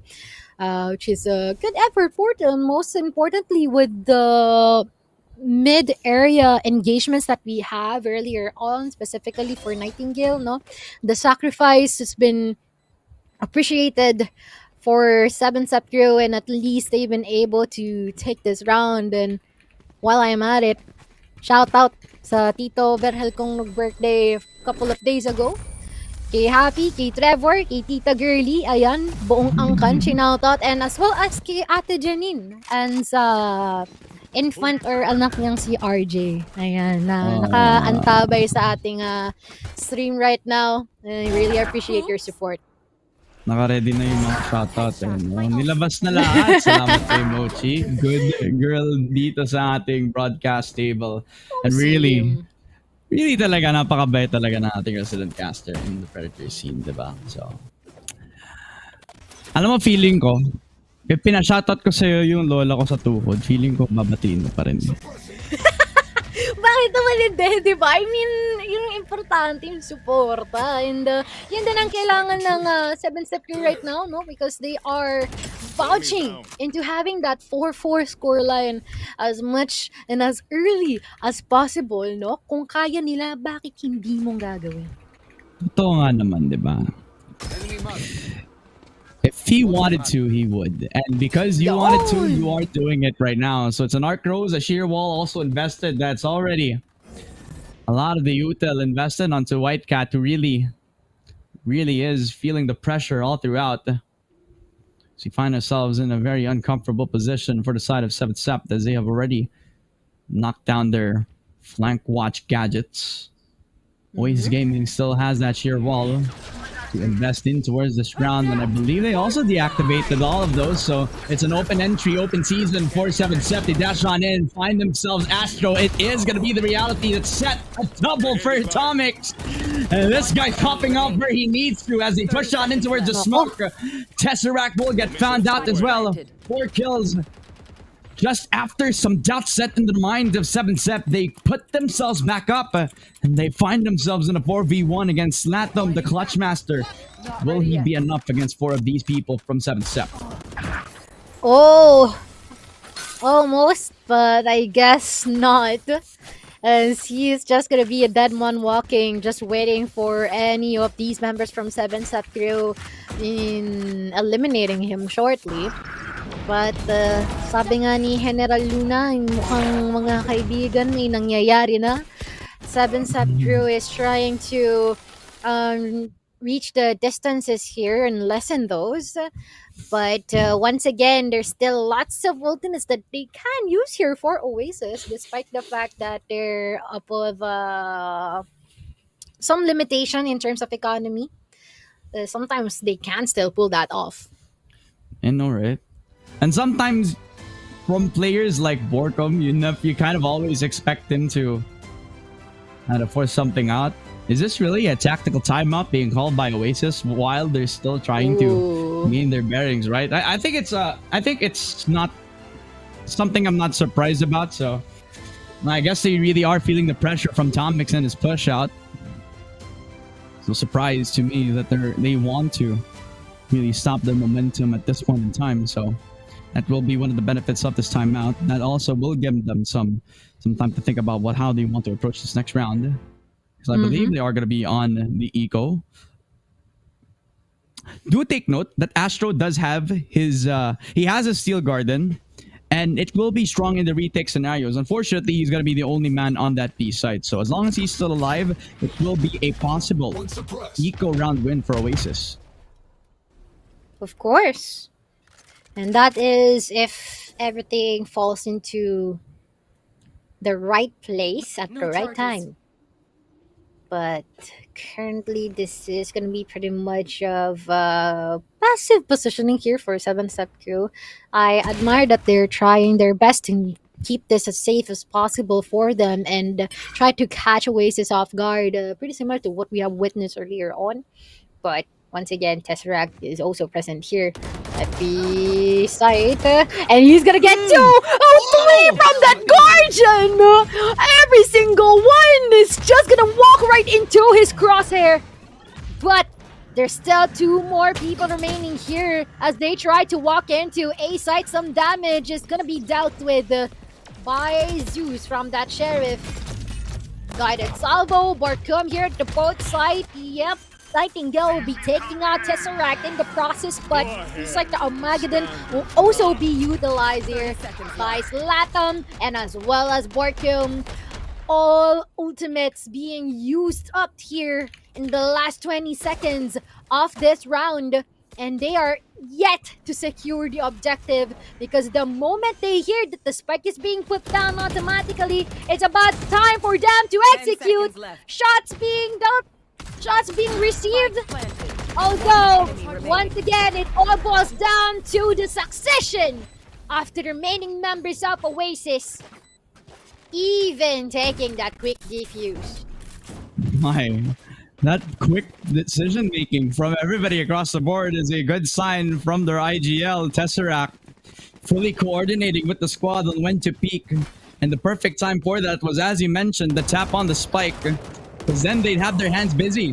But Tesseract, really, you never expect him to be the guy to put up the numbers, but when he does feel like he is in form, he shows up when he needs to. 3 shots from the Guardian, stopping the momentum before it even starts against 7-Step. So it will be an investment of the Guided Salvos that pushes Zeus into a position that he has to fight, but in the end, Oasis still has some space to try to and get in and out of the fight. The poke and prod definitely present against the side of 7-Step as they're waiting for them to punish the overpush from Oasis. It's now going to be that time to shine for Astro. Shearwall also invested. The dink gone through. Pushed on in towards Astro, who's now down to low HP, but I guess that's also a win for Oasis. If you're not going to count Zeus dying in the hands of Yo right now. That's also the null command activated. That's also going to be Slatum. The precision is real, but not against Nightingale. He's able to save it up, make it a 3 versus 3. The null command still active. And also forces Marky to try to pop out. He gets the transfer! The transfer for Marky! In a 1v2 for Borkum. Will this be Borkum time yet again? That's one. The 1v1 against the great one, Tesseract. He's already joined the frame, but he's a little too late for the call. Has to rotate all the way towards the B site now that Borkum knows about the time. 30 seconds left. A lot of damage done against 7-Step, and he knows that he has to be the saving grace for the squad. That's why he rotates and runs towards the B site to try to fend off the possible task at hand for Tesseract. Hello, Mimo Kicks. Wait lang, This is gonna be a long march for Tesseract. Most importantly, that Borkum is just gonna be sitting pretty here at the boat site, waiting for him to arrive and strike at the best time possible. There's still going to be the recon dart and a couple of shark darts to work with here for Tesseract. But once again, he's gonna be detected during that position. Oh, wait, what's happening right now? 9 HP for Borkum, and he's gonna be taking him. What a quick recovery after such amount of damage being inflicted on him by Tesseract. 9 HP for Borkum, and you know what time it is, man. Slap them with that double kill. Able to knock off half of the numbers. And Marky just almost becoming a Grim Reaper for everyone crossing onto him. And remember, Borkum had 9 HP to start with, so it really has narrowed down to the absolute margin for him. But you know that the Clutch Master always has it in him to make it a 5-4 for 7-Sep. He really has been the shining force for the side of 7-Sep. Thunder attacking half now. Now Zeus to start again strong with that operator. Sees the hip, but the hips don't lie. He dodges away from the up shot. He even gets blinded out from that B main extremity. Sorry, Shakira reference. Ang funny. Ang saya sana kantahin nun kung wala lang copyright claim na maalala pag dito eh. Pero, man, so funny. And although it seems like no one's joking in here, pretty much that we're such in a really close call in terms of score lines, and Tomix is just one blow away before he can face death. And there's gonna be some damage here on Whitecat. He's gonna be eliminated with also your from the mid bottom, which is quite unfortunate. Borkum will try to equalize everything though. We have just witnessed his clutch moment earlier on the Borkum Titan. It seems like nakapagsalon pass naman si Tito. But once again, these are still gonna be a long way to go for this first half, and seems like they are here to do it. They're here to win it. In a 2v2, they're super low in terms of HP, so they're really better. Be careful. And seems like someone's just gonna try, for the defuse. Taking! That guy does have Armageddon. Slatum. Armageddon already gonna be activated. Concentrate's over. But still, it's the end of the half. Tesseract taking the 3K, but would there be enough time? There would be! Oh my! So close, so close, so close. No. 7-Sep were banking on that spike to detonate on their face, but Slatum, he really had balls of steel, just trying to defuse up to half at least because of the guide itself was killing him off. But after the last possible second, just saving them from pace, saving them from what could have been their eventual 5th round, but a heartbreaker, especially with the awkward position of the plant. Coming the undoing of 7-Sep crew this time, as it's now going to be a kick up in tempo. The double peek on towards B main against Zeus. You really want to challenge Zeus right now. A double peek in towards B main to even kill with the spike carrier. This is not going to be looking good for 7-Sep. The split off does not work out. They even have the spike within their vicinity. And even though Tomix is well aware, he pushes a bit too far. Astro with a double kill. And a 7th round win for Oasis Gaming. You know that they have their numbers since day one. Alexia, pasabihan yung 7-Sep crew mag-inhale, exhale, mag-breathing exercise because we're seeing the panic in them, and as much as possible that they're trying to get a hold of themselves, it's a bit too difficult so far because it seems like Oasis is always one step ahead of them. I mean, it's pretty close in terms of the rounds, no? Kaya mabawi, but you can see the statement of experience here from Oasis, most importantly, when it comes to the trade-offs and most importantly, the amount of control that they have all throughout the map, and most especially that during or when they are already in a retake stance.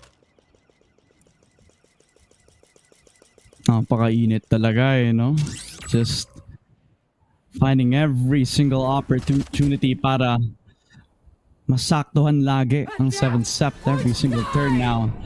Look at the combo of utility Marky. Even though he has the TPs, he cannot escape death ngayon. You're jumping up and down, even getting a double kill. Dash on in from Tomix. They want to keep this momentum going. They kill off Astro, and they kill off everyone from Oasis except for Zeus, the star of the show.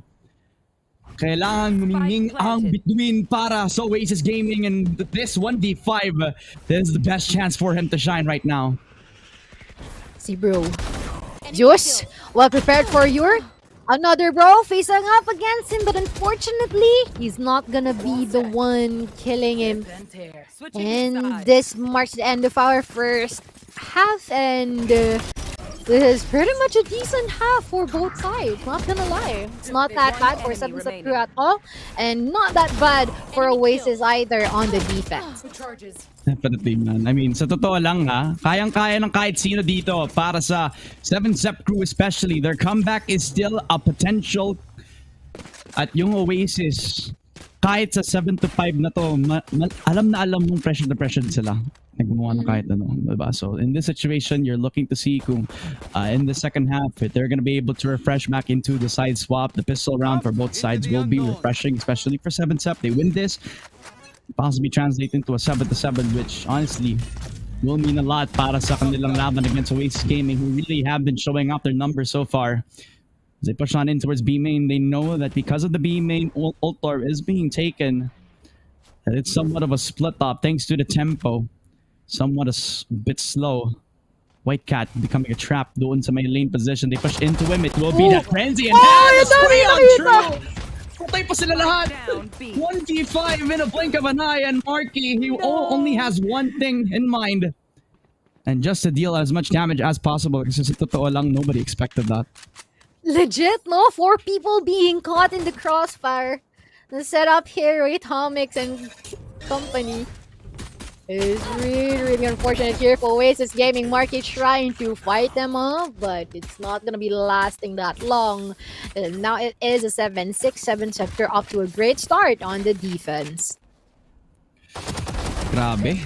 White Cat just the solo anchor on the site that medyo natisod pa nga yung Sova for Oasis Gaming. You know, it's kind of funny if you look at it, but if you also kind of consider that was him with just half of his utility and only him alone anchoring on the site itself. Nobody on CT to try to give him any sort of support as well from the smoke. So like a White Cat is becoming a demon that we have been used to being seeing him. Now you're gonna be on a very difficult spot. He has to push back in towards the safety net of the smoke as Nightingale sprays him out, but it will be another tree bop of kills. With Morky only getting the one, but Tomix will get another answer into this, into the 2 versus 4. Astro and Tesseract are just on the pistol or the classic after all, but they will be able to take White Cat out, which is more than enough for them to opt and decide into where they should go next. But they should be pretty careful because there's some eyes lurking here in the mid area. Well prepared, Tomix. It seems like this is just all up to Tesseract and whether if he can make the most out of this round, taking the orb and now trying to put the spike down here in B site. But this is already more than enough information for 7 Sept crew to locate him. Although a little bit of a limited time, if I may say.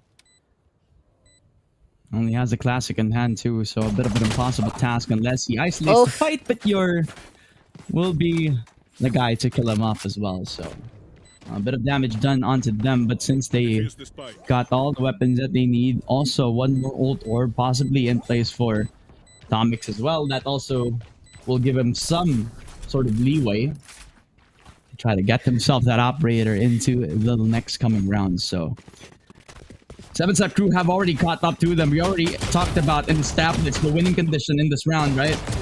I mean, they needed to win the pistol. They needed to win the second round conversion as well. And because Tomix has invested into that Vandal, it will be a very comfortable conversion into the next coming round as well against Oasis Gaming and their 5-man rifles. So Now, I'm wondering if this is going to be a 50-50 because even though 7 Sept have the lower guns, as long as they cook something up, then it wouldn't even matter what the odds are, right? True. Tatawa na ako sa comment section natin. It's so funny. Alam mo yung dalawa yung tinitingnan ko, Smee. Tinitingnan ko yung laban at tinitingnan ko din yung comment section.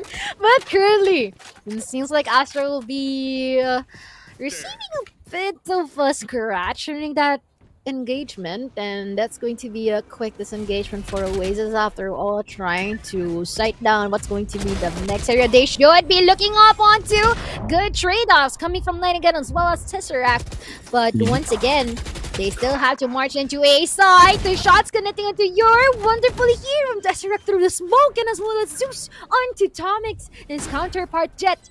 Marky though, really cheeky position here. Burkham will be catching Zeus off guard.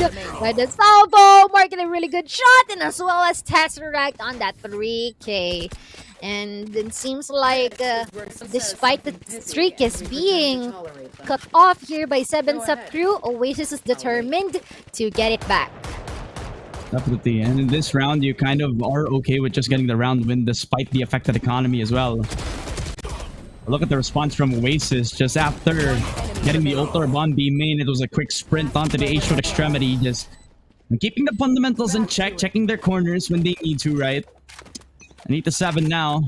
And once they had full control over the A site, they knew that once the heaven push was the priority for them, they put all their eyes set on the trades. They're able to have Tesseract be on a comfortable spot to have that long-range angle established as well. Anita 7. Push shot again from B main Tomix, and I believe it is White Cat to establish control of that side of the map. Astro has to be careful. Expects Tomix, and a double kill for Astro as well. It comes from bad to worse for them, and Borkham even wants to put a shot into this, and he does so successfully against Astro, the sentinel of the squad. But in the end, they're already putting their trust in towards the A shot push. Nightingale had to hit that shot, but he couldn't. Flash on in against from Zeus as well, and the lone man, the one-man army didn't even need to see anybody, but he still dies. That's unfortunate. Here. No, pre. Is this Borkham time again? Kasi Nako po. it's a 1v4. It's gonna be a bit difficult to do so. Just checking out every single nook and crannies here in the mid-bottom area. But I feel like he's just gonna be playing this a bit safer, securing or looking out for exit frags. But being found out by Marky as well. When he's marching into that area, his field of vision, and Borkham will be falling into the hands of Marky himself. And since like they are trying to get more rounds than expected here, but as much as possible, they're already getting a good read on how 7 Sept crew is navigating through on the defense too. Ay, nakatalikod pa si tito mo. So yeah, it seems like it's a really quick round here for Oasis. Here. Pakainin nyo na daw si Ate Shobe, Oasis Gaming. Kasi kapag Oo nga. natapos ito, makakain na siya. Gusto Kaya ko nga ngayon, yung, pinapili mo sila kung chicken wrap or chicken, one-piece chicken. Hindi daw, i-bucket mo na lang. Ay, bakit ko na lang? Hindi masisira yung diet ko, di ba? Ay, well, you're on a diet. Wow. Oo, kailangan Fitness eh. journey check. Workout check, guys. Workout check. Musta naman ang yung ano. Kaya nga. Nakapag-push up na ba kayo today? Nakapag-pull ups na ba Yun. tayo? Have you, Shoutout kay Direct RJ. Yan. Yun yung solid na lifestyle coach. Sheesh. Fitness Lala. instructor. Yun. Di ba? Oh. Solid. Kaya kung gusto niyo guys ng inquiries para sa mga magandang advice, edi i-message niyo lang yung TNC. I-message niyo lang si Sir RJ. He's a very good guy when it comes to these things. But you know, when it comes to the pace, it will be 40 seconds on the clock right now. See the tempo that they have set up against Borkham has a bit of an angle to set up as well. The timing for him, naku, sayang. Why kita niya sana si Zeus na makapasok dun sa may A short at mukhang mapapatay pa nga si Yordile dito. Tesseract to follow as well. The judge in hand has been revealed. At isa-isang napupunteriya ang lahat ng nasa 7 Sept. Si Oasis Gaming ang tatayo sa lahat na nangyari sa ace site natin. As it's a 10-7 scoreline, double digits reached up by Oasis. Now, seems like they've been able to get their streak back here against 7-Sub Crew. 7-Sub Crew so far is having some struggle trying to adjust with the unstoppable force being thrown at them. Most importantly, whenever that there are some moves being thrown here by Marky and as well as Tesseract. So, unfortunate that they no longer have any timeouts available to use. But at the same time, they really have to find a way to dumb it down for their own sake and their own sanity. Operator already available here for Atomics, and we are yet to see if this is going to be utilized by him. Let's go, 7 Oasis. Sa parehong teams na lang. When you're indecisive and you can't pick who your favorite team is, yeah, say both of them, diba? Emerge pa na lang yung pangalan nila. 7 Oasis crew, let's go. 7 Oasis crew. Kami na ang unang members ni Shobe dyan. Hindi na agad. Totoo nga lang, diba? Si Shobe. A very solid fan in the Predator local scene as Marky starts up strong with the kill onto Yor. You normally don't expect the Omen to be the one getting the first blood, but he does.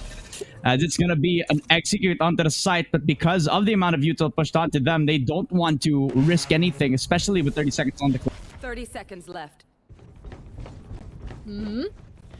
Ayun nga lang nga, sapat ba? Hanggang saan aabot ang 30 segundo mo? Because they're just in a really tight position here at the tree area. But still, they will try to make this work out. The Hunter's Fury actually connecting to some people here. Pero mas maganda ang tama ng mga shots ni Marky on that. But Comics, taking out this rep, nakita ang barrel. Kumpara natin dito. But they are yet to see if there is going to be a probable retake here for 7-Sub Crew, because once again, Tomix on the operator isn't the best weapon to use at all in these types of occasions. So I guess the best thing you can do is to save. So, man, bit unfortunate, but once again, still recognize their strength.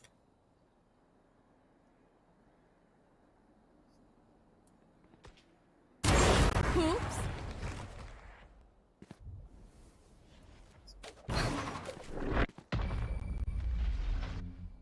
Yun lang. Habang inaabangan natin yung kasama kong bumalik, no?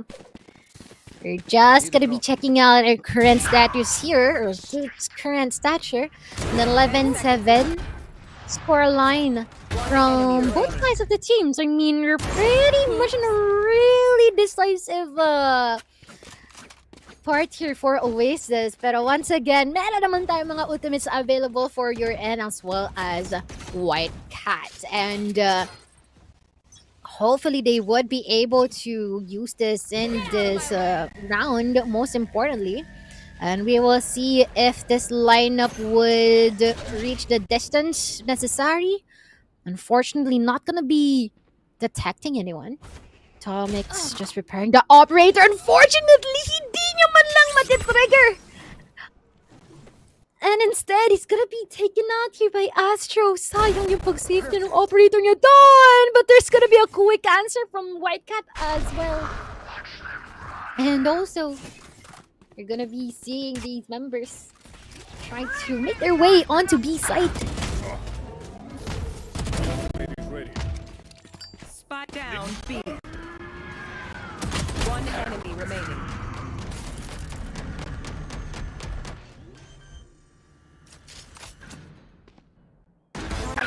Would have sucked.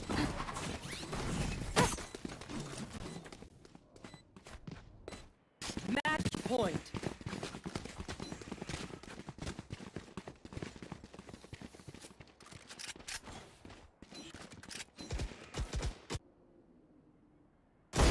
Perfect. Spike down B. Nailed them. One enemy remaining. Would have sucked. No charges.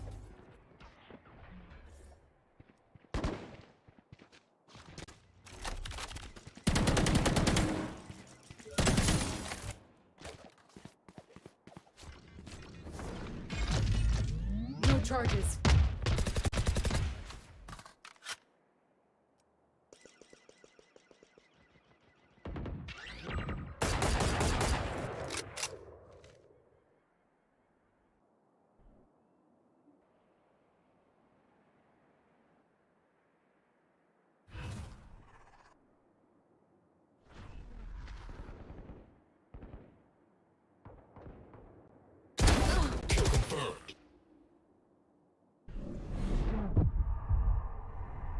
Seemingly trying to come back, take a hold back into this game, but so far, Waze Gaming still fighting, but you're right place, right time in the smoke, just catching Marky off guard into a 2v4.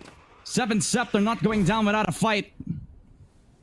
As it's now going to be that awkward phase for both teams, finding out where they need to be. As Tesseract, he's going to try to open up the space, especially since he's separated from the pack as well. Atomics holding up the cross, seeing the Sova, but your right place, always at the right time. Another for your, a triple for your. Down! An 8th round for 7 Sept, and finally, we're back in the game. Kung hinahanap nyo kami, we're sorry. We're here. It's okay. Nandito na kami mga casters nyo. Ako si Ramon, ito si Mochi. We never left. Diba, Mochi? Oh, hindi ano yan, tinatoyo lang yung software. Pero, we're still here, and that's what's important. And what's important is we're already in match point here. And Oasis is just being so crazy with the routes that they have so far. But 7 Scepter finally broke that streak, and still, we are yet to see if this is it for 7 Scepter, or is the party is just about to be started here for them. Kumpletong-kumpleto ang lahat. Still pretty early in this round. Spotting a couple of people here on our A side. Some shots being let out here by Zeus, but unfortunately not connecting. But meron namang mga rest back yung mga tropa natin dito for the rest of our members from 7 Scepter. All equalized in terms of numbers, but once again, they are yet to actually just stand by in terms of their objective of putting the spike down here in A side. Still waiting for the next steps for them to take. Marky, with the timing on kabayan di naman, Tomix actually being able to take Astro out. And yes, there's no 2 more people here from Oasis. Tomix, he's hesitating. Got it, Salvo's out. Finally with the entry as well, but Marky almost with the spray transfer, but White Cat.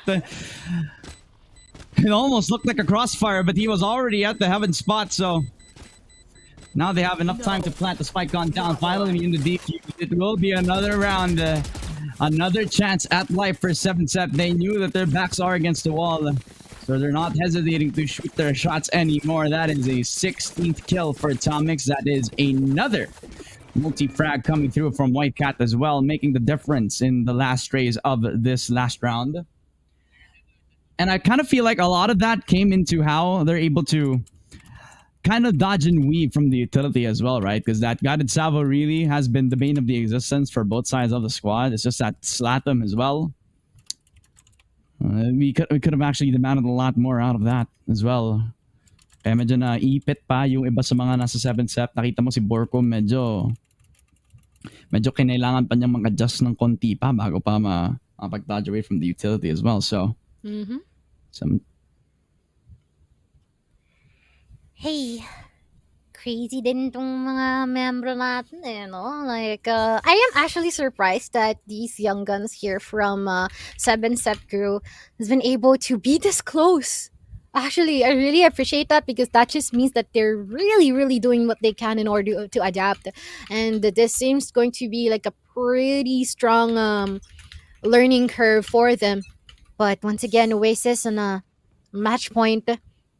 We are yet to see if there is going to be a bit more lifeline for 7 Sept crew. Will they be able to see the light at in the end of the cave, or will they no longer have that? Because once again, it requires a bit more effort than what they anticipated to pull this off for an overtime. Is that going to be enough though? Are they going to be able to string it off into that point? Kasi sometimes yung pagsasabi natin na kaya nila mag-overtime, it's easier said than done kasi talaga eh. White Cat, aggressive in position, and Astro never expected that. But Zeus able to catch off his counterpart, the 1-for-1 trading the jet for flank watch for Oasis Gaming, as they already have set themselves out on the mid-side push. Borkum spotted, and because of the recon bolt, he has to fight, but this fight is not for Borkum. Slatum kills him off, and Nightingale, he has to position himself on CT, already giving the space on Oasis. Smoke on down as well. He cannot push that entirely unless he gets the timing correctly. He has to kill off Tesseract first, though. Uy. Uy. This is a bit scary for us. Nightingale catching Tesseract off guard with a quick trade here from Zeus. But still, 2 more people remaining here for 7 Step Crew, and we are even yet to see if the objective will be secured by Oasis. I guess it's gonna be one more step that they have to take in order to get the job done. Ooh. But Ure is quite far away. Far away Kingdom here, looking into saving 7 Step Crew from their demise, and hopefully he will be able to take and get the happy ending that they really wanted. And we have been able to see them before from the last few legs reaching this point, semi-finals, and he was able to lengthen the lifeline of 7 Step Crew, still alive, and their journey continues. Perfectly lined up for the double paranoia. You're late to the party, but he really is the star of the show. An impossible task at hand for him, but he knew that he could step up when he needed to. What a great adjustment for you right now, seemingly knowing that it will be that off angle being given to him, especially for Slatum. Normally in this scenario, it would be one bullet to the head of Yor, but again, the perfect utility placement was just on point for him. Now it will be an aggressive attempt for Marky and the rest of the squad. Oasis Gaming, they want to end this right here, right now. Seemingly, the pass is coming back onto them. The curse of not able to finish off games as fast as possible, now becoming the bane of their existence again. But now they start with the string of ultis. Steel Garden plus the Paranoia also invested into the mix as well. What will this be the result, especially with Zeus, the only man inside A, because of so much to be solved with. Nightingale, first shot through, and no command also invested into the prow as Astro gets a double kill. Almost a spray down. Nightingale with a triple kill. This is the 3v2. And remember, 7 Step Crew are banking on this round, but Oasis Gaming are shutting it all down. A 13-10 and a 2-0. They are reaching the final stage. Oasis taking this map. It's been so crazy.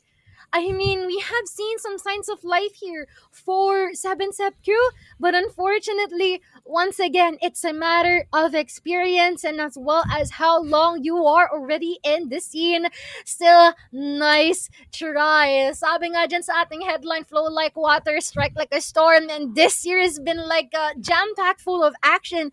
And guess what? We are gonna be having 2 O's on our grand finals. We're gonna be having Orion Esports and as well as Oasis Gaming. Oh, and what a jam-packed performance for both of these teams as well. You kind of expected that for a team like Orion, but a dominating performance, might I say, in terms of the round scores, really is a really bad thing to say about this match at all. Because 7 Step, they really wanted to show that they can still make a splash into this, especially with the amount of talent that they had. Tomix, as well as Yor, really stepping up when they need to on the plate right now. But unfortunately, the firepower from Oasis was just too overwhelming.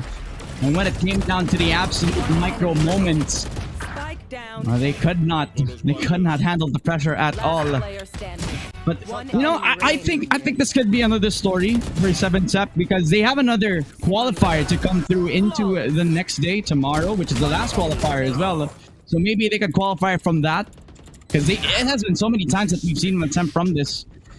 Really happened in the OG since they won. But for Oasis Gaming, they're no strangers to this at all. Remember last year they were one of the champions after multiple attempts of trying to qualify from all of the qualifiers alone in the 2020 Predator League, right? So maybe this is not a different story. Maybe this is one of those times where Oasis Gaming could have their comeback in the local scene. And we have been able to see Oasis from the previous legs as well, pretty similar for 7-Sep crew. And as much as they are fighting for the spot here in taking the crown for Kings of PH, still Oasis just deeming them worthy of that slot here for our grand finals. But let us check our statistics right now.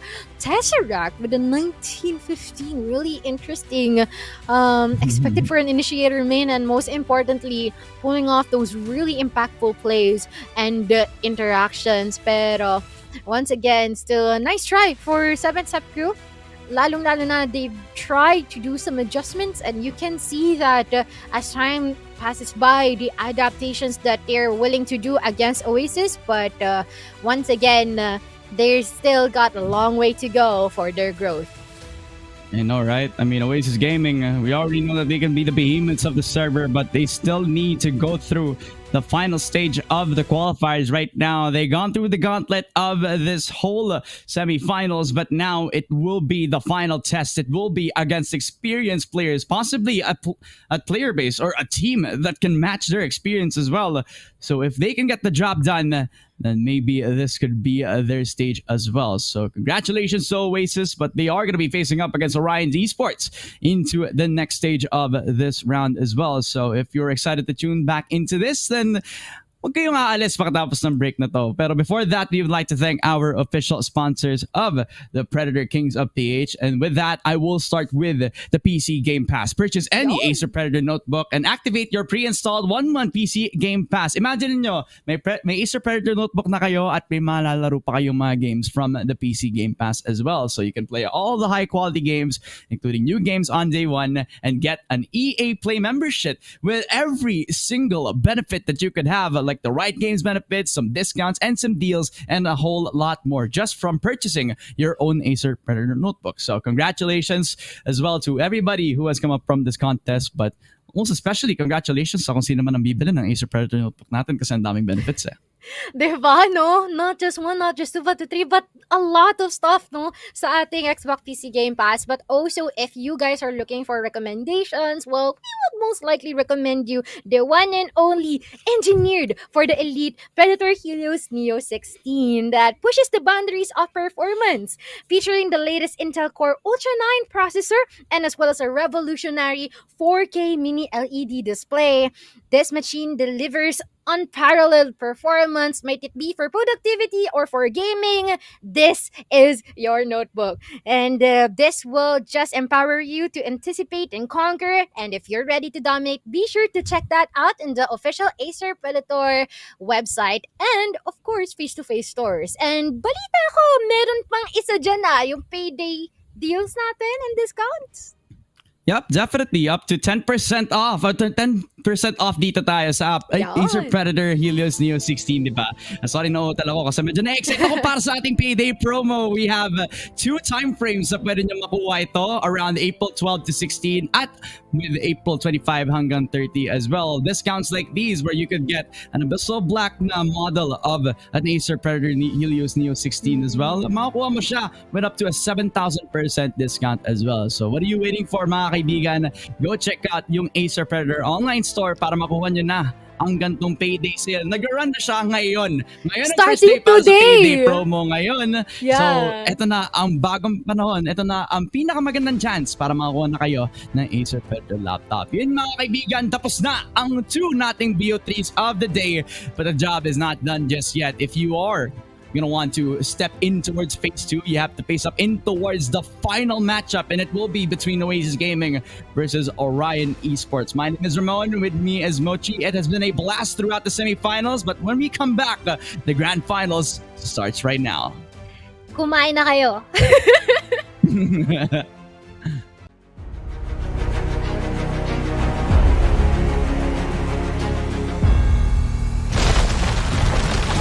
Lumaparan sila dito, nagpa-black lab at sa game lab and game lab is fully inside of P. Nag-aabang mga kala dito sila Owen Duty wins sa dito for another mistaken on Geeks. Singfong, he gets shot by the Phantom and he finally gets the 1 point. Makikita niya dito, sila Exotic, sila Dan, and sila X, with just the red, with the play score, with Exotic, with the road, over the fully and the close to an This tournament is brought to you by Predator Gaming, Intel, and PC Game Pass.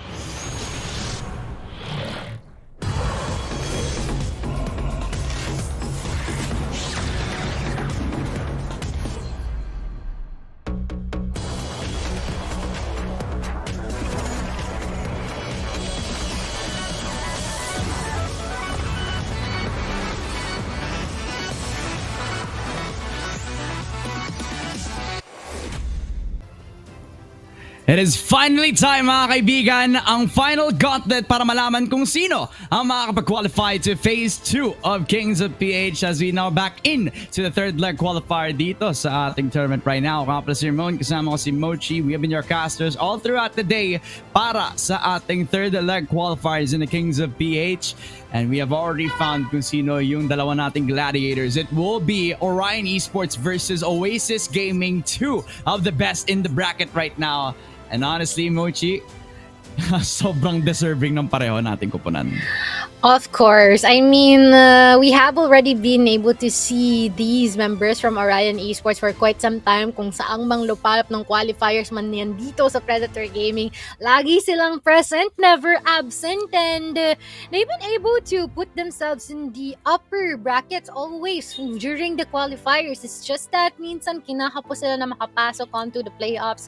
For Oasis, on the other hand, it seems like they've been quite consistent in showing their prowess and of course making themselves known amongst the masses na lagi silang present, never absent sa mga Tier A tournaments natin, most especially VCT. But currently, with the look that they have right now, it's just evident that they can definitely mow down whoever's gonna be on their way and will always be determined to take the top spot. Kaya sobrang excited ko malaman kung ano yung mga maps natin kasi that will be a big factor coming into this.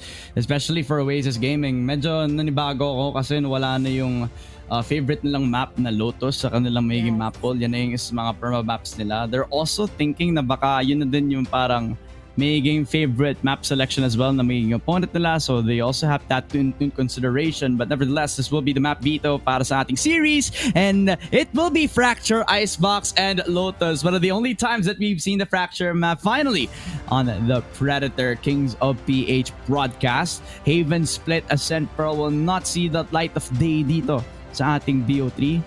At honestly, ito na yata yung masasabi kong pinakamalapit na ranked experience na map dito. Fracture, no.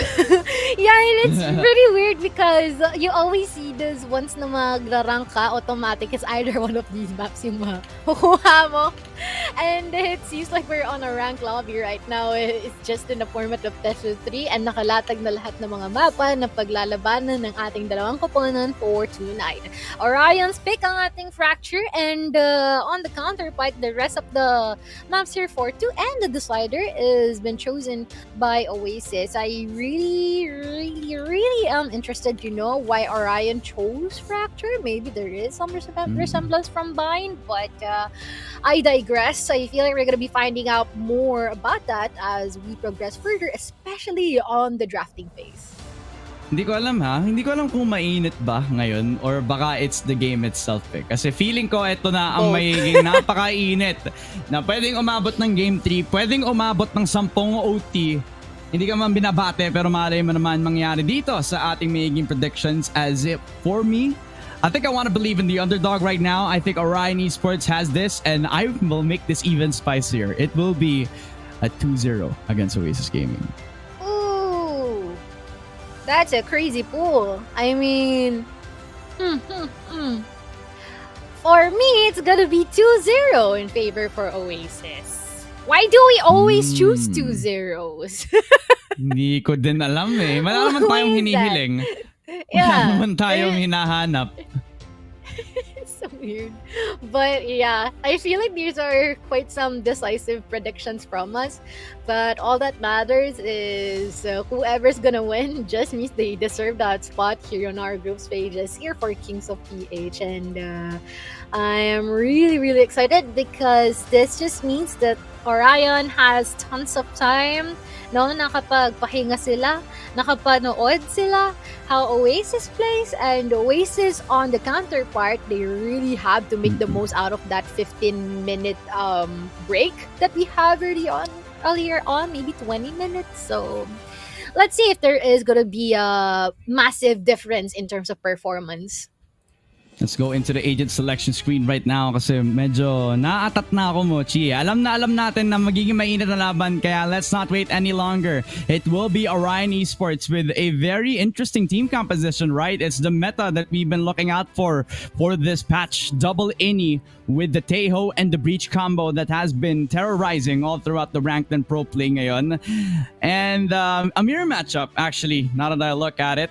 Neons, Brimstones, we have a ton of smokes and a lot of mobility for both of the duelists right now. And this is the type of matchup that we've been looking out for so long now. The demon that is Zeus versus Migs, who has been one hell of a nightcrawler pagdating dito sa mga matchups natin. So now, it will be a god versus a behemoth all throughout the fracture map, all throughout this BO3 so far. At pareho pa, yung agent na ilalabas nila dito. Will the lightning bolt strike up against both of our behemoths as we head on into this first map ngayon? True. Apakainit. Most importantly, that we are on a mirror matchup as well. So, dahil mga pwedeng mangyari dito. But it will be much more obvious for us to see who is falling off and who is excelling in this type of lineup that we have for both teams. Sabi ni Xiaobe, nakakain na kaya ang mga casters ko na yan? Actually, hindi pa. But please, ikain nyo na lang kami. Kayo ang kumain na, guys. Kami, Tama. may energy pa kami hanggang mamaya na to.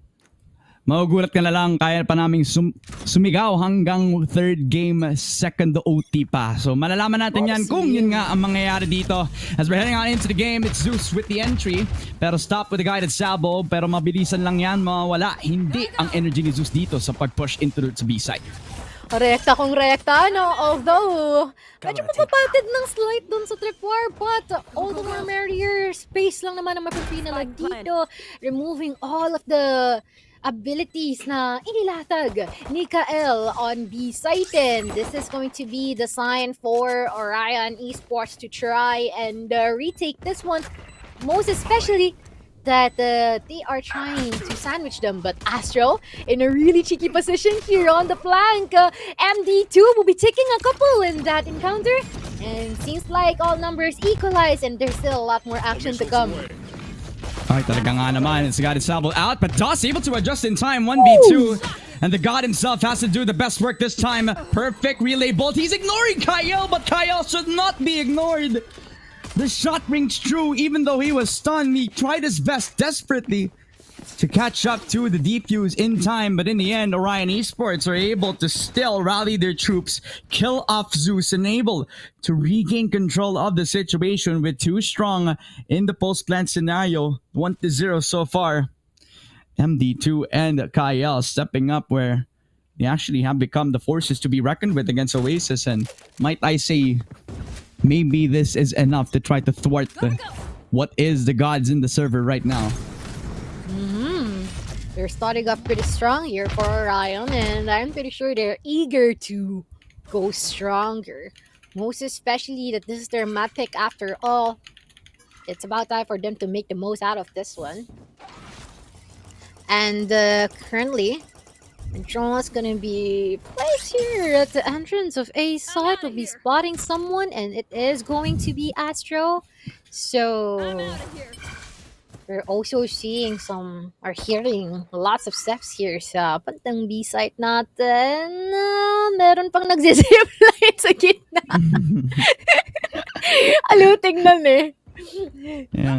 Regroup lang daw sila. Kailangan may background theme song na nangyayari kapag may naka-set up yung camera sa kanya. Oh, pwede din. As they come in from the drop position, Zeus with the right click, I believe. Kills up Joss in the process. It's MD2 with the spray down. Slatum with a second frag as well. The Bucky. Well, it wasn't the one that made a lot of noise. It was actually the Spectre, even though it only has a silencer on. It still kills up 2 into a 3v1 scoreline. It's Tesseract finding himself stuck between the rock and the hard place against the long-range tap from Tap with that Bulldog. A triple kill. 3 ult orbs invested in towards the breach this time. And when you're Oasis Gaming, you're kind of sweating at the seams knowing that Tap is on fire. MD2 is hitting these shots too. And it seems like they're up on a really good position here in terms of economy.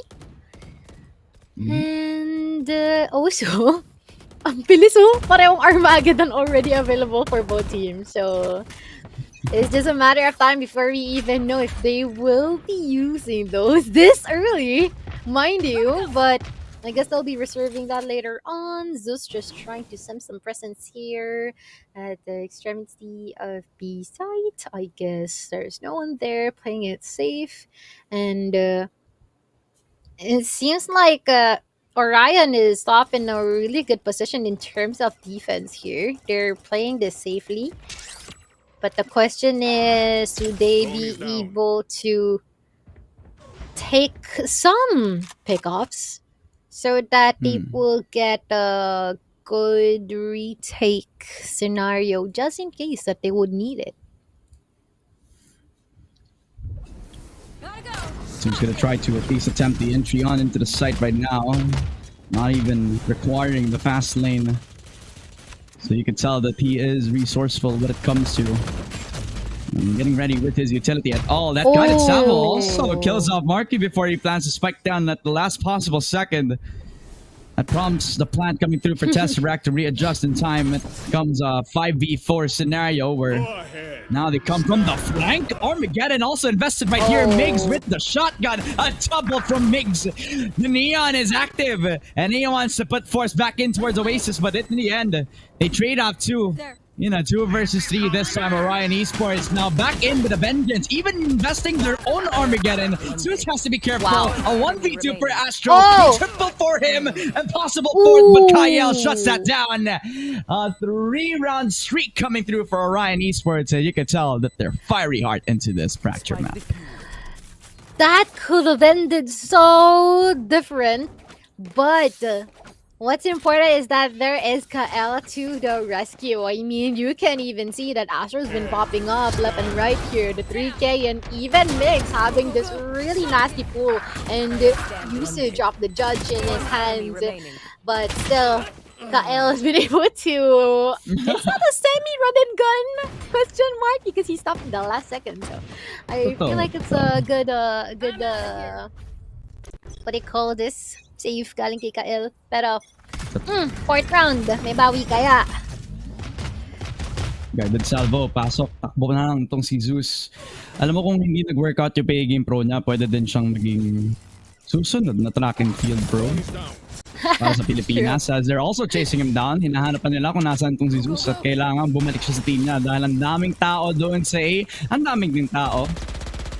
No Oasis Gaming napapasok doon sa may B-site.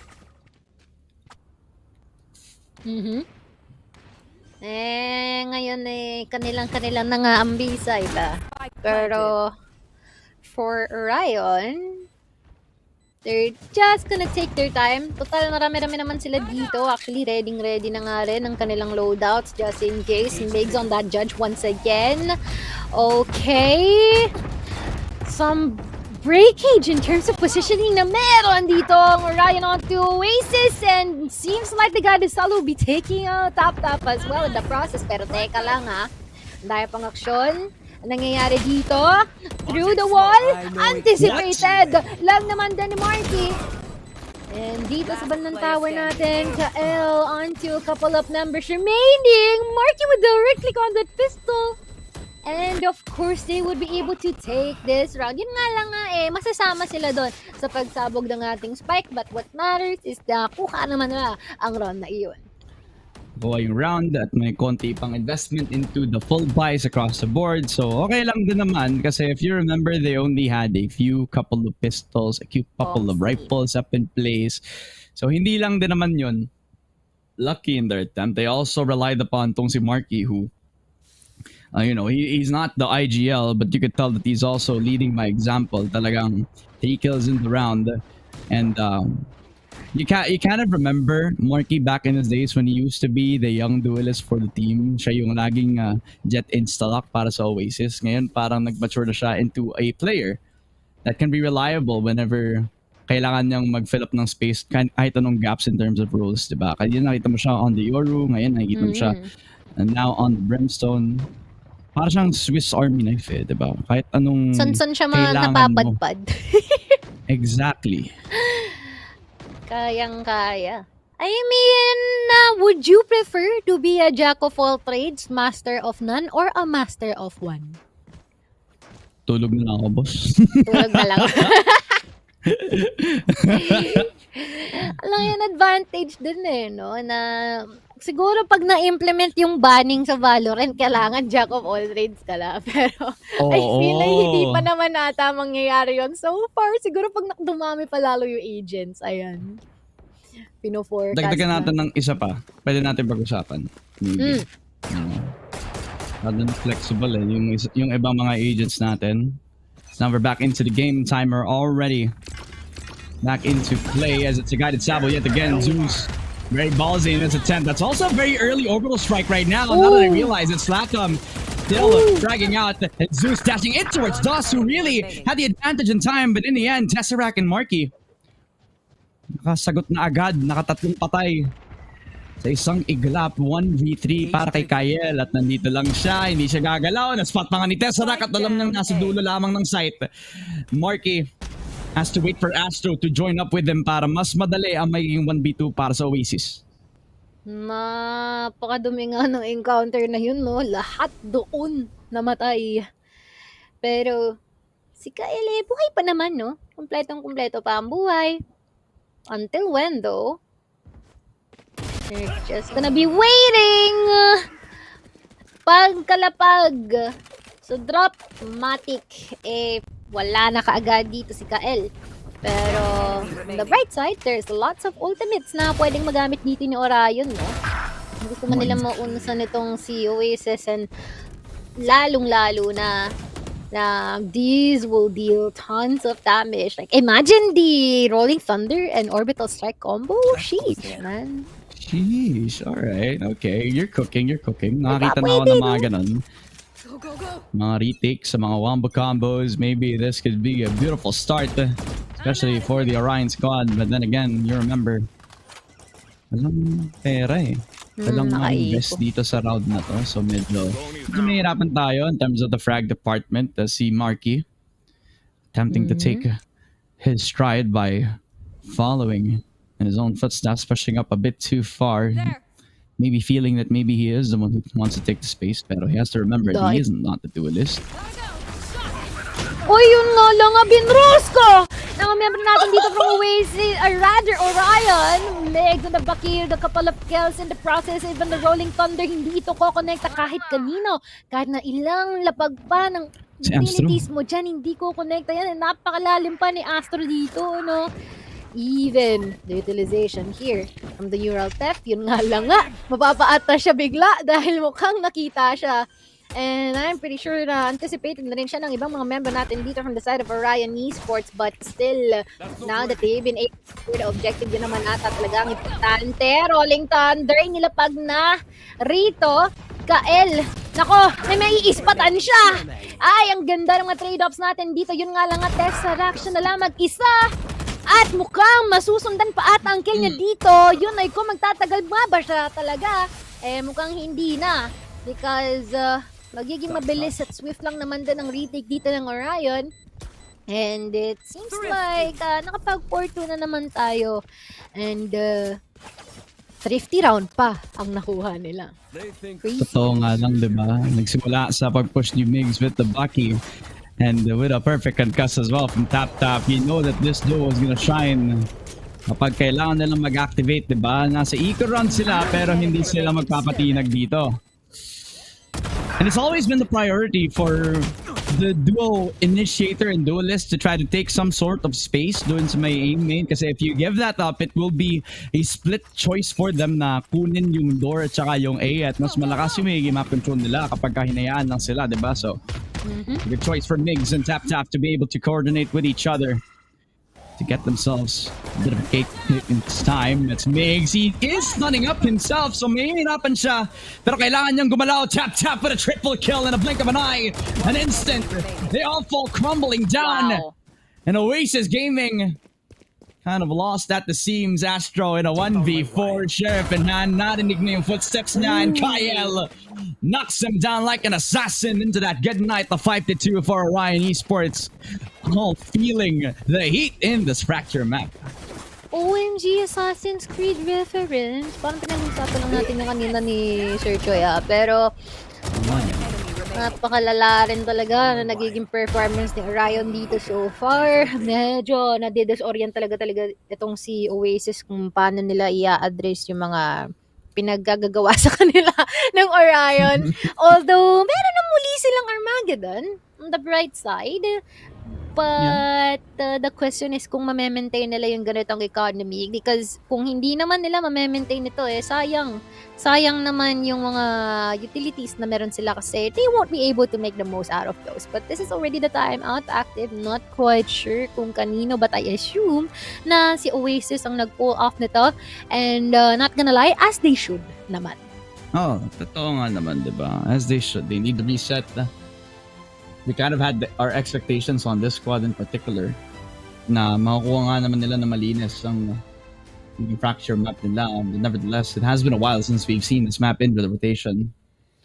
So maybe some adjustments to be made, especially for them as they are going to try to adapt to the map pick of Orion Esports and the fracture map. As so now it seems you're gonna have to try to fight off against the aggressive attempt coming out. Zeus has to be careful. The breach within his horizon. And with the guided salvos, Migs is gonna have a field day of this as he's already pushed up in towards the top of that site.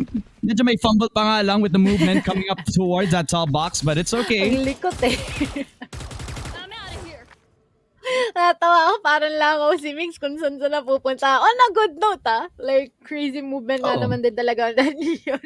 Pero, medyo ingat lang sana dito kay Astro kasi ang daing nakaabang. Yun nga lang hindi man lang siya makakakilos kapag apatok ng baril niya. Pero ngayon, ang punteriya ng Oasis Gaming ay pumunta sa B-site. Ang Armageddon already being utilized, no? Kabanggit lang natin kanina, nakakakuha lang nila yon, and it seems to be that they're trying to make the most out of it. Pero si Dus lang naman daw ang magsasabi na hindi kayo pwedeng pumasok dito sa B-site na to.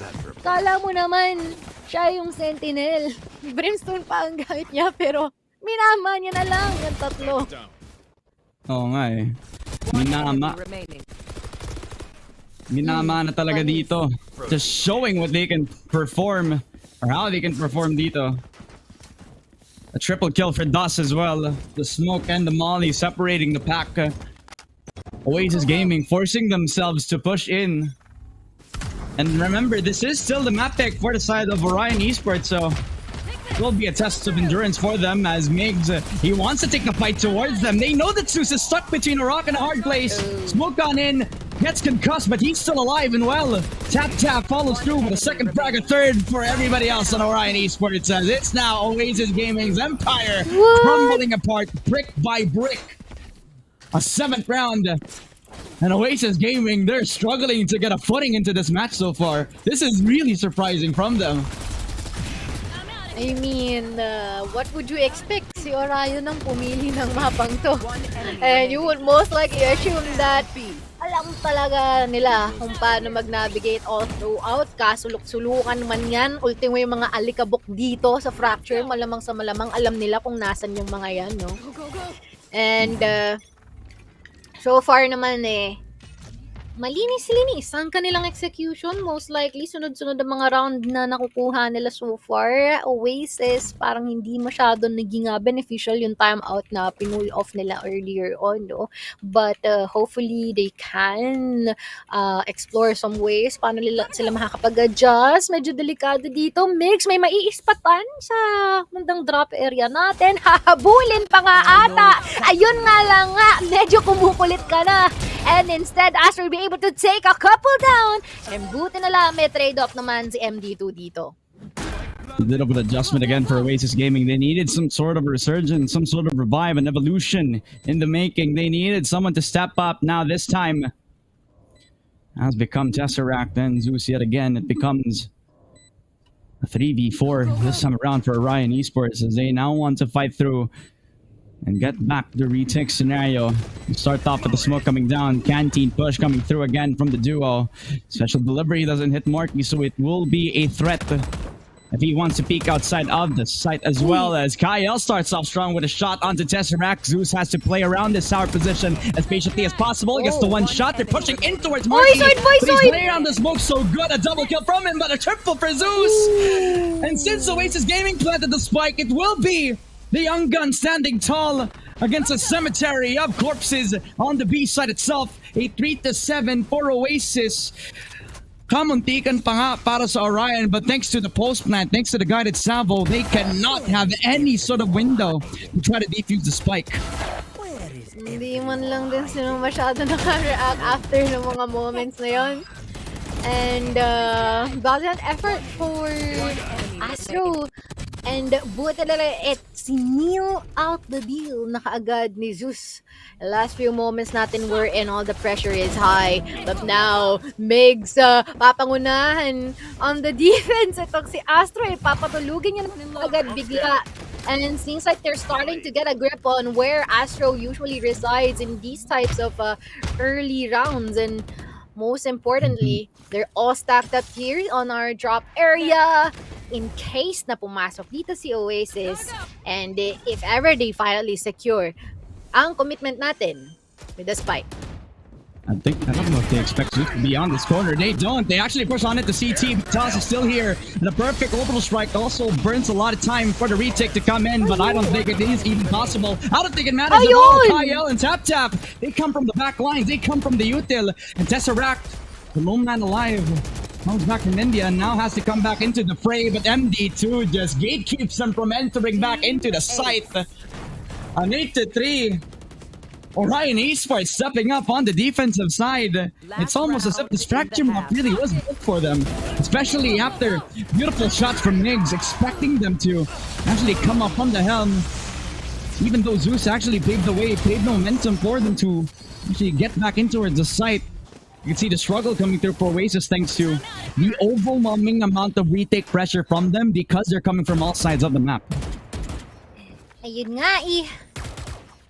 I mean, we already thought na yung advantages on Oasis considering that there are some unexpected positioning na pull off nila, no? But still, sobrang bilis talaga na recover nito ni Orion, makapag-adapt sa sitwasyon na kung saan man nila makikita ang sarili nila in. But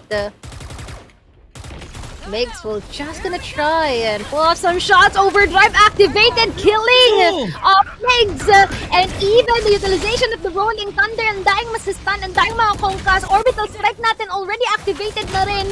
Ang daing nilang binabato dito ng mga utilities, ultimates, lahat-lahat na. Pero ang matindi ang Orion ang mawawala bigla because it all boils down to how quick they would be able to pull up the trigger in the last few moments during that round. And this is now the second half. Imagine mo, nag-anime battle pa si Migs tsaka si Zeus. Yung problema nga lang, medyo na-delay pa yung overdrive ni Migs. Hindi pa naka-react kasi nakapasok na agad tong si Zeus coming through with the lightning finger. So, a bit of a fiery start coming through from the young gun on Oasis Gaming. Again, claiming almost 4K for himself, opening up the site for the team. Even investing the orbital strike out of nowhere. I think that's been the theme so far for this game in particular. You never expect that from the post stat. Usually they just want to kill them with it, you know? So yeah. I mean, you're welcome to some other usage ng orbital strike. But it seems like bumalik tayo sa classic during that. Pero ano nangyari doon? Hinayaan sana. Gusto sana ni Oasis na makalamang, no? Medyo agresibo ang kanilang angulo doon. Pero yun nga lang, parang sila ang pinatikim ng mga member natin dito from Orion. And now it's all up to Tesseract with just a blind available in his bag. And he is not even looking at the right area. And he's just gonna be mauled by DOS. And look at that 9-4 na scoreline natin dito. Okay. Itong si Orion. Okay, I see you. Diba? Alright. Good shots from the pistol. Tapos, malinis yung post-plant positions nila. Nung nalaman nilang free na free, taken na taken ng B-site talaga, you know? Ryan Esports is the truth right now. This is gaming, seemingly. feeling the pressure into the 94 so far. Got it salvos activated as early as possible, denying that much of a chance for Migs to shine in with that A main push. But in the end, that all just disposed a couple of seconds before he inevitably takes control of the side of the map. Does decide to force buy-in or full buy-in towards the Bucky in time. And you know what this combination can do to whoever is not careful. Tesseract looks like the next victim on the chopping block as they're ready and waiting towards what could be a push shot in towards the A side extremity as they now try to see if they can get themselves the straggler. Kyle with that first blood, turning on in towards the smoke, but the fast lane expires at the worst possible time. Zeus able to get Migs, but Tap still has a better gun. A 2v3. Tesseract still killing off MD2, and I believe he doesn't have enough time, enough space to get himself the Bucky upgrade, so Das will just spray him through the smoke right now. 1v3 this time for Astro, who is a little late to the party. Classic in hand, and with the smokes separating him against the 3 players, this is not looking good. Astro is gonna be spread a bit too thin in this current situation, and guess what happens if something is a bit too thin? They break.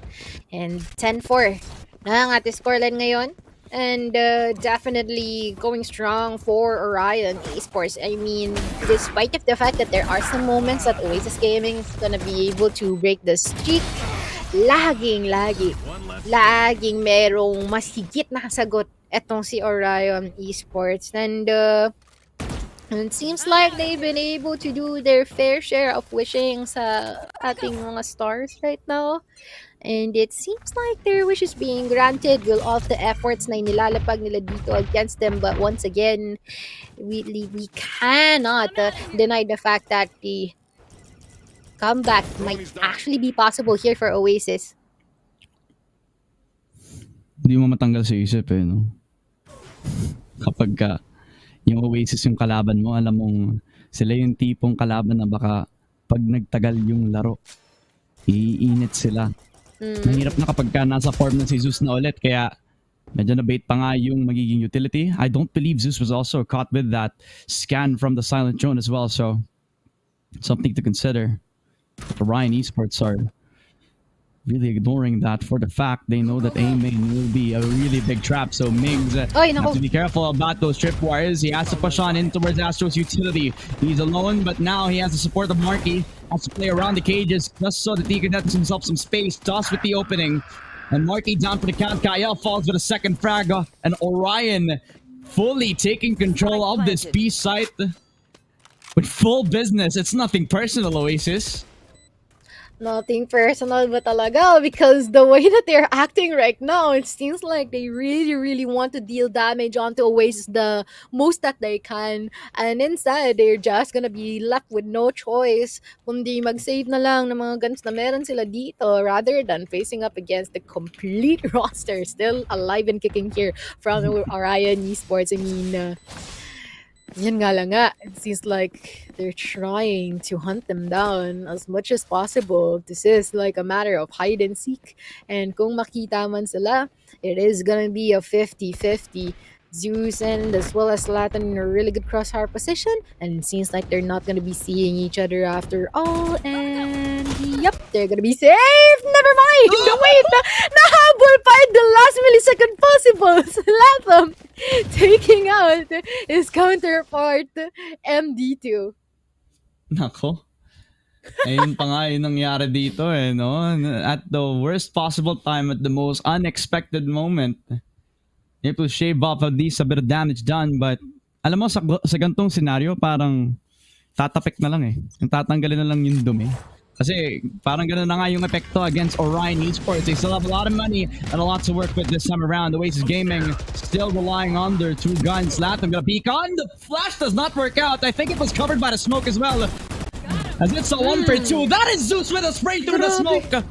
Someone check his PC. This young gun is too good for his own name.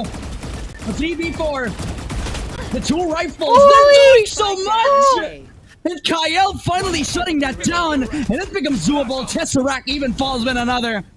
falling apart at the seams. Orion Esports falling at the mercy's edge of Oasis Gaming. The double rifle setup was more than enough for the A main defense. Sentinel ba ang kailangan nyo? Hindi daw kasi si Zeus na raw ang bahala na umubos. Ang mga miyembro natin dito galing sa Orion because look at that.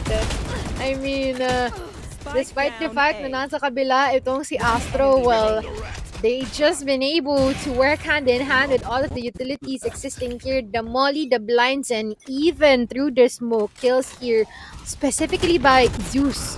And yun nga lang nga, hindi rin daw magpapatalo itong si Kuya Mo Migs on the counterpart Neon. And instead, they'll try to catch up onto him. MD2 taking out Zeus in the process. Predicted. And despite the fact that last second ng information na gather nila on that one, it's more than enough to take him out. And so far, wala pa namang sagot ang Oasis sa kanila. With just 3 more people standing on -1 pa. Hirap dito. Talagang kapag lahat sila willing na maging patient, kahit yung Oasis yung kailangan mag-push, yun pa nga yung magiging mistake nila dito. Dahil napaka-patient ng Orion. Now they're the ones all huddling up together. They know the rotation. They hear the steps being given to them on the other side of the map. Tesseract is still privy to the fact that somebody's gonna be here, but Kaya still wins out the fight. A 1v4 now for Astro. He's been in these situations before, but he has to be perfectly precise with these shots. That's 1, that's 2, but that's no damage done to every single player that's inside of that ace site. That is Orion Esports claiming match point on their own map pick. And honestly, Mochi, was this something that we really expected? I know I predicted that it would be a 2-0 for Orion, but to this degree, that they're surprising Oasis Gaming with patience, with discipline, with countering the aggressive pushes from Zeus and Slatham. Well, we're all up for surprises here. I mean, this is the wonder and beauty of being in grassroots tournaments like this. You can never just state that every single team has their own label, because it's just a matter of time before they even grow and pull off these types of plays. And look at that. This is going to be their second time out here for Oasis, right? Considering that once again, Orion's been quite unstoppable so far. Well, not quite sure how would they be able to withstand the heat. I mean, given na, no, na naka-microwave tayo, na dito tayo sa Pilipinas, pero parang mas lalo pa silang na hahassle because of how Orion is trying to address them. Parang gamay na gamay nila yung mga kilos ng Oasis. Oo nga eh. Reading them like a book every single time, right? Oasis Gaming are gonna have to rely on Orion Esports making their own mistakes, pero hindi mahirap din sabihin para dito eh, as Migs is pushing in a little bit too closely. A perfect concuss as well coming through for Astro, as Marky finally having some adjustment. Finally, some light at the end of the tunnel for the Oasis Gaming squad, as Marky still pushes on. Wow, the timing from the spray could not have been enough, but Astro, disgrasya pa nga. He wanted to kill Marky, but si Astro yung nadamay. Sayang. When Oasis would have been at the 5 versus 4, but Marky still tries to push on a little bit further, but they still expect it. Every single time that Oasis pushes, they know about it. Oasis inevitably facing drought at the face of Orion Esports as they try to come down all the remaining numbers from them. Kael, ang gagaling lang naman sa arcade. May mga matutumbahan pa ang Rolling Thunder natin dito, even forcing them to be away from the site itself that they swore by to protect. Hindi na nila yun na magagawa pa. MD2 and along with DOS taking Slatham out. Zeus being prevented. Hawak pa ang operator to the overdrive, slide in lang, pero yun pa rin, hindi pa rin siya sasapat. As Orion, they made Oasis bow down onto them in the land of fracture, and instead, Oasis came in crumbling, facing drought nanuyot yung Oasis na meron sila dito, Ramon. And I cannot wait for our next map. Honestly, now that you can prove that gods can bleed, you can tell that anything is possible talaga, you know? You can tell that the air right now is a little different compared to usual. And what would have been a very good stomp coming through for the Oasis gaming squad, seemingly the tables have been turned for them as well. So congratulations to the Orion Esports side. You really have shown great discipline and as well as a very deep scrapbook against this Oasis gaming squad. They approached this fracture map with a wide variety of what they can offer to the table. It came with trying to rotate galing dun sa rope position and then attacking them from the arcade side as 4 people. Who does that as any attacking team, right? I mean, who would expect that even if you are one of the most experienced rosters in the league right now? I mean, what a step up, what a performance for everyone across the board. You can tell that Migs really enjoyed this game. Even though he wasn't performing at the level that we actually expected him to be, he did his job pretty well. But the big step up performance here was TapTap and Kyle. Really, this team has been fun to watch ever since they started in the semifinals. And now they're proving that the semifinals win wasn't a fluke at all. They are deserving of their spot so far. But the job is not done, Mochi. They still need to put the final nail in the coffin. This requires a nice box win, which, if I remember correctly, it's an Oasis gaming map pick. Ayun nga, the rest of the maps that we have so far are from Oasis. So, I mean, we can say that this one is not actually easy. But this has been like a fight to deserve 100% being won by Orion Esports. But once again, they really have to carry over the momentum that they gathered here onto our second map.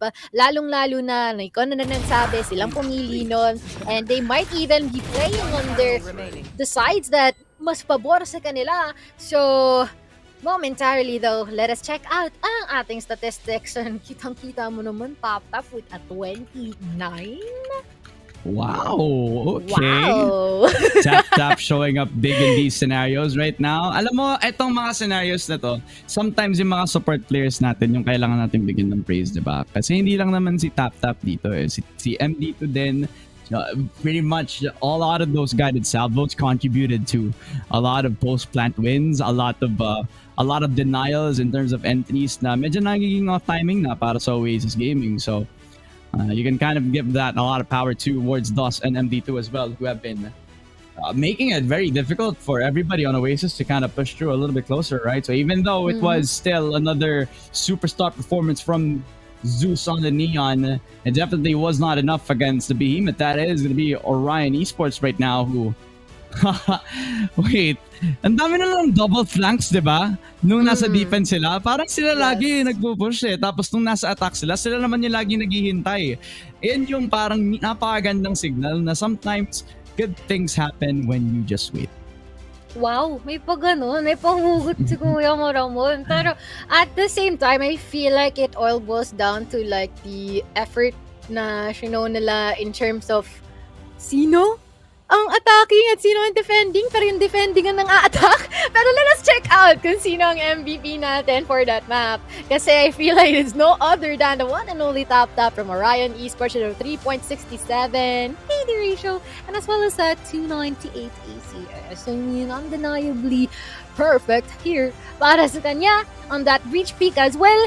Hindi lang siya marunong sumuporta, marunong din siyang trumabaho. Totoo nga lang, di ba? Talagang napaka-init pagdating dito sa server natin nung si TapTap, pero alam kong hindi pa tapos ang laban. Tandaan nyo guys, ang Oasis Gaming, ang tipong organization, ang tipong team na laging dumadaan sa game number 3.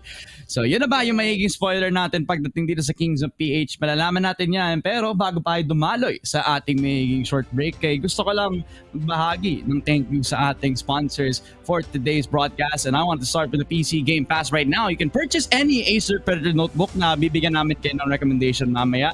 Dahil kung meron ay makakuha kayo ng libreng 1-month PC Game Pass as well. At kung tinatanong nyo kung ano yun mga kaibigan, madali lang yan, napakasimple lang. Kapag meron kayong Acer Predator Notebook, may PC Game Pass kayo. At kapag meron kayong PC Game Pass, ay meron kayong access sa mga napakaraming AAA game titles katulad ng Assassin's Creed na sinasabi natin kanina, Mochi, diba? So, if you want to get yourself a lot of games, a lot of EA Play membership benefits, as well as if you're playing Valorant at saka League of Legends, and malay mo, kailangan nyo din ng plus XP sa Battle Pass nyo, o kaya ma-unlock lahat ng agents in the roster right now, then it's as easy as getting your PC Game Pass. And syempre kung kayo ay naghahanap ng recommendation sa mga notebook, no, hear me out. What if Predator Helios Neo 610 na engineer for the elite, powered by the latest Intel Core Ultra 9 processor and as well as an outstanding revolutionary 4K LED display. If you want to up your gaming and productivity, this revolutionary machine delivers unparalleled responsiveness and visual fidelity, empowering you for your next step. So if you're ready to dominate, be sure to check out ang ating official Acer Predator store and get your very own Predator Heels Neo 16 today. Pero, check out naman anong meron sa payday sale natin, Ramon. Mga around April 12 at saka 16 at saka April 25 at 30, you can get up to a 10% discount sa ating Predator Helios Neo 16 right now. And with this model, abay, makikita nyo, meron pa kaming 7,000 peso discount right now. So sa lahat ng mga Predator notebooks namin, sa lahat ng mga gaming laptops na meron kami on the market right now, check nyo na sa lahat ng mga dates na nakalagay dito, April 12 to 16 at saka April 25 to 30. Yan ang perfect time para ma-cheat yung sarili mo. Medyo early Christmas, maybe on the other side of the calendar, pero okay na din yun kasi kung sira na yung laptop mo, kaya kailangan yun ng bago on the market. Well, Predator got you with this payday promo. Kaya, ayan mga kaibigan, eto na, tapos na ang ating first game in the most unexpected way that we could possibly have imagined. Pero, the game is not over just yet and the possibilities are just endless. Will Oasis Gaming come back from the depths as they've always have, or will this be Orion Esports all day, every day? We'll find out after the short break. Ako si Ramon, kasama ko si Mochi, and this has been the Kings of PH.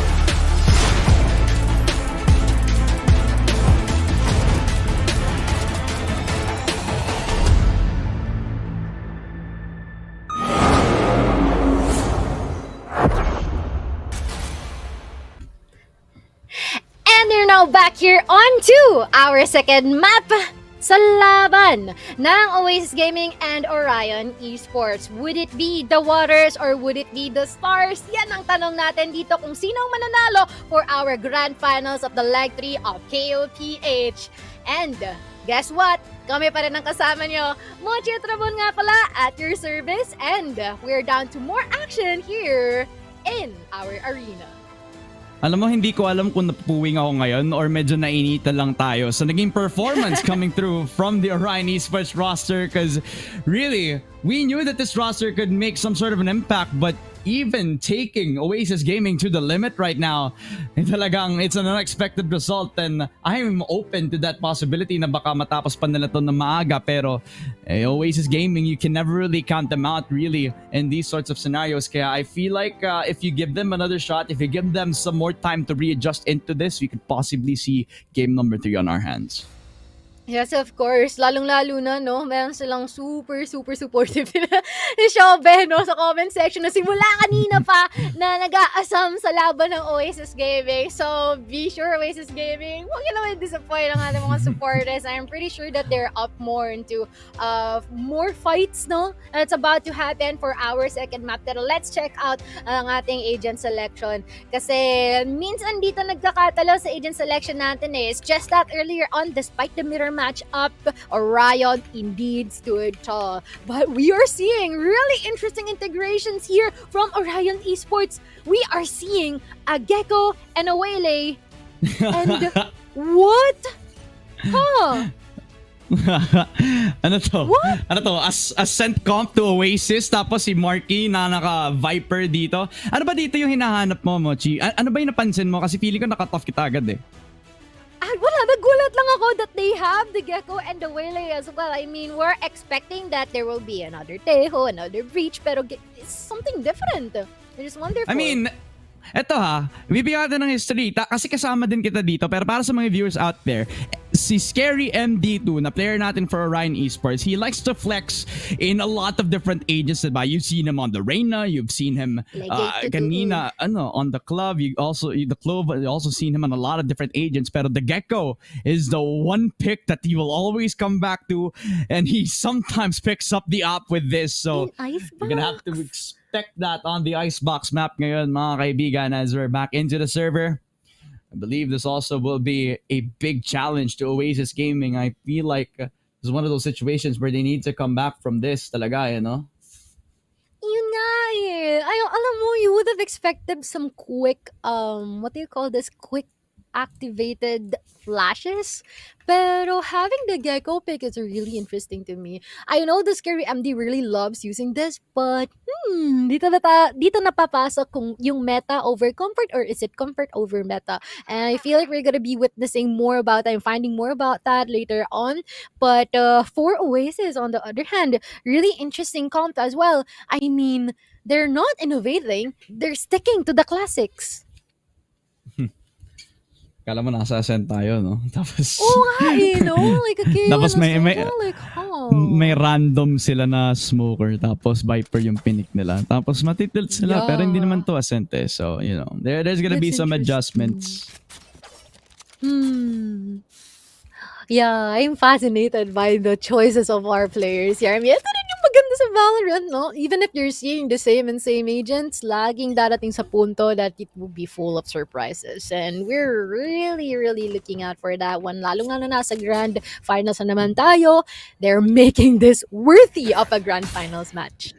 Totoo nga naman, di ba? Wala pa tayo sa main event, pero nasa napaka-mainit tayong performance coming through for both sides as we're starting with an aggressive push shot. Dust is not the duelist, but he wants to duel them against 3 players. Not the best look for them, but Tap and MD2, they're putting the pressure on the KO, only as the classic, but again, MD2 activated at the seams, a triple kill from him right now. And Orion Esports coming right out of the gate, swinging onto Oasis Gaming. Alam mo, may philosophy. Yung kahit sino na nasa kulungan, at hindi ko alam kung nag-a-apply din siya sa totoong buhay. Pero if you want to show everybody that you're the badass in the room, the biggest one at that, then you find the biggest person in terms of stature, kung sino yung pinakamatangkad, sino yung pinakamalakas dito sa bracket. tas suntukin mo lang ng napakalakas, yun lang nangyari mismo sa Orion Esports. Napaka naman nun. Napaka-brutal naman ng pagkaka-explain mo. Pero totoo naman, sobrang brutal nga na nangyari doon sa unang round natin, no? Sinisimulan. And as much as possible, Orion really wants to show yung kung sino yung mas dominating, who's the alpha in this match. And as much as possible, Oasis would have the tendency to react from that one. Possibly, you can see some hesitation coming in here, even the split-ups, lalong-lalo na they're well aware of the advantages in terms of the loadouts. Nandito tayo for Orion. Di ko alam ba't ako nag-rap doon. Pero ngayon, we have 3 people here sa bandang entrada ng V-site natin. They better be careful because ang daing mga utils na pwedeng ilapag dito. Not quite sure if they're well aware of Oasis, Marky, and Astro's location. Really cheeky indeed. So, need mag-ingat ni Tap dito. Uy! Ay, nakapasok na nga itong si Zeus. Na-spotted pa nga ni Tap Uy! at si Marky finding a timing, a double peek on down from Oasis. They really are exploding outside of Orange. As now it's a 2v2. Remember, both of them only have the marshals in hand, not the best weapon when it's against the deficit, and you even gave Slatum the bandit that they had in the previous round, so this is not looking good for them. It's a 1v2 from Migs. The Waylay, the newest agent on the roster, will have to clutch up in the 1v2. Spotted, and ram through with the Marshall. 1v1 pa nga. Nahulog yung Vandal. At medyo ballsy na hindi pa kukunin Marky to, so he has to be careful about this. Spots him out, knows that he's on top, so he has to fall back to safety. Knows that the Vandal's up and ready on this vicinity, and with the peek on down, Marky saves it for Oasis Gaming, picks up the Vandal in time for the 1-1. And Oasis Gaming, they steal the round away thanks to Marky and his heroics from trying to play around that backside position like a rat he is. Of course. Grabe, no? Pakiramdam mo, nag-ring around the rosy lang siya dun. Pero at the same time, planadong-planado ni Marky. And mabilis na kanyang basa for Orion. Akala ko magsasawadi ka na tong si Mig sa kanya, but instead he's been shut down. And now we are already in our 3rd round. Mig in a really aggressive position here. Just holding the Sheriff. Refract gonna be using. Oh, yun nga lang is na-trace ni Astro. And instead, he's just gonna poof out of the map. Totoo nga lang, no? Parang nag-refact papunta sa respawn lobby as Astro completely demonstrates how strong a lurking position has to become for them as Marky and Slatum will pick up more in the rounds. A 1-2 for Oasis. Again, remember, it was the Vandal upgrade from the previous round that really made a difference in this round in particular. Hold up by Zeus in this round right now.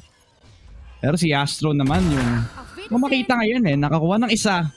And I think he also isolated the frags. I think they double peek doon sa likod or sa harap ng maze that I think really just gave him more ult orbs to work with this time. Yes, that's like 3 more to get the lockdown in place. Orion Esports now back on that back foot ngayon. Kailangan na mag-slow down ng mga tao natin on the attacking side thanks to the guided salvos. This also prompts Orion Esports to try to play the reactive positions, leave the Waylay doon sa loob ng A-site. And also, there might be some contention that's waiting to happen dito sa B-site natin, no? Gandang side by side. Uy! Saktong-sakto. Tap onto Zeus as well. The moment pa na sinusubukan nila to offer an entry, hindi na kaagad nila pinagbigyan to. And ngayon, A-site ata ang punteriya nila dito. Megs, makakasecure ba? Parang hindi. Peeker's advantage for Marky. Definitely present during that encounter, pero may kasagutan din naman si MD2 and the Gecko pick. Wait lang si Kael. Hindi makalapit sa A-site natin dahil nakaka-receive siya ng mga bala. And even some shots are from the guided saldo, hindi rin makaka-inflict ng damage kay Slato. BB4 spotted si Marky a little too far away from the likes of Oasis as Astro will have to shave up the numbers. A proactive position for both. The Slatum tries to dodge away from the thrash, spotted on sa backside. Won't take it pa itong si Astro, but they still make it a 2v1 Migs. At si MD2 na lang has to kill them off. Kaso, galing pa lang siya dun sa screens, a little too far away from everybody else. Flash on from the wrong side. MD2 finds the timing, pero Player he's standing. hesitating on where to peek off. That's a triple kill for him, but no time whatsoever. No health, no hope, nothing for Orion Esports as he runs away from Astro. Talagang kailangan ng tumakbo laban dito sa kanila as Oasis Gaming will steal away a third round after the rotate all the way to the A side saves them from what could have been a disastrous win papunta sa Orion Esports. Kita mo si Tap-Tap, kaya siya nag-glow sa camera niya kasi meron siyang aura. Aura, Omsi mo lang naman. Actually, maganda na nga rin sana yung anticipated retake nito ng Orion, no? I feel like nagkaroon lang ng miscom sa kung whether magsasabay ba si DOS at si MD2, no? And also, the matter of time available sa kanila sobrang limited. Pero, look at this. Really aggressive approach. Light speed activated. Shots not gonna be connecting, unfortunately, here from Migs. And instead, Astro and as well as another member here from Oasis will be taking down a couple of people here from Orion. Marky then makakakuha ng dalawa. Quite unfortunate here for Orion. Wala silang choice but to receive all the damage being thrown at them. MD2 lumalaban pa.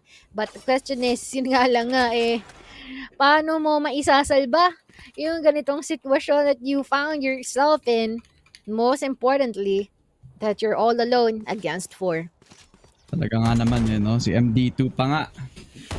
A high ceiling player in his own right, but he's now at a very open space and Tesseract a clean shot all the way from garage. Steamrolls him with one bullet to the head. And he was full HP too, so alam mo, ang init tuloy ng Oasis bigla sa Icebox. Man, of all things, they're all in that picture, but this is off of stealing the only guns that they had from the second round. And Marky, mukhang nakapag-aim labs in between games, diba? So alam mo nang mainit na ang bawat star player. 8 kills for Marky, 7 kills for Astro.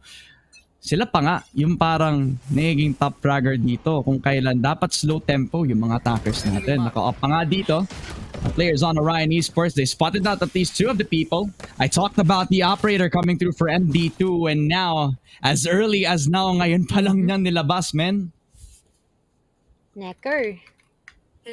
Paano kaya iyon? We have a couple of ultimates na pwede ring magamit ng Oasis dito, no? Viper, Spit, and as well as ang Lockdown. Yan ay kung gusto man nila na makadagdag and their advantages and conditions for winning this round. Or kung later man yan, support lang tayo sa kanila. They know better as the players here. But once again, Lockdown already being used here sa A-site. Nailapag na ni Astro. It's just a matter of time before ma-force na umatras ito si Orion. Pero tignan natin ang gawain ni Migs dito. Medyo sayang ata ang ginamit niya ang mga utilities doon. Madedetain pa si Kael right after taking Zeus in the process. But this leaves them a lot of room in order to secure the space. Pero Marky sa bandang likuran, may daga na dumadaga sa kanila dito. Ramon, hindi man lang nila talaga in-expect that he's gonna be there, waiting for their next move, catching them vulnerable. And now, MD2 na naman muli ang maiiwan with the operator in his hand. Not probably the best weapon to use, but at least meron naman siyang exit frag onto Tesseract kahit papano. Kaso sa economy state nila ay mukhang wala talagang pakialam ang Oasis na kung anong damage ang bibigay sa kanila. They still have enough to save up for the next 2 rounds. Ngayon, kailangan ma-save dito ay ang up at saka yung confidence ng Orion Esports so far as MD2 almost getting the shot dito kay Marky who's already down low on HP. I don't think it's even gonna matter if low siya kasi naka-up nga naman yung kalaban na dito. So it's a 1-5 Marky. Normally in this position, you would expect somebody to hold up that on the Raptors position nga naman, pero I guess I never expected that everybody else on Oasis was gonna be hungry for kills. Push on from that CT spawn position, and it's a 1-5 tactical pause coming through for Orion. A perfect time to do it as well. Siyempre kasi kailangan din natin ipag-chill yung Oasis Gaming sa gantong laban natin. Omsim. Parang kailangan din mag-chill ni Orion because they're continuously being disoriented by Oasis and they really don't want that. So, we're just gonna check Try to contemplate. Saan tayo nagkamali? Saan tayo nagkulang? Ano pang pwede nating magawa para makabawi, no? Parang sumusuyo lang ng jowa, ika nga nila. So, basically ako every 2 a.m. Ganun ba yun? Wow! Hirap dito. Kala ko ba naghahanap ka ng jowa, boss? Hindi, ang ibig kong sabihin, yung nag-iisip-isip ka ng 2 a.m., diba? Yung nagko-contemplate ka. Hindi yung may jowa, yun yung mahirap, boss. Wala kasi akong ganun eh. Diba? Sige, guys, it's your sign. Ayan, nagpaparanig na tong... Wala akong partner. sinasabi. Wala naman. Okay. Wala naman. Sige, bro. Wala Sabi naman. mo. Nagtatrabaho dito tayo ng marangal, boss. Ang sinasabi ko lang ay when. When lang naman. So it's a 1-5, naka-eco round lang naman across the board except for MD2. They did save up the operator. And now it becomes Oasis time to shine. It's a full A site. Sobrang walang tao on the defensive. The triple peek out on the mid side. Will they expect 3 people coming on top of him? Marky, not a damage done, but not enough to kill him off. To drop the Phantom within his sights. As it's a push up for Migs. Eventually, he does find him out, so he can always just use his refract, get the Phantom, and it's already a kill onto him, but he decides to use the convergent paths at mukhang napatay pa nga niya, or at least naapektuhan niya si Astro as he pushes on in towards that. That's DOS. He expects the push up from Zeus as well. Migs already on top of the situation, but he will not expect the 2 people on top of him. Astro kills him off. Another for Slatum, a triple for Slatum, 2 HP and a dream. Almost a nightmare for Orion, but Kyle, he's a saving grace for the squad. Kills off at least the monster from that triple kill. But in the end, Orion Esports are playing off of the small food given to them by their masters in Oasis Gaming. And it's not the fair treatment that they've been launching out for. Ayun lang. It's really unfortunate here for Ryan. I mean, parang hindi masyado nagbunga yung timeout nila ron, no? Lalong-lalo na, I know and I appreciate having the operator, but currently, mas malaki yung nagiging pasakit ng Kawalan. operator nito. Yeah, yung kawalan, rather than the output that they are receiving from that investment. So, right now, they really have to consider that. And also, I really hope that they would be able to keep themselves under control. Most importantly, nasa defense pa sila. Migs in a really aggressive position na naman muli. Might possibly face a risk of multiple people facing up against him. Light speed already activated in order to dash out into safety, and also the no command being utilized here by Slatum as well. It seems like the Ascent lineup that they have right now is actually making the most out of them, and even some kills in the process. Marky, nandito na naman in such an unknown area that you wouldn't necessarily expect him to be in. What's happening? Talaga nga namang kapag ka may Oasis, laging may game number 3, diba? Hindi ko pa sinasabi mangyayari yun, pero can't ignore the possibility again. So, MD2, another chance at saving that operator that honestly hasn't seen its full effect, its full value yet, but we'll have to trust the process as he's been saving this up for the next couple of rounds now. The spotted na yung long barrel. And Astro is about to get the biggest jackpot of his life, as it will be MD2 that actually claims him off. Okay. Let him cook, ang masasabi ko dito. That's his first kill in a couple of rounds now. Maybe the second if he is aware of Tesseract and him trying to hunt him down, spots him, has to run away, maybe fight for the shot, and he does. So that will be 2 kills entirely. Pero in the end, that's 1 up. That's a lot of damage done to the economy of Orion still. So wala silang pera, wala silang magagawa, at wala silang puhunan. Masasabi ko.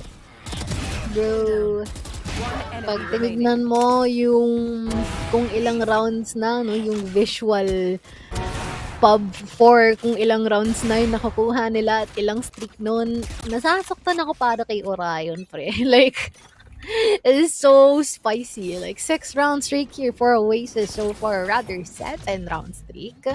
And unfortunately, wala pa man din sagot itong Orion so far. And although maaari nilang subukan na mag-pursue ng ating A-site kung saan marami mga utilities na nakakalat or pinakalat dito si Kael.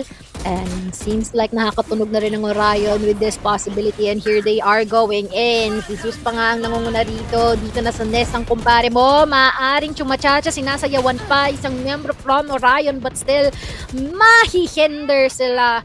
But what's important, we already had the Viper Spit here. And may kasagutan lang din naman na lockdown dito sa kabilang banda. All the kills already happening here in favor for Oasis. What is happening here? They're trying to dive into the Viper Spit, but unfortunately they're just diving into their deaths. MD2 trying to even save the operator again, and instead being shut down and stopped in his tracks by Tesseract. And 8-1, the streak is going strong here for Oasis. They finally found a way to deal with the op that is MD2, who has been saving for so many rounds now. Alam mo, ang tawag natin dyan, MD2 time. Ano sabi natin? Na ang ibig sabihin na mag-save ng op for a couple of rounds now, but you gotta respect the amount of times that Oasis has been changing the tempo every single time. Just going at it slow, going at it fast, and then sometimes you can't predict which pace you are gonna get from Oasis. It's like a box of chocolates. But it's a box of chocolates that can one-tap you at any sort of distance, so... Push out again for a tap-tap. It is on top of that belt position where Astro has to run away towards safety. Since ang daing naka-push sa kanya ngayon. But that also is a lot of information for Oasis. They know that the sack is gonna be coming from the A site, so... They know where the info is, they know where the weaker side is, so that's also where they're gonna try and tap-tap. What a shot! Lightspeed active, Refract also invested, pero teka lang ha, para lang yan mapatay yung flanker na si Slat, who also is down for the count. Oasis trying to fight back, especially killing up tong si Dust with the lurk coming through for Marky, the rat inside the kitchen area. Spotted agad si Tap-Tap, a lot of damage done for Tap-Tap! He is so good! The shots are connecting again for Orion. Possibly, the revive is real. Mukhang meron pa nga atang makakaisa rito. Si Kyle lang naman with the Guardian. And that is already an immediate upgrade for him. Possibly also Zeus as well. And before we even know it, everyone's been eliminated. Erased out of the map that is Icebox. And... dapat yung pangalan ni Tap-Tap, imbis na Tap-Tap, tap lang kasi one tap lang is all it takes in order to take all these kills, and that's how spicy he is during that round. And though there's some signs of life, no? For Orion, they still have a long way to go. That's true. He has become a sounding grace for them, at least. Not relying on the operator anymore. I kind of miss MD2 on the rifle now. Buti na lang at it's got to force it into a situation where he has to, right? So this time it will be Dosh running back away towards safety. Because of the 0 point given to him, he has to go back-to-back site and try to play for that retake scenario, or maybe just defending off of the spike defuse right now. So Plant coming through, Molly on down. That Snakebite's gonna buy a couple of seconds for some breathing space on Orion's side, as they already committed towards the rotate, but look at the double push out on the other side of the map. Marky and Astro are already inside of this A site. Kita mo yung response ng Oasis. They're even pulling back the spike agad, leaving Zeus to try to beat the lurker, get some damage before the initial execute actually works out for them. Sasabihin ko pa lang sana no casualties as of the moment. Parang inalis na kaagad ni Migs yung words na yon out of my tongue. Pero ngayon, Refract gonna be utilized in order to get some information here from Oasis. Tesseract and Slatam Zeus already have an idea where he might be. And even the swing here from Tesseract, really aggressive alongside Zeus, and they're not stopping anytime soon. Before we even know, it's already a 2v3. Dos alongside the other two members will do what they can in order to narrow down the numbers here from Oasis. Pretty good in 4-3K. Tap a 1-on-1, and seems like he's just gonna be able to be the last man standing on this one.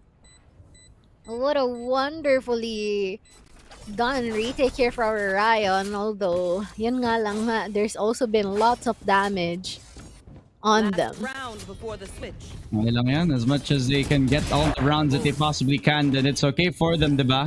Pwede tayo mag-settle mga kaibigan. Basta panalo tayo sa buhay.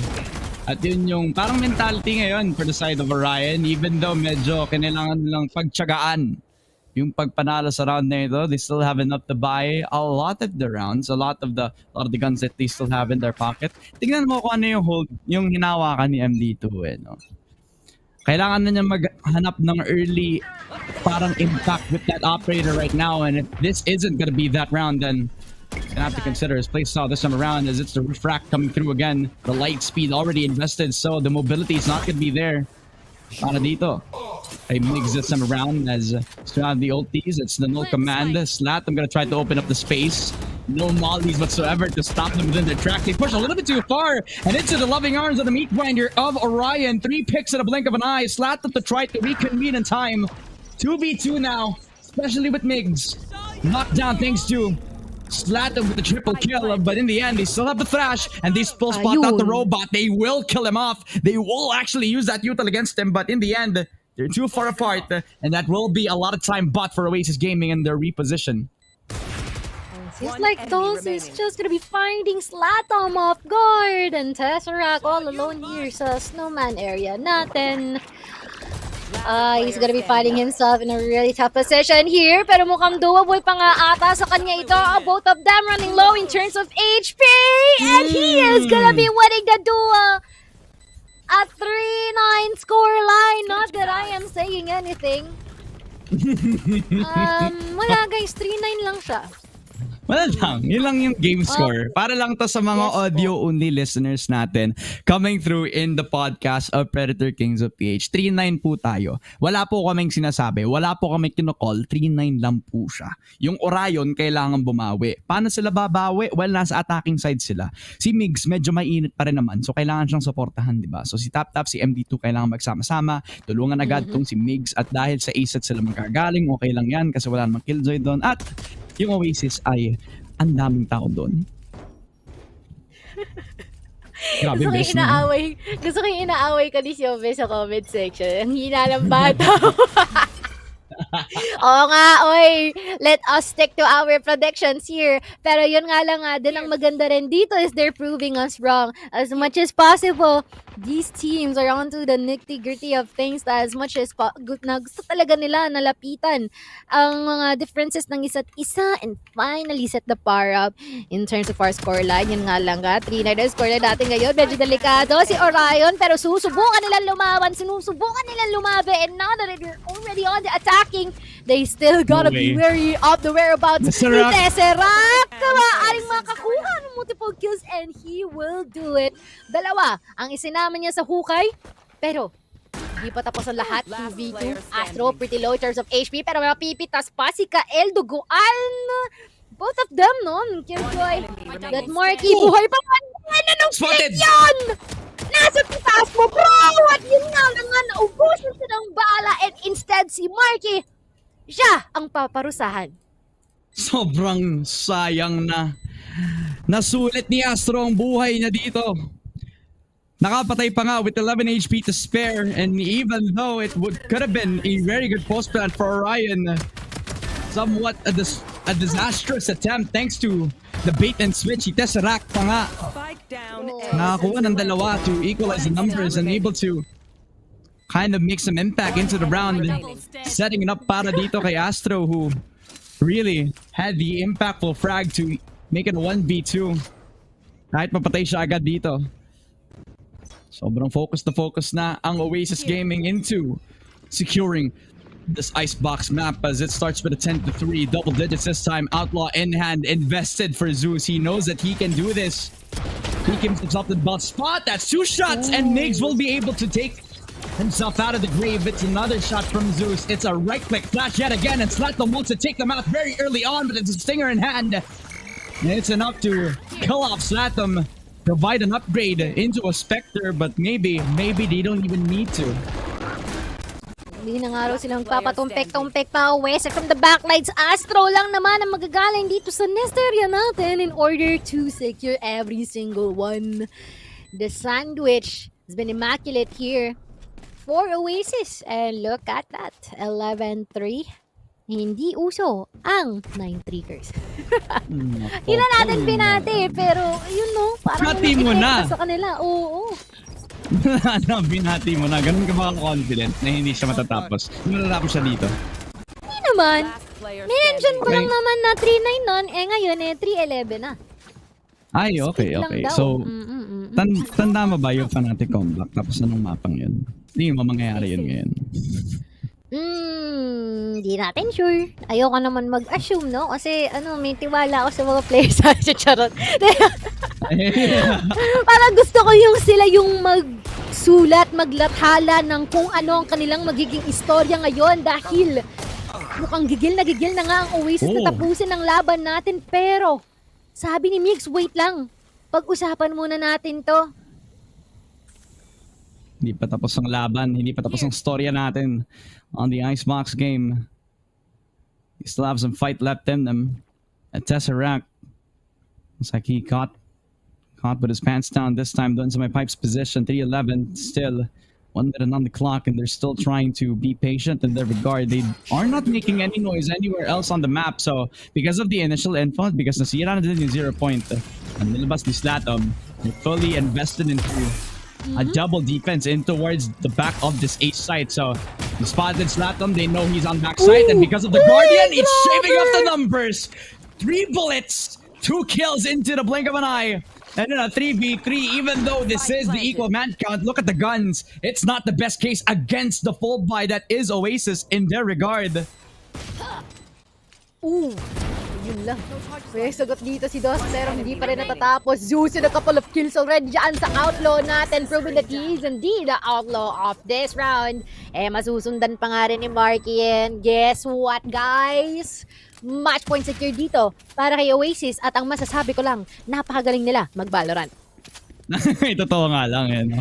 It's almost like the script writes for itself.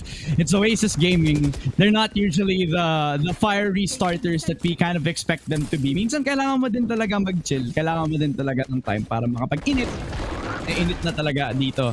This is the 3rd time that we're going to be seeing this Astral flank coming through. That right click was clean and everything else in between. But in the end, Slatom, talagang wala siyang pake kahit mismo na apektuhan siya ng hinder. At si Zeus at si Marky, talagang yung duo na kailangan nating tingnan para sa Oasis ay medyo activated na. Match point pa para sa Oasis Gaming, all of them trying to hold their respective positions. I don't think they've ever tried to push Marky to his limit for the longest time now. So if I'm watching out for at least an aggressive push, the B-side would be a perfect time for them kasi 1 May lang naman yung mag-hold up sa kanya. And the Viper Smoke is also a little too fast to actually account for if you are the defender. Lalo dalawa pa yung na-activate na dito. Nakatunog na rin eh. Ang bilis ng ibang mga rotations dito, pero nag-hold pa rin naman si Zeus sa A-nest natin. Meron pa naman tayong 50 seconds sa ating clock. Not quite sure if the hesitation is coming from Oasis being unstoppable, or is it because they just really want to be careful. Pero once again, there is no room for mistake on this one. Lalong-lalo na si Zeus ang kaharap mo. Blades already activated, taking one more in the bag. At mukhang uubusin pa nga. Kani kumpare mong Zeus nito. Oh my, ang sakit sa ulo ng batang to. Guys, isa na lang ang naiiwan dito kay Dos. Si Dos na lang. Hindi pa natin alam kung saan siya tutok dito kasi isa na lang ang naiiwan. 50 seconds in the clock. All pressure on that 3K for the bag here, but still, Tesseract will be taking him out, and this prolongs our series further for our grand finals ng leg 3, Ramon. Napakainit ng labanan natin. And it's almost as if the script was already written for us talaga, di ba? Pag Oasis Gaming talaga yun naglaban, ay wag na wag mong iisipin na tapos na pakatapos ng Game 1. So congratulations sa Oasis Gaming, talagang na-prove mo yung isang caster nagsabi na magiging 2-0 to wrong. Kasi nakalimutan ko nga pala kung paano sila maglaro ngayon. Talagang mainit nung natapos na tayo dun sa second pistol round.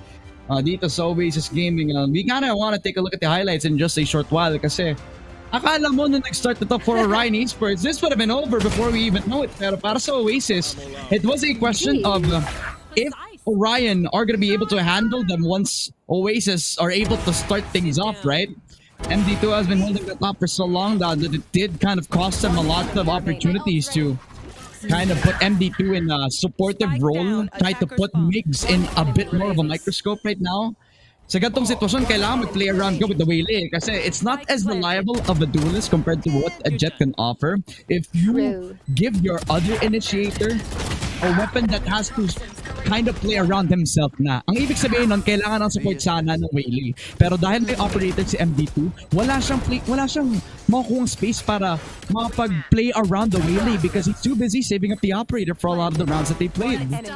Yes, nasasayang yung utilities na maaaring ipang combo sana at makatulong para sa isang Waylay na si Migs na makapag-execute at magawa kung ano ang dapat niyang gawin, which is to get kills and get out in the moment na he does the deed. Pero look at just how Zeus is performing. This dude, no, this kid, if I may even say, is just crazy in terms of his performance. Walang kupas, no? I mean, yun na rin yung advantage pagka if you're a youngster like him.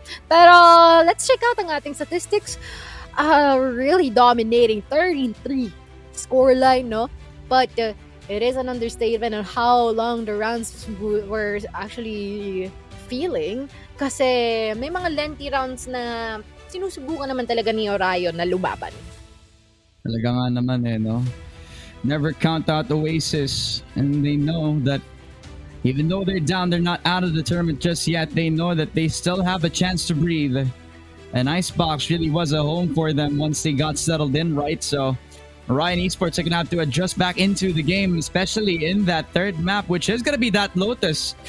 And remember what I talked to you about, what I told you about Oasis and Lotus. Sometimes it really is like it really is their battleground whenever they feel like it, right? Kapag ka may Omen sila, kapag ka naka-neon si Zeus, kapag ka komportable na yung mga star players nila. So talaga maraming mababato. Yun nga lang kapag ka mababato nga ba ng Oasis Gaming. So, at this point, I'm just gonna catch my breath. At this point, I think it's about time that we reveal our MVP. And Mochi, why don't you take it away, madam?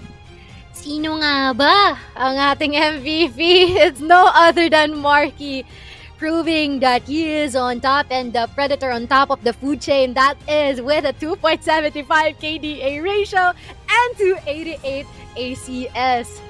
Napakalala ng Oasis right now in their performance, and we are gonna see if pagdating sa ating next map makakabawi nga ba talaga at masasnatch away muli ng Orion ang ating 2-1, or would it be a reverse sweep hatid ng Oasis?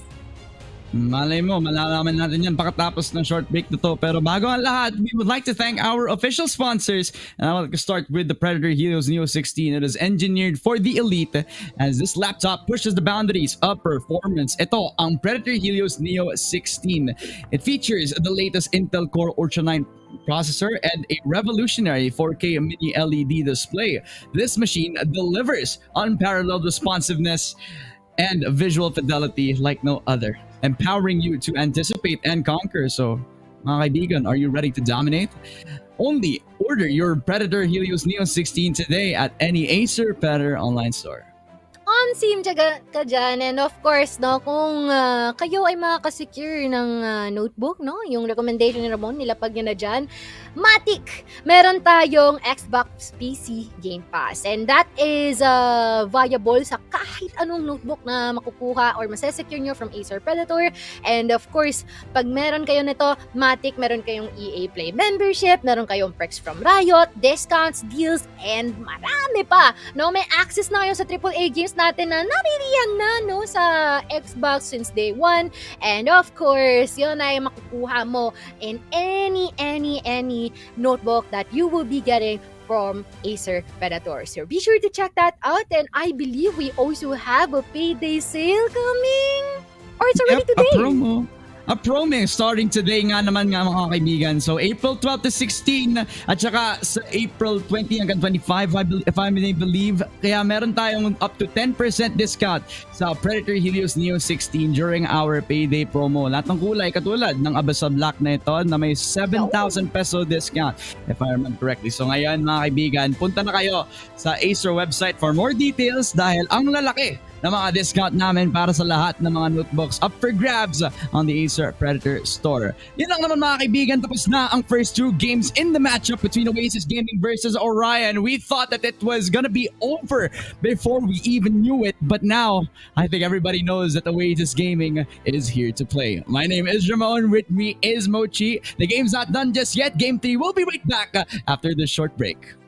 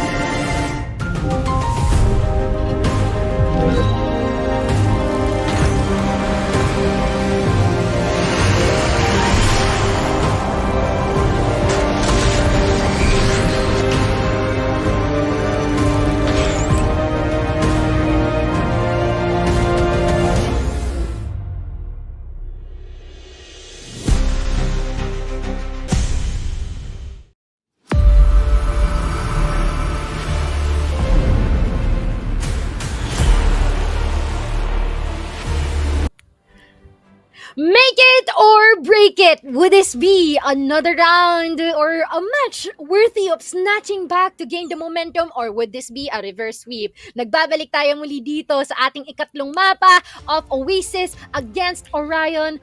0-0, pero 1-1 na ang scoreline natin ngayon. So let us check out kung anong mangyari sa ating huling mapa of Lotus. Kami pa rin na ninyong makakasama for tonight. Mochi nga pala, and as well as Ramon at your service. And please do stand by because mas lalamang pa at mas lalala pa ang umaatikabong aksyon dito sa KOPH.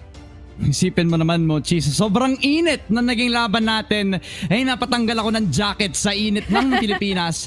Pati na rin sa ating naging laban between Oasis Gaming as we're heading on into that agent selection as quickly as possible. There is no time to waste. We want to get back into the game as quickly as possible. Ngayon na nga, into the Lotus map we go. Oasis Gaming know this as much as possible.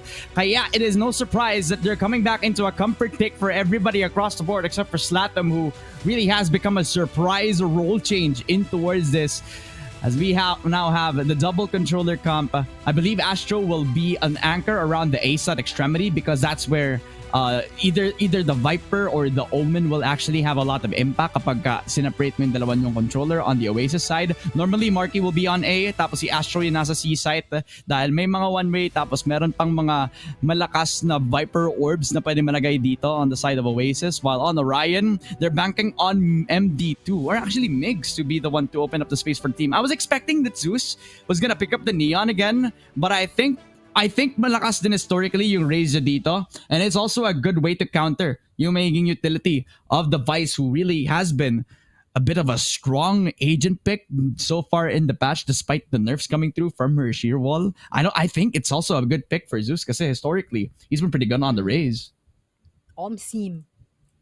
In short, napakagaling nilang mag-Valorant. Ano naman? Ganun sila kalala, diba? Pero kanina we have already been able to witness how powerful Oasis may be, most especially in that Icebox map. I believe that there are some times wherein Orion is trying their best to recover from all of the things na ibinabato sa kanila ng Oasis. It's just unfortunate na hindi nila yun magawa-gawa because for some reason, Marky is always one step ahead. They don't expect him to be there, but he is there. And idagdag mo pa itong si Zeus na dagdag sa sakit ng ulo ng Orion because dagdag intindihin because before they even know it, they're already being erased out of the equation and they have no way to solve the situation that they are in. Pero let us check out because there's gonna be tons of action waiting for us as they start their execute here sa entrada ng A. Alam mo, sa simula, usually, ang mga Neon, naka-ghost lang, naka-relay ball, tapos okay na yun sa kanila. Pero si Migs, he wants to be a nuisance. Gusto niya na may hirapan ng kahit sino nag-anchor sa site. Kaya naka-pistol, naka-classic, naka-light shield lang din siya. Mas mahihirapan matayin itong batang to. Pero kailangan maging careful din si Kyle as he's gonna get flanked on by two people on the Oasis Gaming roster. Spotted, known about his position now. As they open the door for the second time in a row, possibly to seek out any sort of given peak sa labas ng smoke sa A main. But Oasis Gaming, they've known this scenario so much time and time again. Kaya prepared sila. Astro, Snakebite in to try to force off the tree push as Dust will start off strong dun sa third game. Pero Tap will make it a 2-for-1. Zeus in a lot of trouble. He's also held up by MD2. Tap as well to cut off the numbers of Oasis. It's all falling apart for them. Now into the hands of the IGL. Tesseract, medyo na late pa nga siya sa rotate. At medyo maganda yung proactive decision making for Orion even though they looked like they were fully committed sa A site. Tamang rotate pa lang sa C pero mukhang mauunahan pa nga sila ni Tesseract dito. And I feel like this is about time for Orion to take the possible first half or first round para sa kanila. Yun nga lang nga, inuubos pa sila ni Tesseract at kamuntikan pa. Nababaliktad. Okay, at least though, Migs has been able to take him out in the best time possible. And of course, this is gonna be a good time for Orion because it seems like they are gonna be starting off with a clean page here, a new canvas, and it's all about time if they will be painting it red. No, man. Orion Esports literally exceeding our expectations so far with how well they're able to adapt to push in towards the A site right now. So it becomes well by moving forward for Orion. You're kind of wondering if kung bakit nakapisto lang si M2. Isasabihin ko sa'yo mamaya, may nangyayari kasi sa mapa. 2 kills. In fact, Orion starting strong. Oasis trying to be proactive. But in the end, they're all expecting their movement. Kaso nga lang Tesseract, nakasagot pa nga ng isa. Full Spectre upgrade. At least for the IGL. But Migs has to clear out the corner. But it's not the perfect right click. But I don't think that's going to be enough. That will be some damage done. But Oasis Gaming, they still need to win this round if they want to get some sort of footing back into this game. But TapTap has a long cross and even gets off itong si Tesseract. 1v3 now. And it's the franchise player himself, Marky, to wait out this 1v3. And if that is going to be possible against 3 people facing up against him, I mean, kamuntikan na itong nagawa ni Tesseract kanina. So there is a possibility of him actually pulling this off, holding the Marshall though. So that might be a struggle. Everyone has their eyes on possibly dugout na area natin. But nasa Rabul sila, no? But Marky, I feel like there's gonna be not enough time for him. He would be taking up one, but ayun nga lang nga. Nasabit pa tong si MD2. Sayang din yan ah. Pero okay lang yan. Well, it's a better development compared to their previous map. Na-convert pa nga from the pistols itself. So I think that's all thanks to TapTap and how well he's able to just patiently wait for Oasis to come to his crosshair now, just aware of the flank coming through. Despite the damage done by Marky and the spike papunta.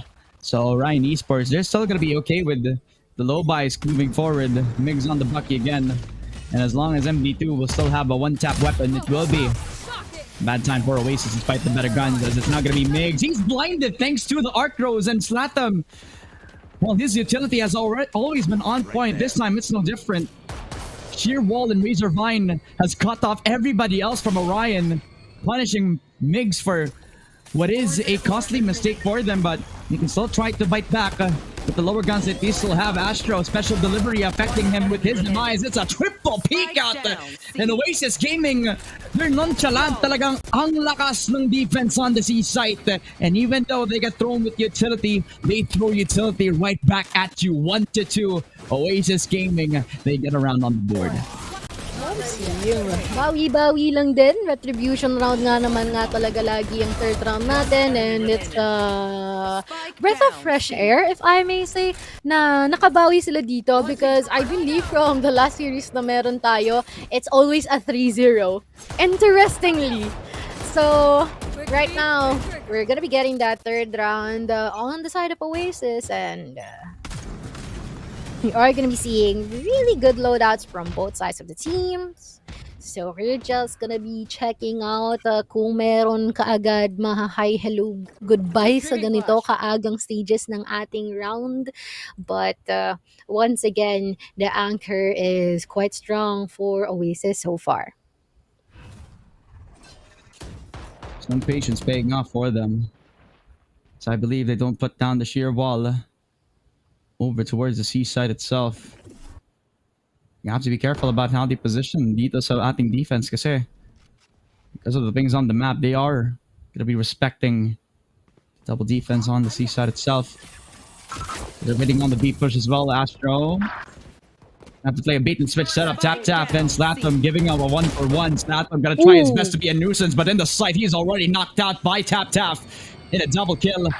3v3, opened up the door. Meg's gonna be able to kill off Zeus, but that's a lot of damage done to TapTap. It's still not gonna be enough to kill him though. It's a 1v3 for Marky. The longest standing Oasis member for so long now has to clutch up when he needs to. TP on up. His position. That's a perfect flash given up by Kyle, but in the end, it will be Kyle himself. Already complimenting his mistake from the previous round. Now it's a 3-1. Orion able to refocus, recenter after a lost stop bonus round. And again, Oasis Gaming a little too slow on this approach. I feel like they're having a difficult time trying to catch up with the pace that Orion is playing in. So you really, really had to adjust on that one. But on the bright side here, Tap, Rolling Thunder secured na. 6-3 lang naman ang KDA dito ni bro. Hindi ka lang tataka na meron siyang ultimate kaagad-agad in our 5th round. Although, there's gonna be a lot of ultimates available here for Oasis if makakakuha silang tigis sa isang kill. So, let us check it out if that will be possible and probable for them. Naka-prepare na naman si Mix with the judge once again. Zeus, dalawa na agad na nakukuha here in B-site on defending as well. And for some reason, they will try to contest him as much as possible. They really want to take Zeus off, but instead, sila ang pinapalayas sa B-site. And they've got no choice but to back out and try to think through what else can they do. Gusto ko malaman kung gaano kalakas yung magiging caster's curse ko, no? So, will this be an ace in the cards for Zeus right now? A 3K on the horizon, and now a possible ace for the superstar of Oasis Gaming. But he has to be careful, he's a little fragile on the health bar. Now they made some noise, made some presence, setting up for Zeus to get himself the ace this time. A lot of damage done on the tap. And possibly a double push-up in towards Tree will give confidence towards Zeus. On the positions of the last two players on Orion. They got the 4K, it will be the push on. The ulti out, the showstopper. But will this be the ace? No, it's not! Oh my god, Zeus! I mean, technically it's an ace. He kills himself. That's all 5 bodies. Maybe we'll give this to him. An ace for Zeus. The second round win for Oasis.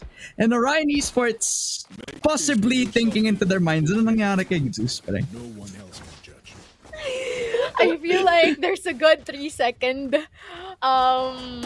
contemplation moment. For, not only for Oasis, possibly for Orion as well.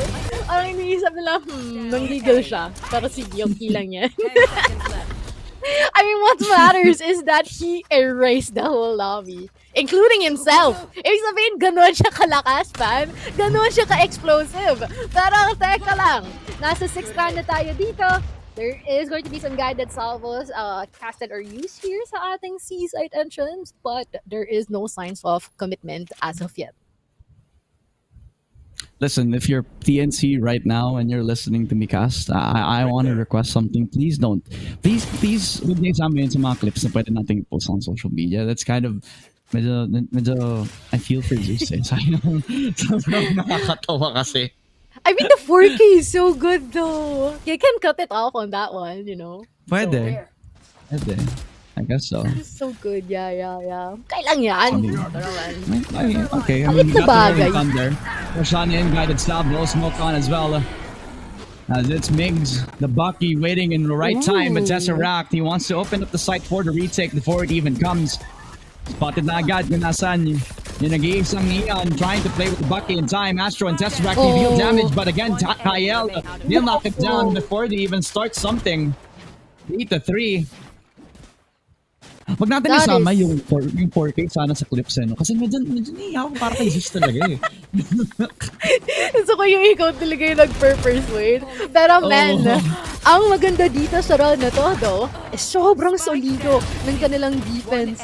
Kita mo, they've been able to almost pull off an round ace during that. Super good defense from Oasis, and that stack is uncalled for, but it worked so well.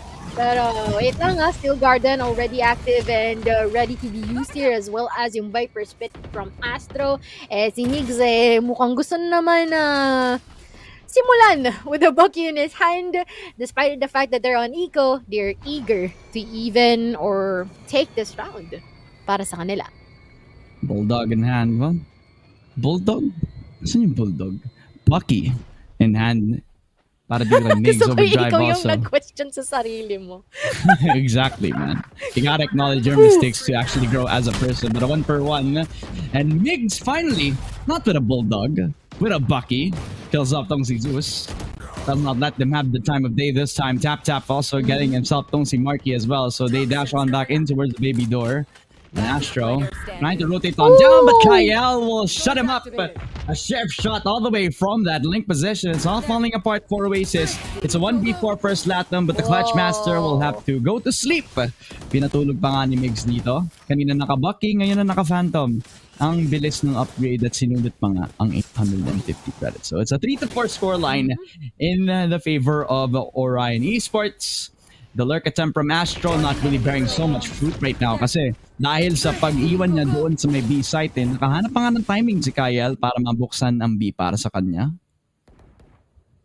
And dito na rin lalabas yung paborito kong linya, no? Never underestimate yung one-tap potential ng mga sheriffs, and even pulling off the thrifty here for Orion, which has been wonderfully done.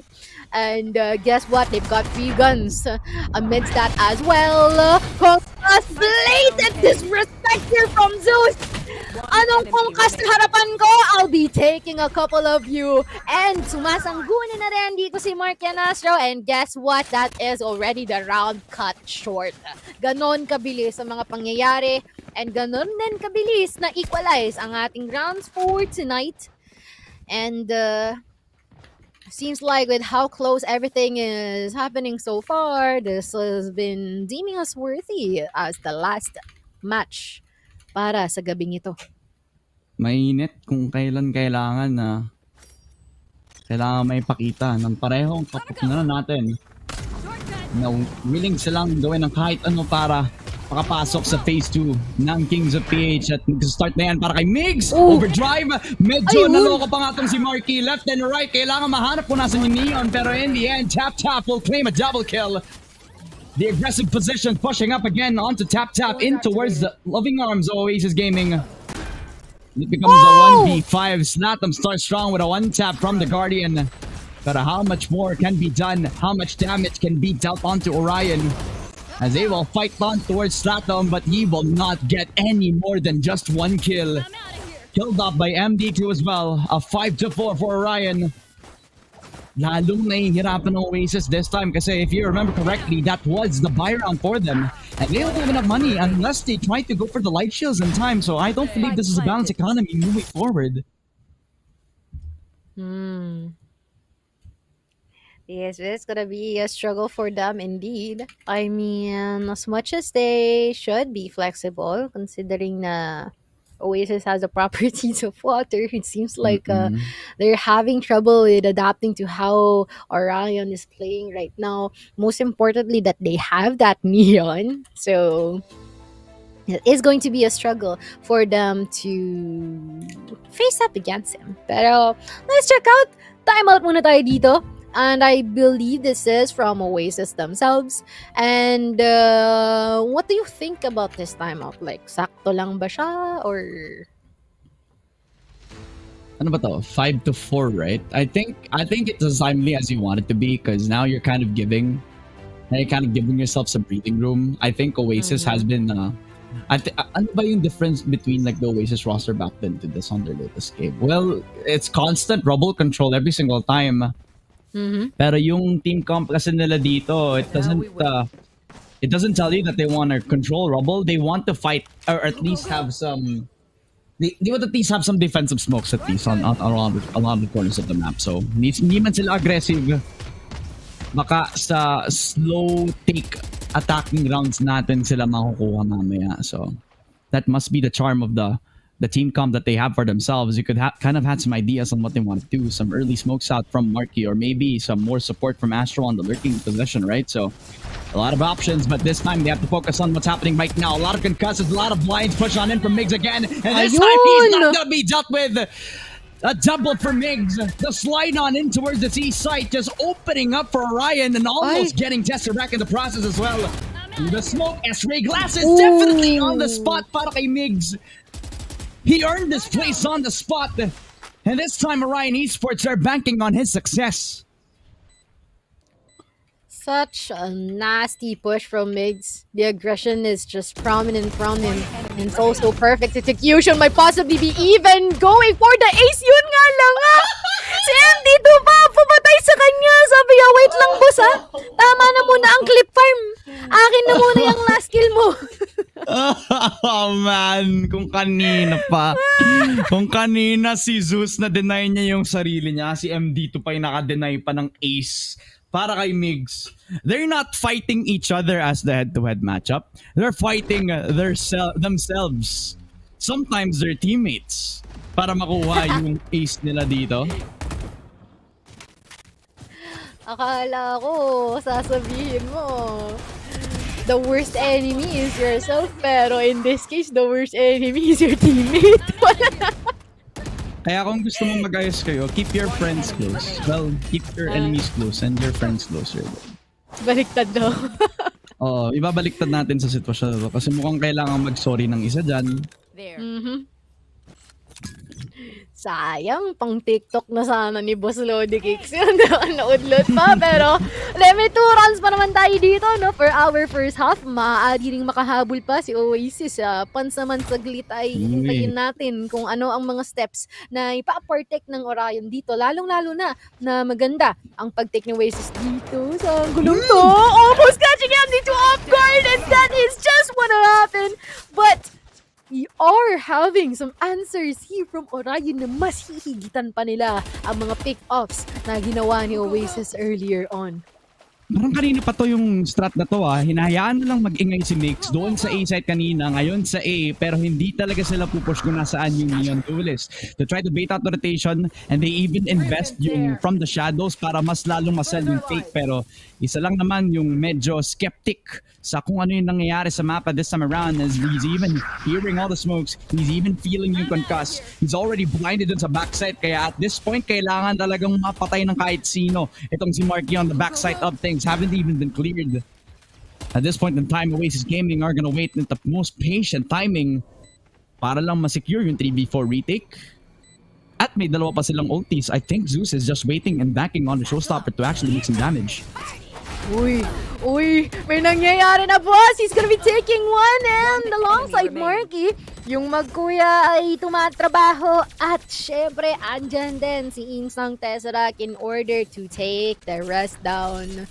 Wonderfully done retake here from Oasis with the utilization of the showstopper as well to add to the odds for winning. And ang dahil nilang ultimate so pwede magamit dito. Ito na naman tayo. This is bound to be a chaotic round possibly. Okay. Sa mga viewers natin, gusto ko lang i-vibe check. Napapanood nyo ba sa mga TikTok videos o kaya sa mga YouTube videos yung mga taong hindi naglalaro ng Valorant, hindi nanonood ng pro play ng Valorant, makapanood ng isang round kung saan lahat ng ultis nilalapag sa isang site lang. Alam mo yung round na ganon? Yung sa bind ba? Oo, yung sa bind. Ngayon nasa Lotus tayo. Yung spray, may concuss. I believe that's also a fast lane. Sa tingin mo, paano natin i-explain yun sa hindi naglalaro ng Valorant yung mga nangyari, di ba? All in. All in na lang. I mean, that's the simplest way you can actually relate that to them. But it seems like medyo mananalipay itong si Migs, mawawala siya at madadagdagan pa ang kanilang casualty here for Orion. Just quite unfortunate on their end because they're no longer gonna be able to use the Rolling Thunder. Pero wait lang ha, inch by inch, moving closer sa C-site natin, kabilang banda. Kailangan mag-ingat dahil ang daming mga nakalatag na torch dyan na inilapag ni Slatom at maaaring niya pang gamitin ang ating garden, steel garden. And it seems like they've been able to inflict that onto each other. So, 35 seconds on the clock. Hindi pa sila nakakapag-plant ng spike dito, Ramon. One may established, but nobody to play around that position as well. Armageddon has been saved up by MD2 for so long now. Na ngayon pa lang nagagamitin at the last game or the last round of this first half, as we also got the spike planted down. Marky also with the flank coming through as well. The spray is good enough para mapatay si Kyle. Dust also follows through with a 1-for-1. A double kill, possibly a third, and he definitely is the Predator inside of this east side. Possibly a fourth, but Marky shuts it all down. The true Predator is MD2. Saving the game for Orion Esports. An almost possible attempt para sa Oasis Gaming after a very nice flank coming through from Marky. But at the end of the day, They get overwhelmed by the odds, and DOS wakes up at the right possible moment. Excuse me. Para sa Orion Esports right now, isolating each fight. Despite heroics coming through from Marky, the omens have definitely popped up, but I guess you could say that DOS really has been the omen of death so far against the Oasis Gaming side. True. And I'm learning a lot from him. And the way he plays the Omen, I mean, it seems like you can even take some notes and hopefully you can apply it in your ranked matches once that you get back into Valorant. Kasi pag nakikita mo yung mga players natin na ganitong maglaro, nakaka-motivate mag-rank. Tapos pag nag-lose streak ka, magsisisi ka. Pero hopefully hindi ka naman mag-lose streak. And hopefully that you would be able to get your rank up. But let us focus on what is happening right now. Really Balta is gonna be stunning himself, but still, Seaside, open na open. Pwedeng puntahan na. Okay lang. Pwede na yan, at least. Wala naman nakakita doon kay Zeus, di ba? Wala naman nakita kay Migs pala, di ba? Diba? Oo, wala yun. Namalikmata lang tayo. Oo. Medyo remind ko lang sa inyo, hindi pa ako nakakapagkamot ngayon. So, that's also like another thing. Ito yung problema pag di pa nakakapag-dinner eh. Pero sana yung mga nanonood nakapag-dinner na. Ikain nyo na lang kami, guys. Totoo. 40 seconds, 35 right now. Spotted thanks to the jump peak. So DOS is thinking about the smoke to put down on towards that aim in extremity as now because of the presence made on that rubble control. Kailangan mag-rotate yung Oasis Gaming. All the way to the other side of the map. Spotted yet again. Keeping them both planted on towards the A site push. They even tried to open up the door para man lang ma-hold yung dalawa na nasa site itself. But they still planted the spike on down. And that forces Orion Esports to play the retake scenario from all sides of the map. There. Lalim ni Zeus. Delikado ka, boss. Nakung ka si kumpare mo, pero ang tanong ay may palag pa rin ba siya? Mukhang ata siya nabahagya at oo, meron at susuportahan pa ni Tesseract sa kabilang banda. Marky in the dark covers, taking possibly one, never mind. An immediate answer back here by Orion Esports, but the right clicks are just so pristine and perfectly accurate from Slatum. Such a roller coaster round, if I may say. Ang dami nangyari. 6th round win pa nga ang Oasis, but I mean, a good thing for them. You see the adjustment, you see the precision from Slatum right now. He really has been feeling it. Kahit nung mga first games nakita natin siya dito sa Predator and Kings of PH broadcast, he's been feeling it all throughout the server right now. And this time it's no different yet again. They now force on Migs to be on the Bucky in hand. Finds out one, and because he's blinded, he cannot have a full adjustment. Papunta kay Migs right now, has to run back to safety. Can't get the upgrade in time. And that's full investment into that paranoia. Napatay pa nga tong si Tesseract, and that just means that Migs will be given an ult orb at least. There's been a really good gamble for him, or more like a prediction. But currently, they are definitely at a disadvantage in terms of guns. So they really have to try and just damage the economy probable for Oasis. Astor is in really deep position here. Unfortunately, despite of having multiple people in front of him, they didn't swing by at the best time possible together. And he is going to be able to take Migs as well in the process. And buti na lang, Tap is going to be there to try and recuperate. But still, Zeus, napakalalim. Nasa spawn, maaaring may makikita ang isa. Yun nga lang ay hindi tatama ang mga bala niya. At susundan pa ni Tap dito. And Slatum to be able to take the rest of the members out here.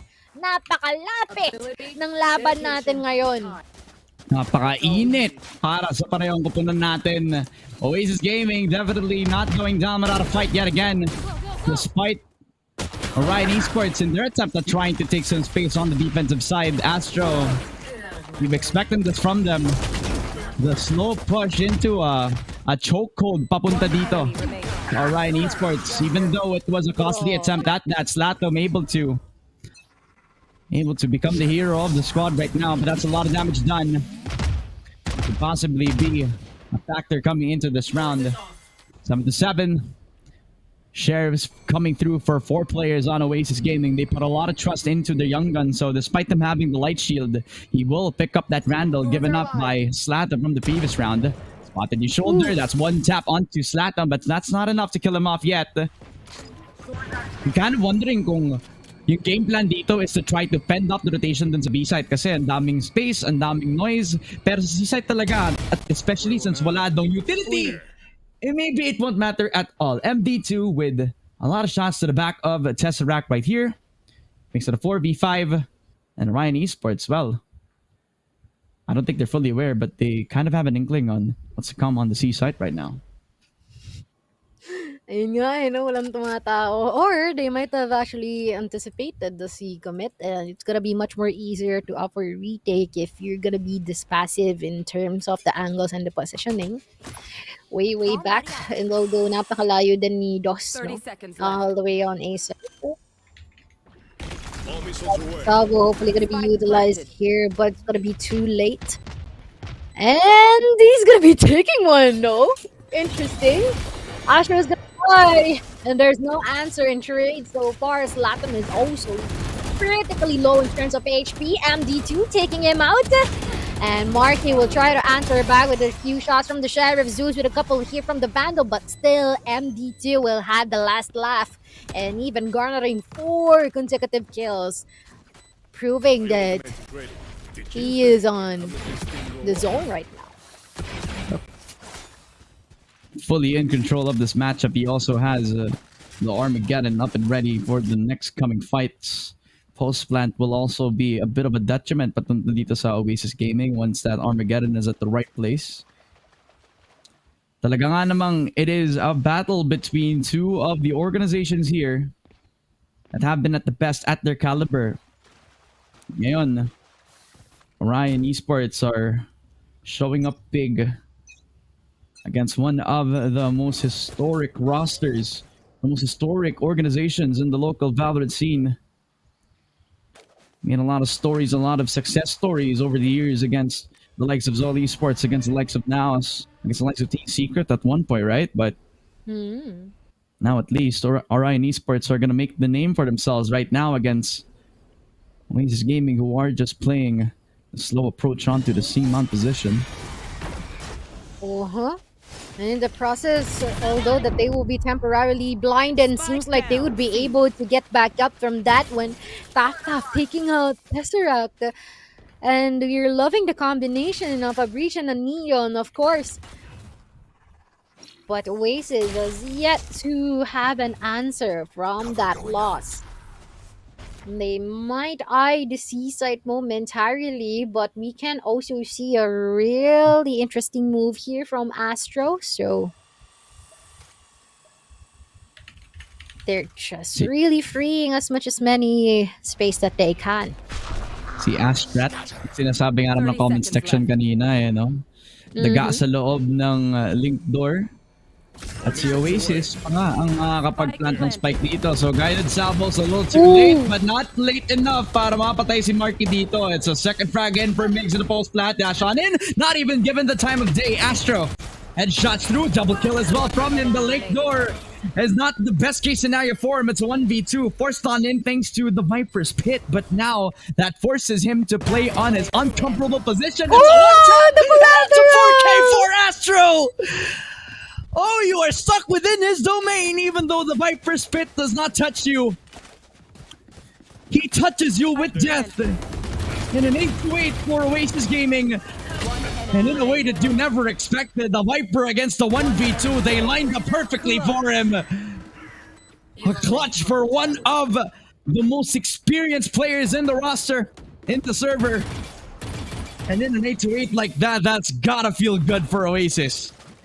I have never seen anyone use the Viper's Pit that way before, which is really awesome here. from Astro. Astrat na. Apakalala. That is a crazy strat indeed, but it seems like some morale has been depleted from Orion. Migs is gonna be out this round that early. Yet there are no commitments yet. They're taking their time of day here, trying to take some pickups. They might also assume that they will commit to A, but it seems like that is not the case. And instead, there'll be some presence here, some shots gonna be let out here. Tap will be taking Tesseract out, and this is more than enough information for them to actually say that seems like they're not looking out and going to A after all. It's not every day that you expect the entry duelist to be holding the spike, but he becomes the delivery man for the team. Spike planted. No, well, he doesn't need an ult orb, but they want to plant the spike as early as possible. So they start with the showstopper a little too early, especially for Orion Esports, who are playing within 3 arms reaches of the site itself. So Paranoia out very early on. Push on in from Astro, spots out 2, only knowing that there's only Spectres or at least Sheriffs on the other side of the waterfall position. Triple Halls push shot might be the cards in for them. That's a push shot for Zeus. The Paranoia also ignored as Astro also will get his own kill from the kill feed. 3v2, Stinger in hand, double kill for Astro, another for Marky as well. They're all marked out of the C site. At napunteriya pa nga ang Orion Esports. Hindi pa nakahakot sa loob ng C site. Hindi pa nga sila nakapasok sa waterfall talaga. Akala ko makukuha ni Zeus yung tatlo.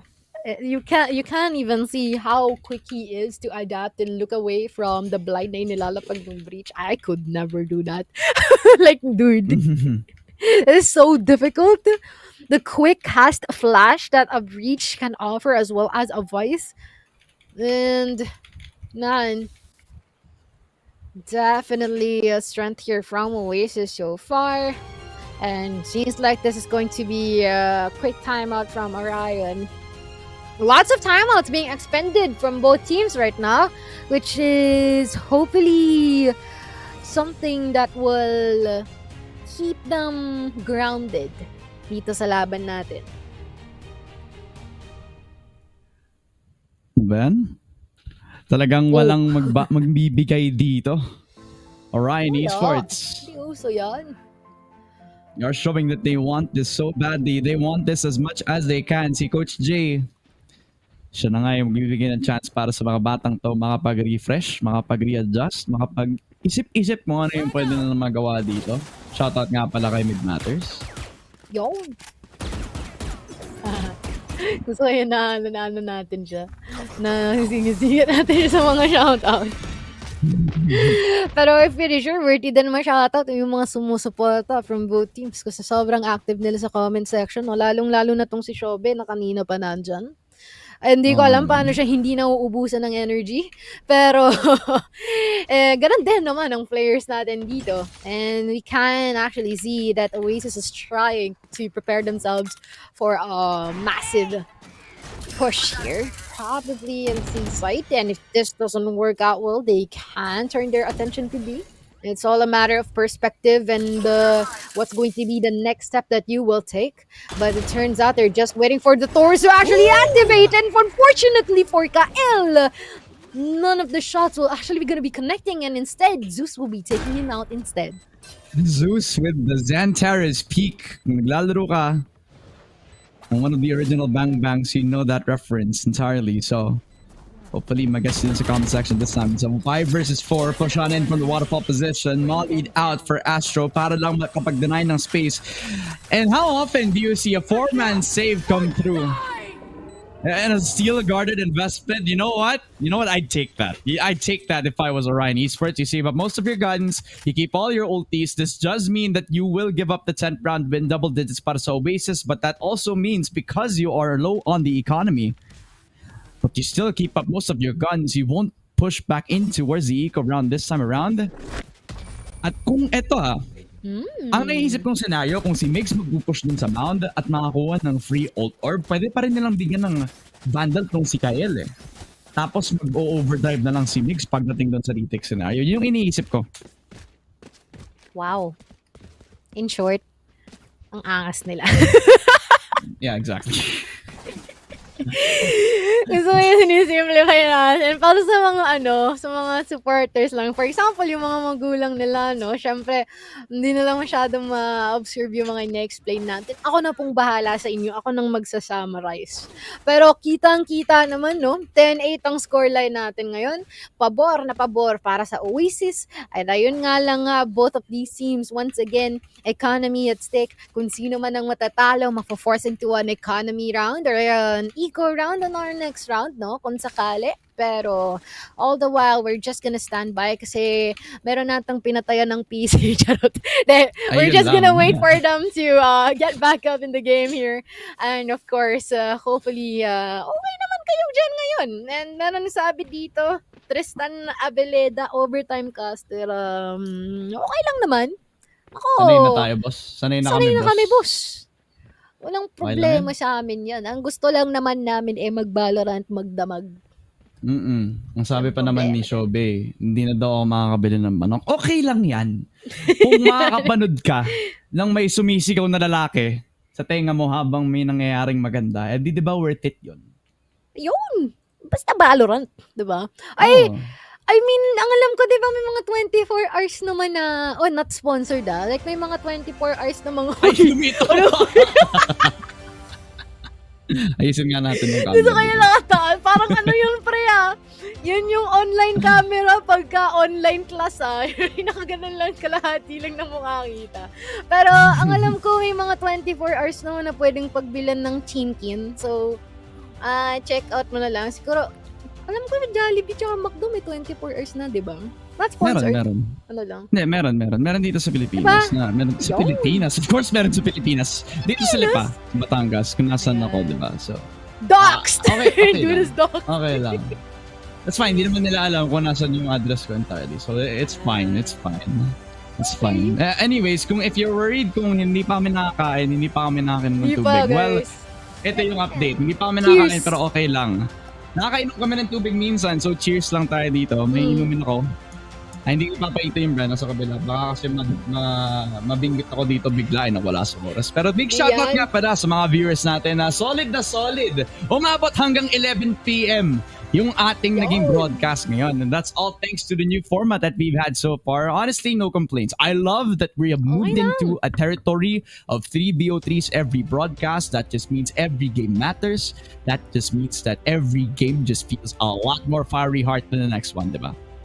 Parang na rin to early patikim sa players na okay, so kung dadating tayo sa playoffs na magkakaroon sa playoffs na magkakaroon tayo ng mga series of best of 3 non-stop, maaaring round robin pa yan, I'm not quite sure yet. Dapat umpisa pa lang pakitaan mo na kami na kaya mong mag-last, no? You can withstand the heat. Not literally yung init ng Pinas, but the heat when you play against the teams na outstanding so far. Kasi nung week 1, meron tayong Orgles. Nung week 2, meron tayong Chronicles. Ngayon, kayo nang bahala mag-decide. Totoo. Sa day 4 ang nalaman ko si Shobe daw maglalaro. So mali mo, makikita natin siya sa phase 2, di ba? So, Shobe Esports. Shobe Esports? What if yan pala ang kanilang yan ang kanilang alas? What if nag-standby lang siya ngayon? Tapos, magpapakilala siya pagka playoffs na, no? What if lang naman? Shoutout nga pala sa mga pro players na dumadaan dito sa stream. Si Skyler Von na ngayon na nasa stream ngayon. One of our favorite players as well. Isa mga kaibigan ko para dito sa server or sa ating naging stream natin so far. I hope you guys are having a wonderful time. At mga kaibigan, time check 11:02 na. Pero hindi pa tapos ang laban dito. Talagang we're back into the game. And Zeus is back.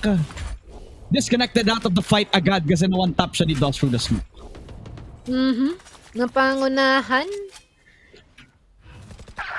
Pero it's not over yet. Immediate answer here from Markion to Mix. Bakit mo ginaganon ang bunso namin? Ika nga niya. At mukhang masusundan pa. Full of kills here from Orion themselves. And seems like they actually had the edge in this round so far. But This is more than enough room One for enemy Oasis to remaining. actually offer an execute and put the spike down. But while that process is happening, na ganun si Slatom. Imbis na pa ganun eh. So, not quite sure how long Tesseract can still live against these three members from Orion. Ang alam ko, narinig pa nga yung parang plant, or at least the tap on the spike para dito kay 30 Tesseract. seconds So he has 30 seconds. Does have time to run back in towards the C site. You also gotta wonder like how big of a risk a lot of attacking teams have in terms of yung pag-approach dito sa Rubble. Always a 50-50 in the gunfights, but if you lay your utility well, just like how Orion Esports have, then it is always going to be a possibility for you on the defensive side. As now it becomes a plan coming through for Tesseract and an open C site. Back into the retake scenario, yung 3 versus 1. Remember, they all have ultis. Pwede gamitin yung from the shadows for info para kay Dos, pero Tesseract, he's not waiting for info. He's gonna try to get off the bait and switch. It's a double kill. It's a triple from him. No way. This is not gonna be the 1v3 clutch scenario. This is not looking good for them. As it's a triple kill for Tesseract. It's a 1v1 and MD2. He's feeling a little scared on the seams. He remembered that both of his friends are dead. At ngayon, si Tesseract, spotted na agad si MD2. Not coming through. Right click and hands with the sky! There's a hero! The judge, the jury, and the executioner coming for the aid of Oasis Gaming. What a performance coming through for Tesseract. The unthinkable happens before our very eyes. Ang lala mo, Tesseract. This dude is crazy. Period. Like, I mean, it's a matter of having that luck of segregating them, while at the same time hitting every single shot straight to their head. And it takes skill, mind you. 11-8 scoreline. They're one more round away from the match point here at mukhang gusto na nga nila itong tapusin kaagad-agad, and before man nga na magamit ni Migs ang overdrive, pinatahimik na siya kaagad ni Astro. Yun nga lang mabilis din ang sagot ng Orion sa kanya. Zeus utilizing the paint shell is not gonna be connecting into anyone though, and they're just gonna be preparing themselves for whoever is gonna try and retaking.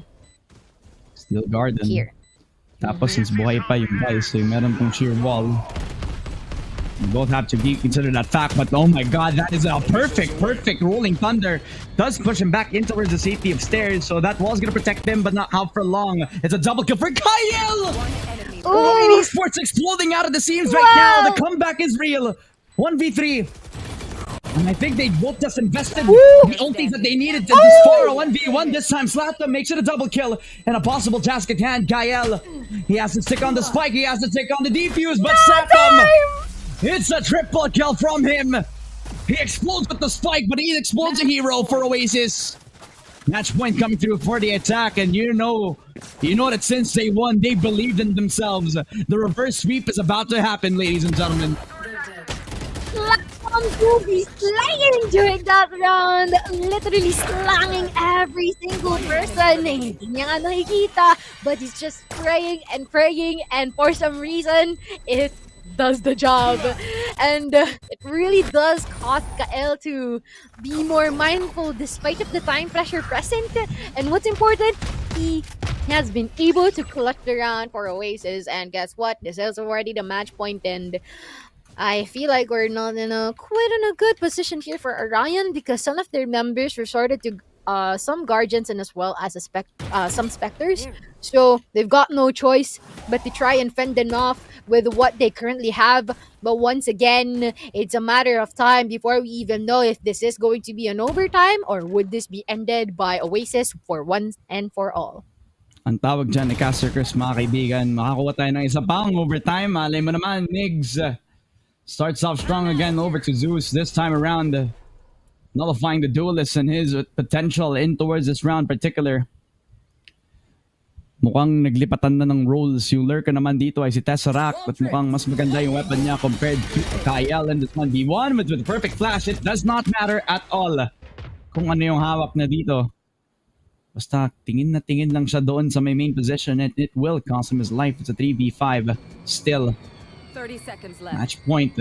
It's still a threat for the side of Orion Esports, but still have the better guns. They still have numbers advantage in time as well. 20 seconds. Have to fully invest in towards the C-side execute, but with a perfect fault line and a nice aftershock after that. That will also try to cut off numbers, but in the end, Slatom still runs in guns and even gets a double kill. 10 seconds, has to plant on the spike on down, but Morky is able to protect his comrade. 1v1.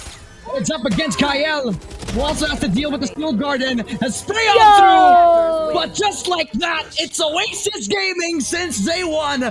Where are the doubters? Because right now, nobody is talking behind them anymore. It will be that 2-1. It will be Oasis Gaming. Ikaw, doubter, nag-2-0 ka, sure. Pero man, I actually predicted them to win, but I really didn't expect it's gonna be a 2-1. But perfectly being executed here by Oasis, especially with how they've been able to scale out through the series. You can see how painit and palala yung mga highlights na ginagawa dito ng mga members from Oasis, but at the same time, you can also see the effort, no? The resilience na sinusubukang i-show ng Orion Esports. It's just that they haven't been able to adjust because once again, ang daing-daga rin dito sa Oasis, no? And they're continuously being disoriented. They're lost on how they will be addressing specific situations, and yeah, indeed, these are the highlights, and you're seeing really clean cuts and really clean interactions from both sides. Just that Oasis has been able to show that they're the ones on top. On the peak, at the helm as well, Oasis Gaming really deserve the title of being one of the pioneers. Dito sa local scene natin, just it's so clean coming through from the scene, especially for Oasis Gaming being one of the original orgs that have a long history standing in the local scene right now, just giving a bit of an evolution, if I may say.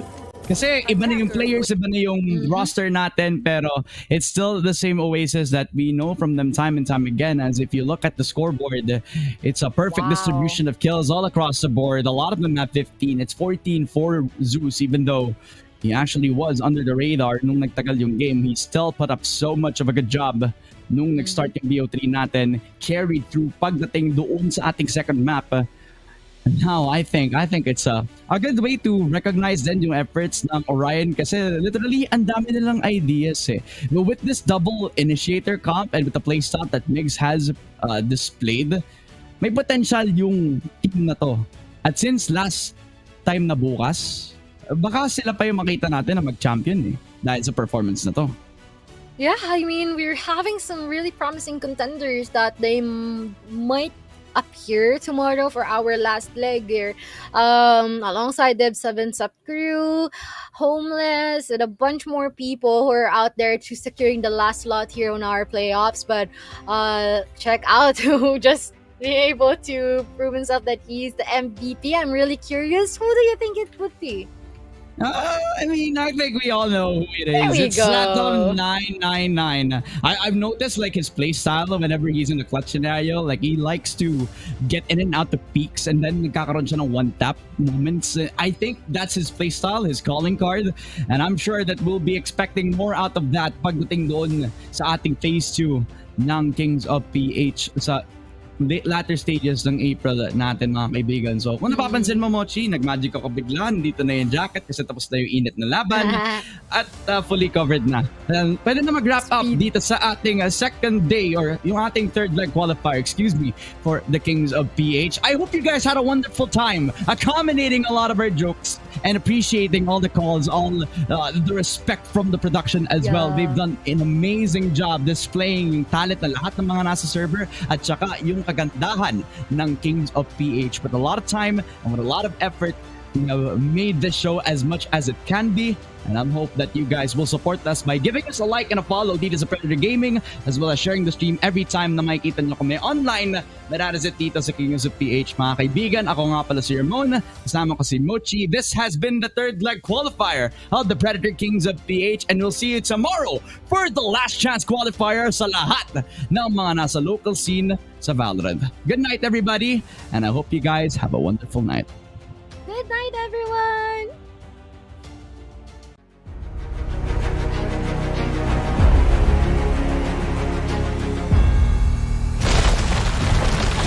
Lumapalad sila dito, nagbablang laban sa Game Lab Alpha, and Game Lab is really inside of B. Nag-aabang mga kala dito, sila Owen Beauty wins up dito for another Teammates taking on peaks.